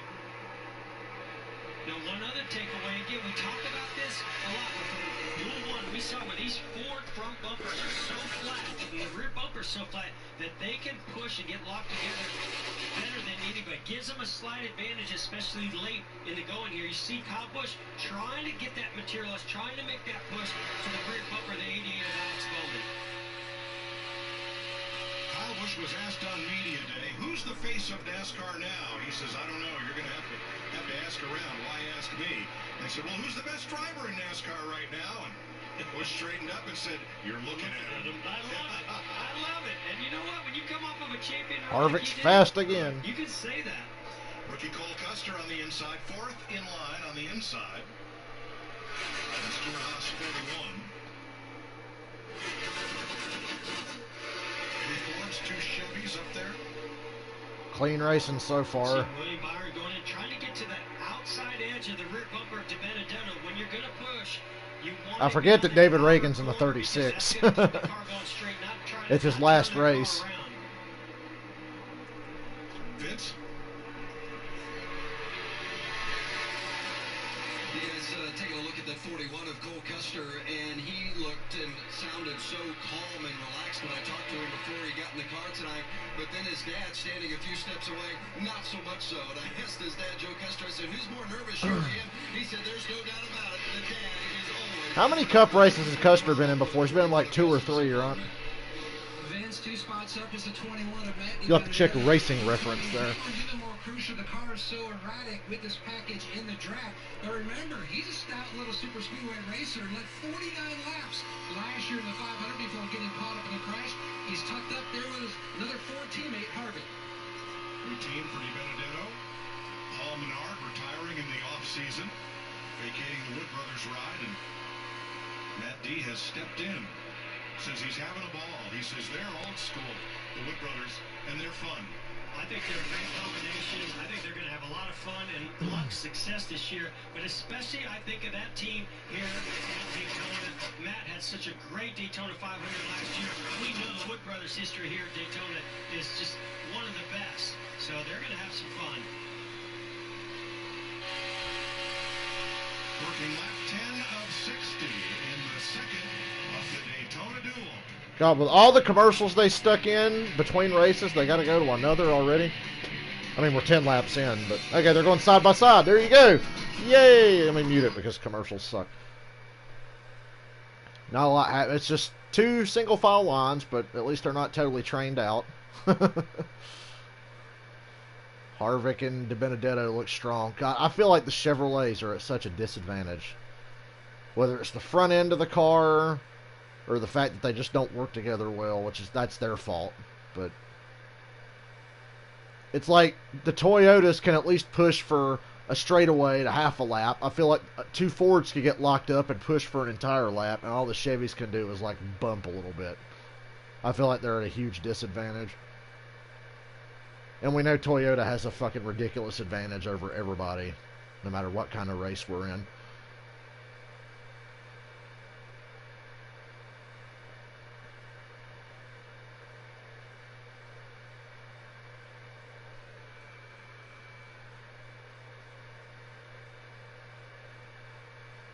There's that ugly ass giant spoiler.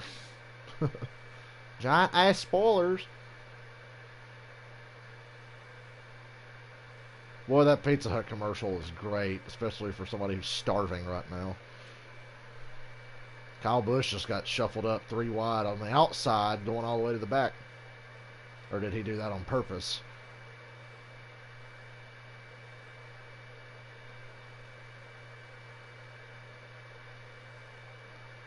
Interesting.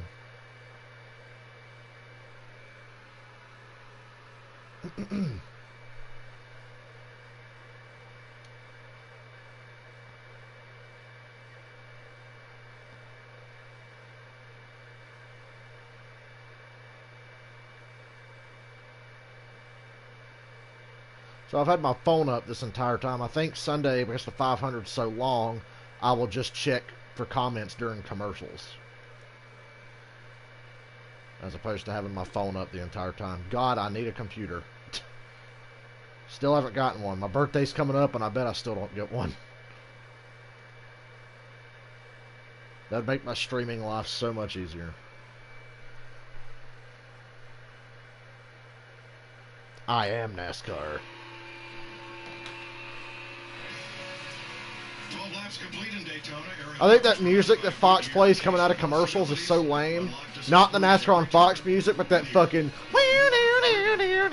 That stupid music is so fucking bad. I miss the Speed Channel music. That fucking... That music was awesome. Yeah, Kyle Busch went so high that had to be a part of the plan. Or maybe he miscalculated and said, you know what, I'm not a dumbass, so I'm not going to block these guys. You see something, like you said, Mike, very rare for Kyle Busch to go to the back like that and get shuffled. But that outside lane, since he has gotten shuffled, I thought they've made a little bit of ground up on our leader, Kevin Harvick. They have. Alex Bowman is leading that outside lane back toward the front. You got two Fords locked together on point. There's Harvick and DiBenedetto. Then the Chevy of Byron on the inside, and the Ford of Custer. 14 laps complete, and Larry, looking back at duel number 1, what you think? No trash on the front of Harvick. Because bad things only happen to good people. Especially in NASCAR these days.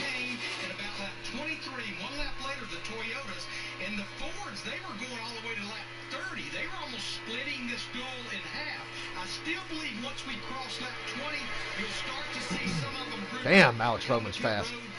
The Chevys are fast out front. But they need a Ford or a Toyota pushing them. That was so impressive. You see, you got about even amount of cars in the outside lane versus the inside lane. And so all it takes is for you to get a car like Eric Jones to your rear bumper to give you that shove. And we see here already, both of these cars, Kevin Harvick and the 88 of Bowman, fast race cars.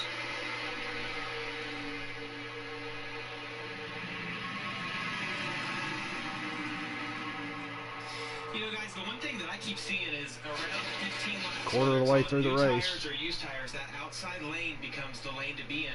And I think it's just because handling comes into play. The guys in the bottom either get tired or they're just not able to hold it wide open and keep the, on the car in front of them as close as they need to be. Well, I think you brought up a really good point, Jamie, because I saw something that Alex Bowman did. He went down and was very aggressive on the side draft to, I believe it's De Benedetto, and you saw right then. How come I'm only okay with the train around the top when a driver I like is leading? Because the train is formed. Here it is. Choo-choo. Yep. But I'm okay with it because the guy I like is leading it. I'm a hypocrite, I know it. And Matt Yoakum has found out what happened that dropped Kyle Busch from 2nd to 13th. Mike, all about agendas for this duel. It's all about building an open for the 500. Kyle Busch pulled out and dropped to the back to see how his car would be deeper in the draft. You can see now he's working his way to the front. In the back, though, he said the car was a little bit on the free side. The back end certainly out of the racetrack. So it was part of a plan. He's since climbed back up to 5th place. Call me old school, Mike. I like the Dale Earnhardt Sr. rule book, and that's be out front because that's where I plan to be all day. Right. Larry knows that one well. Yes, he does. All the way to victory lane. J.J. Yaley, first among the 2 race-in cars. Choo-choo. One of them will make the 500, and now this group has gone single file as we approach the opening of the pit window here in a couple of laps. There's the racing battle, keeping close tabs on one another. Brendan Gaughan has dropped further back. He's in the race on time for Sunday, so the race in is between these two, Yaley and Hill.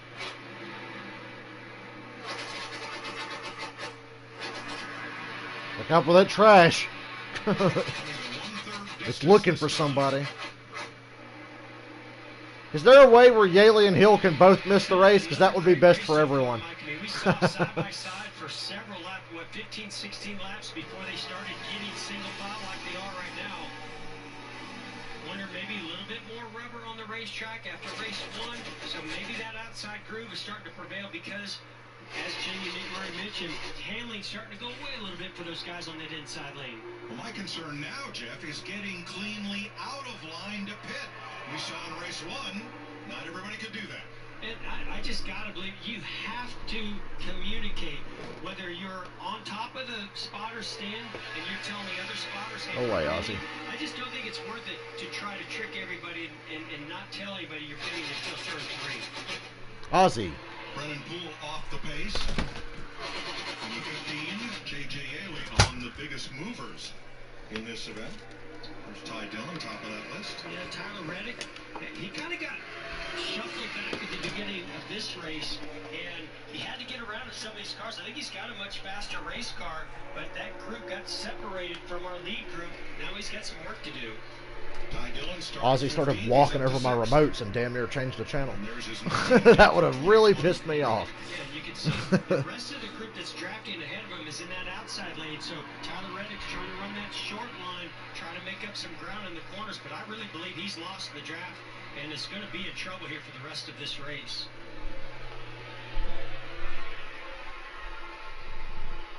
Caution free through these 21 laps so far. I like how the moment Mike Joy said caution free, as soon as I heard the word caution, I jumped. I was like, wait, oh. Last time the Fords stopped last, and before they stopped, they were running the fastest lap 20 some odd years of watching racing, whenever I hear the word caution, I jump. We had a lot of debate about that, whether that was intentional. We think that they just kind of fell into that, which was going to really turn out to be work out really well for them.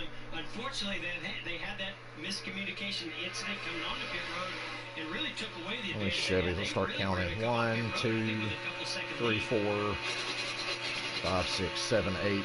But one of them, Tyler Reddick's so far back, it doesn't matter if he hits with them. Brings that single file train down to the line. 14 cars within 1.5 seconds. And you just got to think, I know Jimmy Johnson's not thinking about this right now, but each one of these events... Pit this time, they're coming this time. ...would be the last time he experiences that. It's Alex Bowman's radio. There are 4 Chevrolets in the top 7. Bowman, Kurt Busch, Ty Dillon, and William Byron. They will want to pit together so that when they get off pit road and back up to speed, they'll be drafting at competitive of speed. There goes Alex Bowman. There goes the other Chevy. Ty Dillon, William Byron. This is the exact lap the Chevrolet teams pitted in Duel 1. Looks like to me they're down to the bottom. Plenty of space. Nobody should get run over here. Chastain, Larson, and Johnson and Reddick will likely come with them. And here's Vince. Well, they told Kurt Busch, drag a little brake as you come in to put a little heat in those brakes to make sure you get stopped in the box. Just a little bit of balance help is the only complaint for Kurt Busch. Otherwise, Kurt Busch. Is that his middle name?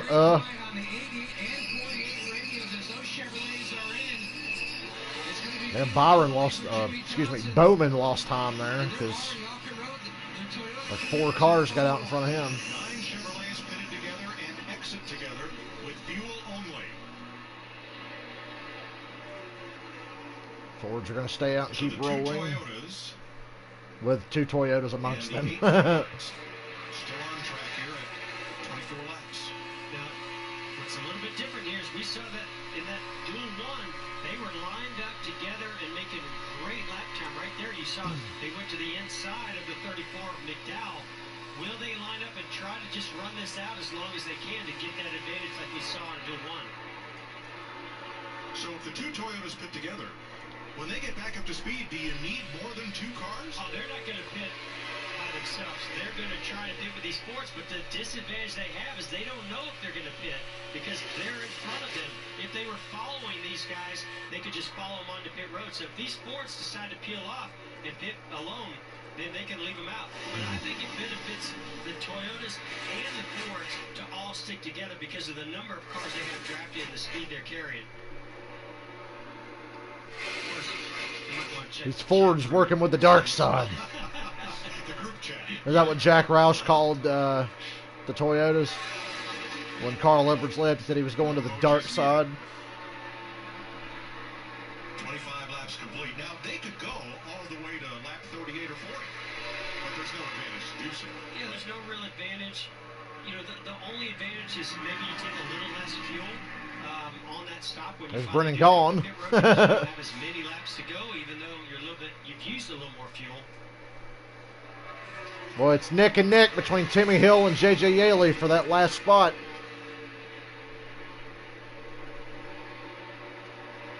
I saw the truck outside the racetrack flashing his lights. I thought the caution was out. That happens to me when I go to Cup races. When I go to Charlotte, I'm like, oh shit! Oh, never mind. It's just a truck like in the infield. They know what this means. This means starting the Daytona 500. One of them will. Damn, they are straight up racing side by side. Talk about give and take. There's no give and take happening right here between these two. What a battle! That swing is about $250,000 whether you start this race or not, or whether you have to go home tonight. Now, B.J. McLeod, the 52, is locked into the race. He's a teammate to Yaley, Rick Ware Racing. McLeod from Florida did not get to run a qualifying lap. They had problems and changed engines prior to the duel, but he's going to try to help his teammate here make the race. Well, it looks like maybe Corley Joy's trying to help out Timmy Hill. That 66 he's getting a little drafting help from Corey LaJoy in the 32. Corey LaJoy's a nice guy, but Timmy Hill's not worth helping. Side by side, this could get pretty interesting to watch. Maybe that green flag stops what's going to make the difference. I hate Rick Ware Racing, The though. So. biggest dummy if the 2 Toyotas found themselves on the racetrack with all those Fords behind them, slamming on the brakes and heading for pit road without them. They're done, Mike. If they come by themselves, their race is over if a caution does not come out, because they will not be able to run near as fast as those larger those larger drafts. That's a nice little group there. But the Chevys are split up because Johnson and Chastain didn't stay hooked on. You can see we kind of got a similar situation with Jimmy Johnson, and I believe that's Ross Chastain. They've lost the 4 ahead of them in Bowman, Larson, Kurt Busch, and Ty Dillon. And I think Byron's in that group too. Not only are Timmy Hill and J.J. Yaley racing side by side, they're in the top 10. Right. Losing ridiculous amounts of time, probably. So again, I really see these guys doing a very similar strategy the Toyotas and Fords. Yaley's got the experience over Hill. They're using the draft, using their group to run as long as they can, trying to build up an advantage before they come to green, to those green flag stops. Larry? Yeah, this would be the lap that the Ford teams were coming in the first duel, but I'm almost thinking bait those Toyotas, make them come to pit road, and then run another lap, unless they just keep running here. But this is the lap the Ford teams came. Well, at least they're going to get around these guys. Johnson's going to slide up in front. Oh, Jimmy, stop it. Well, that killed Eric Jones, and now he's going to... Oh, Jimmy, come on now. This is some Joey Logano shit. But, I mean, he kind of has to. If you block it just right, though, well, here he is now. He's just a part of this group, and it totally killed Eric Jones. And that is to benefit of Jones, because he is no longer in front of those Fords. So now it's assured that the 20 can pit when the Fords do. Here they have to come in the next 7 or 8 laps.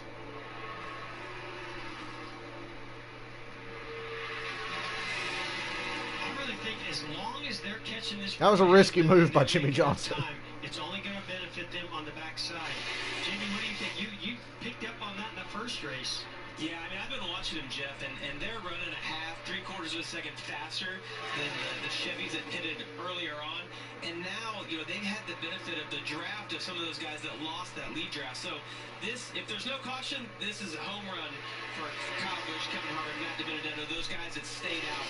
If we don't get a caution, I think they're going to be... I hope they all run over each other getting on the pit road. How is Kyle Busch going to know when the Fords are pitting and how much time we have to react? Yeah, I mean, there's no way, unless they tell Kyle Busch that they're pitting. Now, he can look in his mirror. I mean, hey, he's a 2-time champion. He might be able to pull something off like that, but I really think unless they tell him and include him in their plan, or maybe they listen on the radio, maybe he knows what lap that they're going to come in.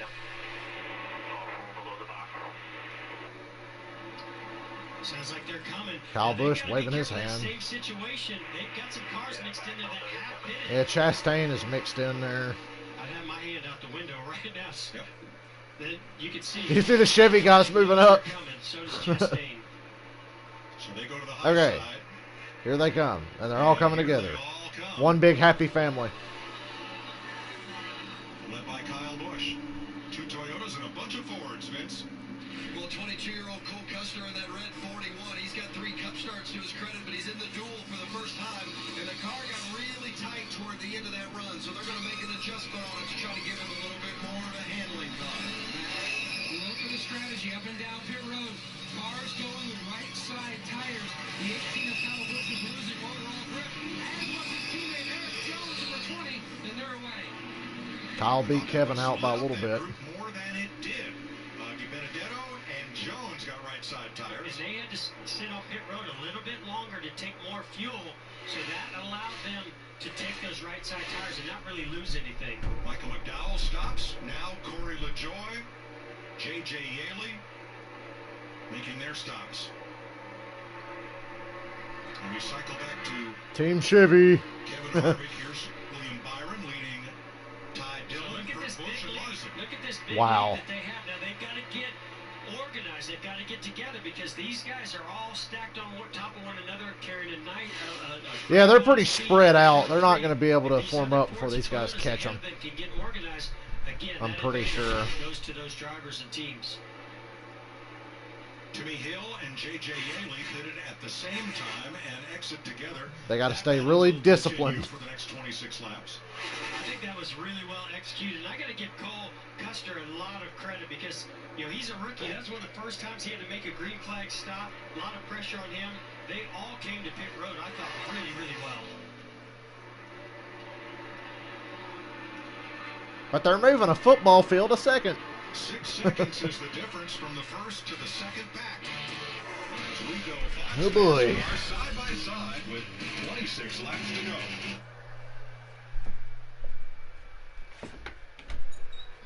God, Ozzy. This cat was like slamming into my door to get me to let him into the room. starting to get chilly in here. I've had the window open for a while. I hate this room so much because of how temperature sensitive it is. Chevy guys, come on now. They're starting to jostle around. There's only 5 of you. Stay in a fucking line. We're gonna need a caution here. I doubt we get one.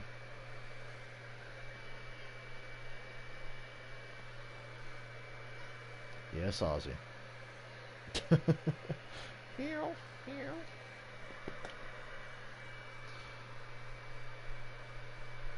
I didn't think the Ford Toyota group would get grouped up well enough because they looked like they were pretty spread out, but they got it figured out now, so they're going to be gone.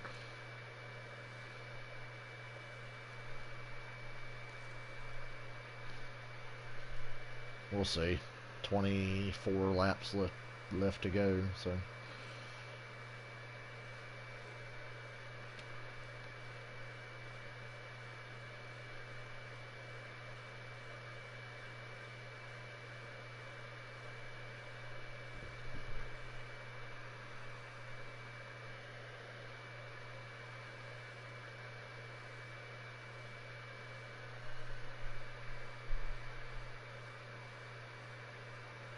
Kyle Busch looked like he was like about to cry or something in that commercial. He looked like he was looking at his dead puppy. He was like, oh.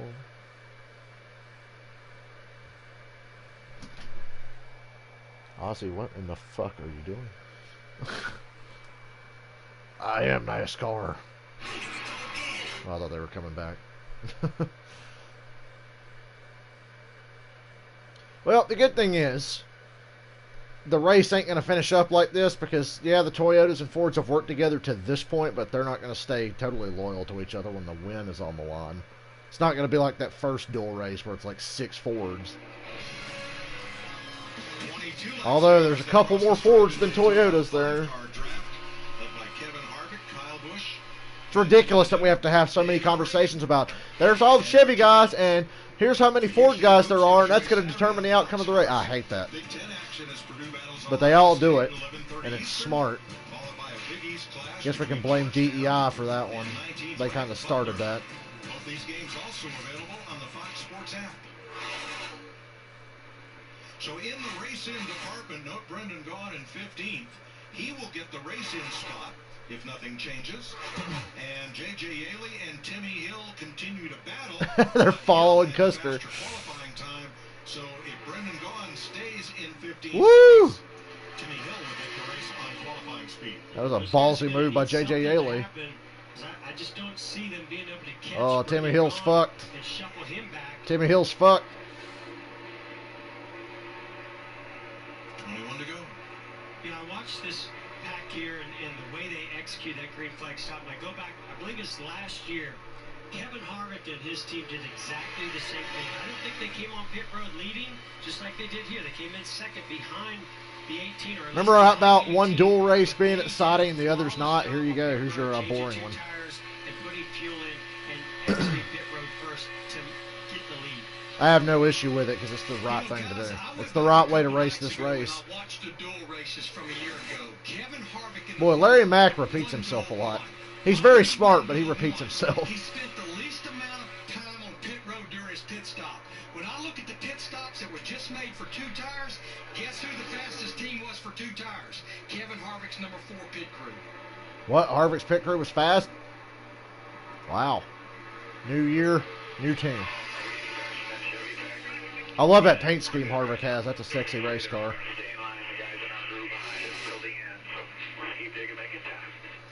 That's Tim Fedewa up on the roof. So what's going to happen here when Byron and these guys catch these pile of shit cars in front of them? How much time are they going to lose just trying to get around them? So it appears to be no accident that those Toyotas pitted with the fast group of Fords. Well, if you want this strategy to work out, you need some friends to go with you. There's a nice group of Fords that were fast, but they needed a few others to adopt this strategy, and that's why I think this is working out for them because of those 2 other Toyotas. So right now, the William Byron group and the Jimmy Johnson group, they are faster than the lead pack. Oh, no!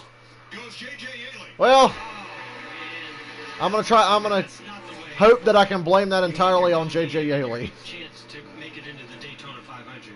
He just gave Timmy Hill a spot in the Daytona 500. Kamikaze's probably happy about this.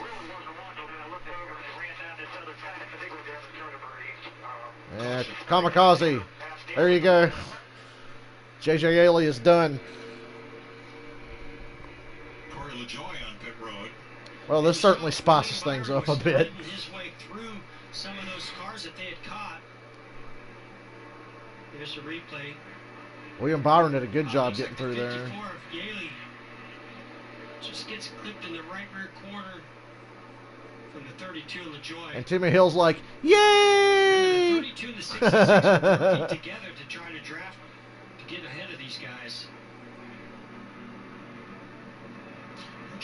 Well, I don't feel bad because it's J.J. Yaley, and he should have been out of the sport like a decade ago. The spotter Yaley knew what a run that Corey LaJoy had coming in that outside lane.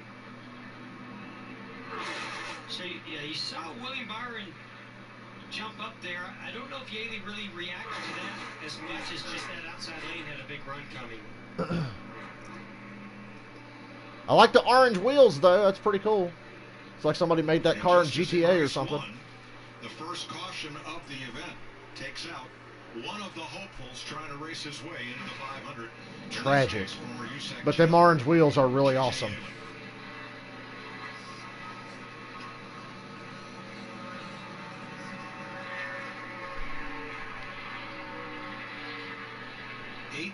Laps to go. William Byron is pitting. Coming to pit road. Oh, I was going to say, I think they thought the pits were open. But now we know what he's going to do. So that tells me some of these guys a little bit further back might come in and get 4 tires. So that yay or nay on the William Byron paint scheme? Like I said before, I love it. Yeah, I think when I look at the front, we're going to go back racing probably with about 13, 14 laps to go. If you're up there in the top 6, 5 or 6, yeah, you're going to stay out. But if you're back there like Alex Bowman, Jimmy Johnson, Tyler Reddick, come get you 4 fresh tires. Make that thing drive better. Here's William Byron's radio. I hope it don't fit. Oh, stay up. There you go. Good job. Yeah. They got the live TV there. Always here to help you out there, checking out.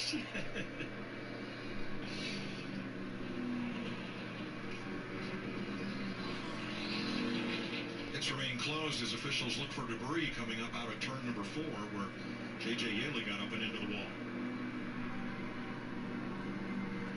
All this leads to Sunday, the biggest day in stock car racing. Every dream begins with a dreamer. This is the race where legends are made. They've all envisioned hoisting this trophy. Whose lifelong dream will become a reality? It's the Great American Race. Coverage begins 11 a.m. Eastern. You know, we talk all year about how long the season is. And then we talk all winter about how long the off-season is. And now we're ready. It is so exciting to be back in Daytona, kicking off Speed Weeks here. We had a wild one in the Busch Clash on Sunday, and we've had some great racing here in the Duels. So even more excited about Sunday's race at the Daytona 500 now. Pit road is open, and it's going to be busy. Ty Dillon leads William Byron and the rest. We'll see if these tires are worth anything. William Byron almost coming on pit road too soon. William said he wasn't paying attention to the pit lights. Telecast says he's a little too tight right now in the 24 man. I know Rick Ware's really sad that he's going to have one less dumpster fire riding around out there Sunday. Later in that run, especially up against the wall, but Bowman wanted to come get fresh tires. Better handling for the run to the finish. Kyle Larson only got 2 tires. You see him scooting out of the picture. He was first off pit road by a wide margin, followed by Byron and Bowman. Well, and I think Larson just felt like he needed some track position. Maybe he feels his car's driving plenty good enough. The guys he's going to be racing against ahead of him anyway, they took 2 right side tires. So by my count, Larson will line up 6th for the restart. 5 cars stayed out. Let's have a look at tonight's Blue Green Vacations race summary. The Blue Green Vacation. Joey Logano again, the winner of Duel 1. Justin Haley races his way in, and Reed Sorensen on his qualifying time from the weekend will be in the Daytona 500. Here in race 2, Kevin Harvick trying to repeat his dual win of 1 year ago. It'd be a real repeat because I think Joey Logano and Kevin Harvick won the duels last year. Correct. But we still have, what, 15 laps to go when we go back to green. So Harvick the leader in Ford.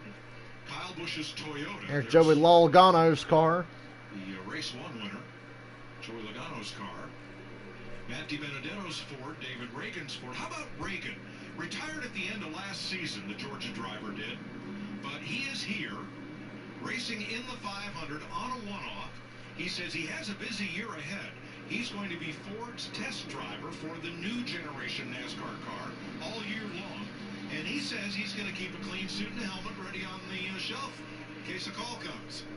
But here he is. You really call that retired? I don't think that's retired. Well, Jeff kind of did the same thing his first year when he was at home. I think So he has great experience to be able to help Ford with that, and NASCAR with that program.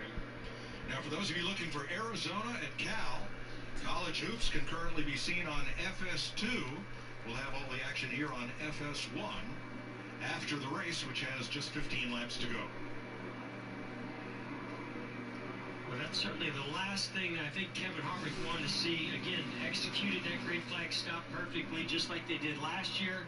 But now, stack them back up, got to go back racing, and we've seen what kind of racing happens when these cars are side by side after a restart. They brought the record of pit road to pick up B.J. McLaughlin, or rather, the 54 car. J.J. Yaley, and that's why we're going to add a lap here. oh goody, we got to add a lap because there's something going on pit What road. do you like? Kevin Harvick trying to win it for the second year. Or are they? Because the pace car lights ain't on. Oh, there they go. God damn it. Me and my big mouth. Kevin Harvick to the front, and he's right behind him, and that's Matt DiBenedetto. So I like Kevin Harvick's chances with these two guys hook up. I think they have a great shot at just shoving right ahead of the rest of the field. Wood Brothers always seem to bring a fast car for Daytona and Talladega. It seems to be their specialty. Jamie, Larry, who you like? Yeah, I totally agree with what Jeff's saying. I saw Matt right behind Kevin, and I think those two are going to be the two that are going to battle for the win here. Look, we only have 15 laps left, and it's taken about 15 laps for those lanes to transition to the top. So I think we're going to see two wide racing, similar to what we saw in that first duel. But I'm really liking that inside lane with Harvick and DiBenedetto. I don't know how in the world you would bet against Kevin Harvick in that Ford car. I think he's got their number right now, and he's got that track position. And again, a lot tip of the hat to his pit crew. They had the fastest two-tire stop when they came to pit road. Well, boys, I don't know if I'd bet on Kyle Busch, but what I learned last year is don't ever bet against him. Yeah, that's for sure. Can't count him out. And, you know, he's hungry. He finished second this Daytona 500 last year. He's checking off boxes. And one of those boxes that he has yet to check off is that Daytona 500. Now, does that mean he has to win this duel? No. But I just think it's a statement that he wants to make and get the absolute best starting position on Sunday in the 500 to go try to get that first victory. Well, Harvick is trying to equal history along with Joey Logano because only once in the history of the Daytona International Speedway have two drivers won their dual races 2 years in a row. The same pair of drivers, and they're both Dale Earnhardt and who? Joe Weatherly and Daytona Beach's own Fireball Robert. Well, it goes back farther than that. Okay. Let's say Earnhardt won 10 duels in a row, and I figured there might have been another repeat winner in that time. But I guess not. That'd be some pretty... Joe Weatherly and Fireball Roberts, the more you know. Yes, it would be. We might just have two future Fireball Roberts, the most ironic name in the history of motorsports because of what happened to him in the end, which is just awful. But really ironic. And the rest of this field restarting with fresh tires. I really think if you're Kevin Harvick or if you're Kyle Busch, clean air is your friend, and you're going to be fine on those tires. Boy, I hate that phrase. Clean air, clean air, clean air. We have never heard clean air so much in NASCAR history than the last decade. Clean air, clean air. Checkered flag waved in Homestead in November. Kyle Larson has run 20 races. He's won half of them. Around the world a couple of times racing. Kyle Larson, very prolific. Australia, everywhere. Chili Bowl, here we go. 13 laps to go. Green flag.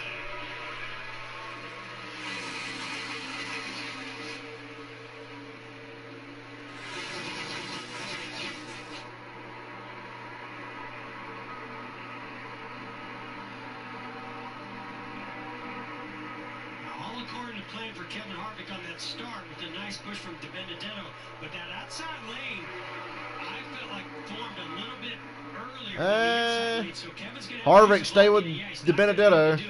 That's what I would do. Big push from David Reagan. Thank God Matt Tift is no longer a thing. He was fucking useless.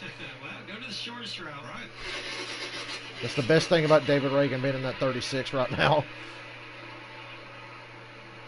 Man, David Reagan's really good at Daytona and Talladega. He is really good at this.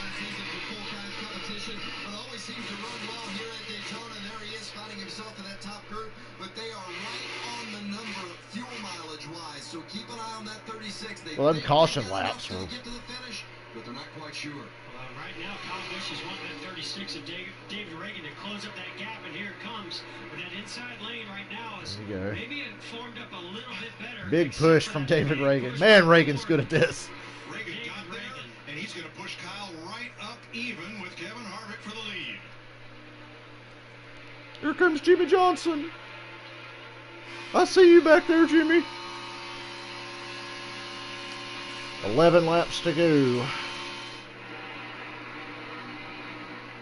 Kyle can get there, but he just can't. What? Notice Alex Bowman chilling in the back. You get a big surge, but then you lose your drafting help, and it pulls you right back.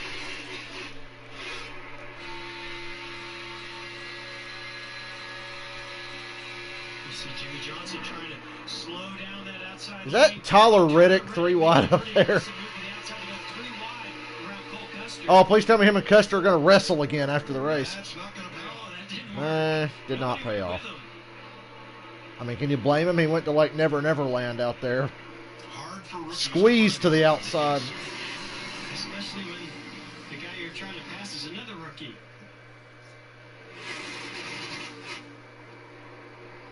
Harvick was asked in the media center today, 10 laps to go.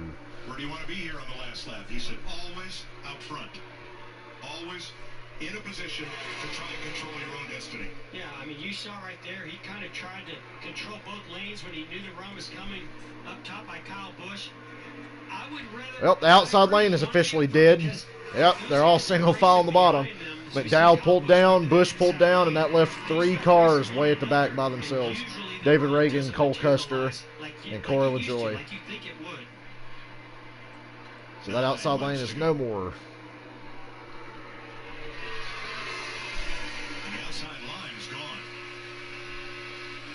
Mike Joy's observant. Here, Ross Chastain have to actually get out of the throttle a good bit as they go into turn 1.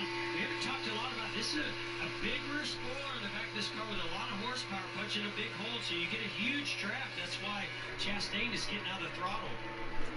Kyle Busch. Ross Chastain went with him. Ty Dillon wants to go, but he's not clear. Larson pulls up now. It's going to take more than that.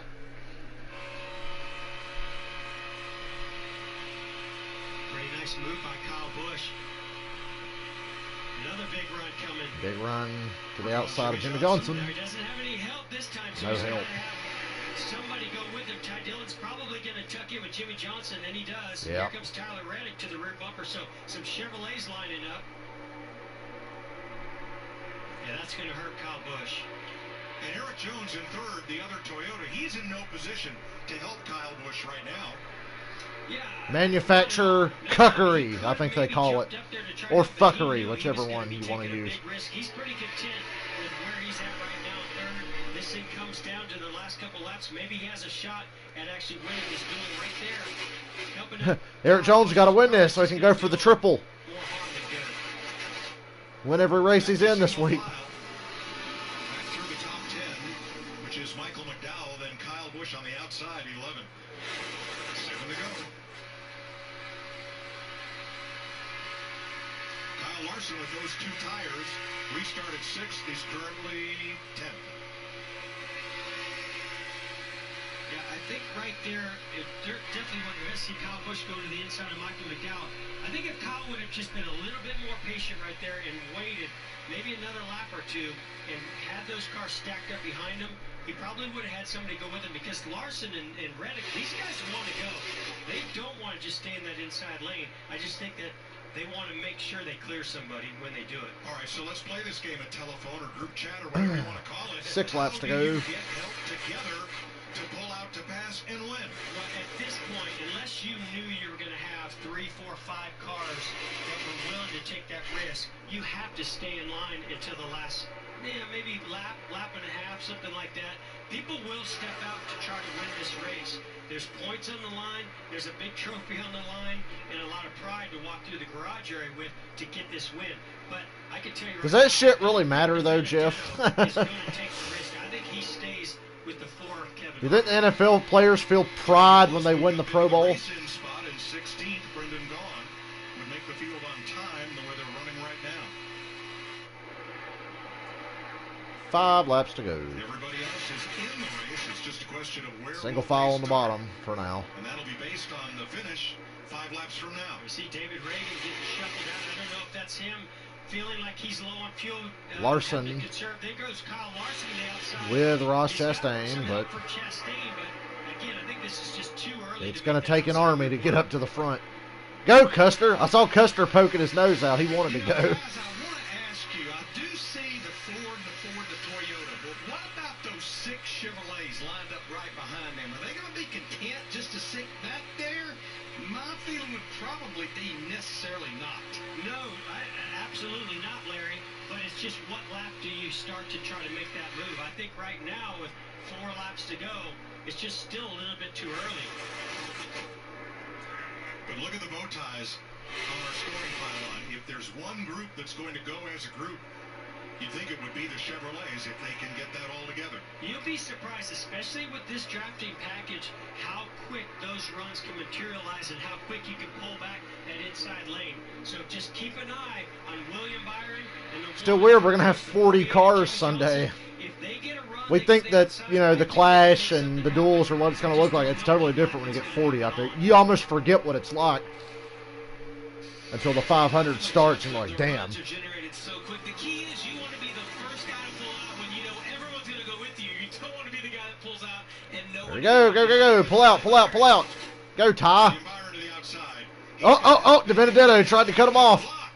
And now Harvick's going to move up. You're just stuck out there. You're Kevin Harvick. You got no momentum. Ty Dillon, move your ass up, dude. There you go.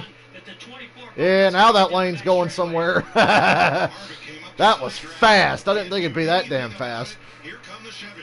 And they shuffled Jones out on the bottom. Tyler Reddick did.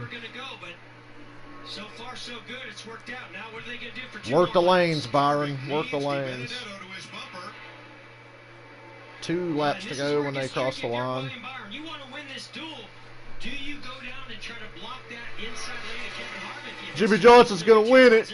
Look at Jimmy. Oh, you're selling him out, Johnson. Oh, no. Well, they're getting in front of Harvick. That's good. Jimmy Johnson. 2 to go. Hey, I told you Jimmy Johnson was going to win. Nah, he'll probably stay behind Byron. He ain't going to try to rock the boat here for fucking over a teammate. Oh, no. They're stacking up and bouncing around. Gives William Byron a push. Coming to 1 to go. They got Harvick boxed in. That's the good thing. I mean, I think right now William can get that far out because it's his teammate Jimmy Johnson. If that was anybody else other than Jimmy Johnson, White flag, one lap to go. One to go. Oh, Jimmy Johnson! Jimmy Johnson went high. He tried to sell out Byron.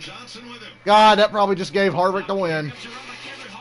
He's going to get to the inside of Byron. Ah, damn it, Jimmy.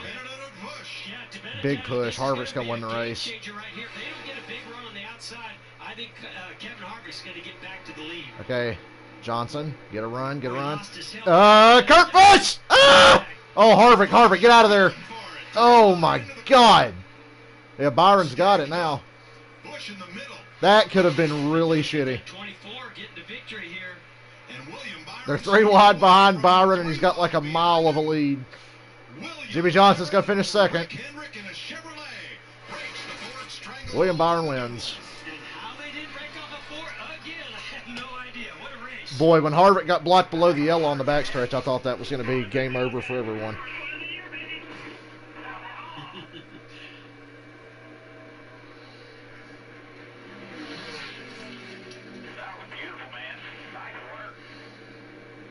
Kurt Busch had a big run, and that kind of broke up the battle as Jimmy Johnson and William Byron their way to victory.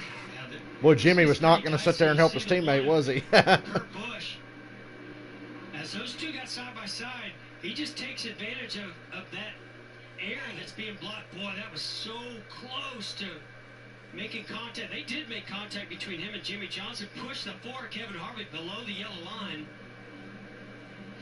Which would be a penalty on Harvick if he drove below the yellow line, not if he's pushed below the yellow line, as you'll see here. Well, and it's about advancing your position, but yeah, he definitely got... I bet that was beautiful to see that in your rearview mirror for William Byron. I tell you what, those guys that were in Duel 1 that didn't get, you know, that were watching... When Johnson moved off of Byron, I thought Harvick had the race won, but what killed Harvick was when Kurt Busch went to make a move on Johnson. And they've got history, Johnson and Kurt Busch. They taught these guys something for the Daytona 500. You can come from... Damn, Byron was gone at the end. Cars behind you to go with you.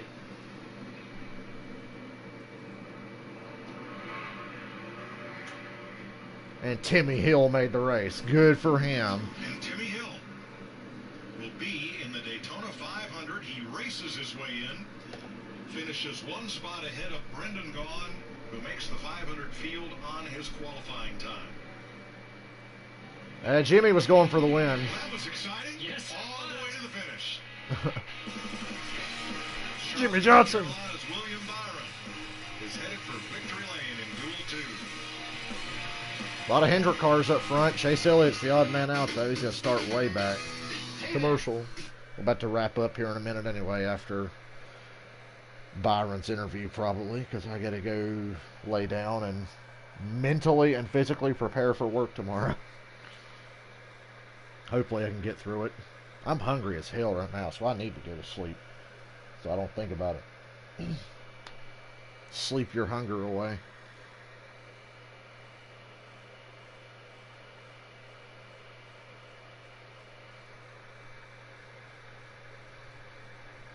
Those were some good races tonight, and nobody tore their shit up. Nobody important tore their shit up.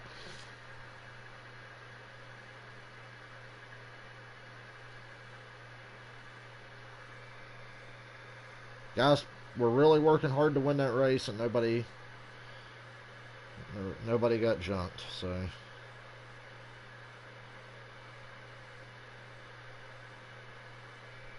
That's pretty much what you want to see.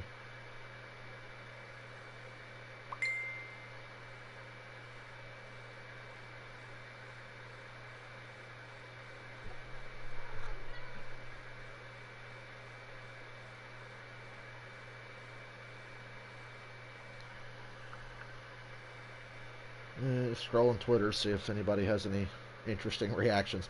You know, I'm glad that Jimmy Johnson didn't just sit there and try to push Byron to the win, but that's also why the Chevrolets are not going to win Sunday, because the Fords will actually do stupid shit like that. They will actually just stay together. Although this drafting package works so well, you can try to make a move.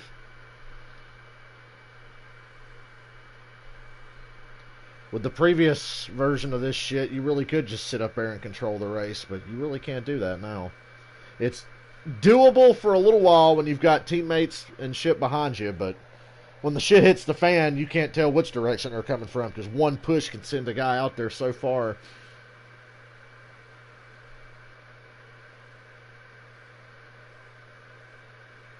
But I'm glad they turned out to be good races. Definitely worth the watch, so that was fun.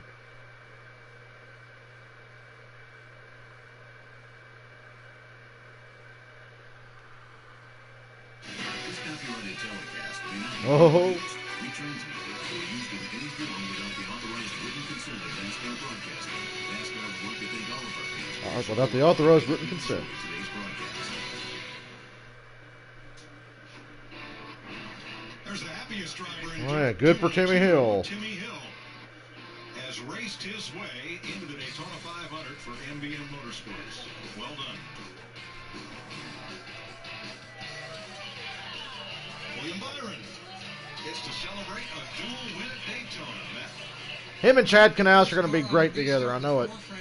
You've already seen the progress in the last year. No, we didn't really have any. There wasn't any Chevy orders or anything like that. We just did a good job of working together. Kurt was a great pusher and great. They had the helper, and numbers. I really had a lot of trust in him.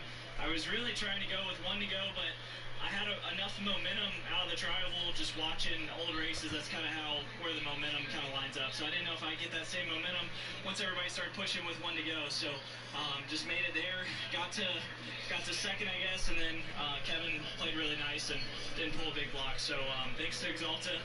This car looks really good. I'm sure it's beautiful under the lights. So excited for the 500. Lessons learned watching old races, Vince, certainly pays off with a W tonight. I think that's the first time I've ever heard anybody say Kevin Harvick played nice. Was that really what was happening? When they're coming that fast, it's See, that's a smart race car driver. We've seen how that worked out.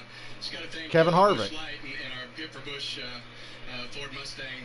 We had a great car tonight, and the guys did a great job. We were able to get on the pit road, had a great pit stop, and put ourselves in position to have a chance there. Matt D, he was a heck of a pusher, but he was really the only. It was kind of two against the rest of those Chevrolets, and we held our own tonight. So I think we've got two fast Ford Mustangs. Just got to thank Mobile One, Hunt Brothers Pizza, Jimmy John's, Ford, Outback, Mobile. Damn, he's got a lot of who helps us run sponsors. this car for, That is rare these Saw a lot of days. speed out of that Ford. Thanks, Kevin. Mike? They led a lot of laps tonight, 33 of them, in fact, more than half the race. And a really veteran decision by Kevin. Don't Harvick waste to airtime realize interviewing when Timmy Big Hill. was coming and not to block it to cause a big wreck like we've seen earlier in the week. It's your Daytona 500 starting lineup. Was settled last weekend in time trials. The inside lane will then have A lot of Chevrolets up front. Those three Chevrolets that finish at the front as we get set for a battle royale on the Daytona 500. Eric Jones will be the first of the Toyotas on the grid back in row 7 with Truex and row 8. Yeah, certainly wasn't a great duel day for those Toyotas. I expect them to be a real. God, Chase Elliott is so far back. Denny Hamlin's pretty far back too. Or outhandled, as they proved here last year with Denny Hamlin's win. A lot of rookies. Kyle Busch way back there. A lot of contenders further back. Kyle Busch finished 13th in his duel tonight. I mean, look at those rows. You got Clint Boyer, Chase Elliott, Denny Hamlin. Boy, them last 4 rows have some fucking winners in it, don't they?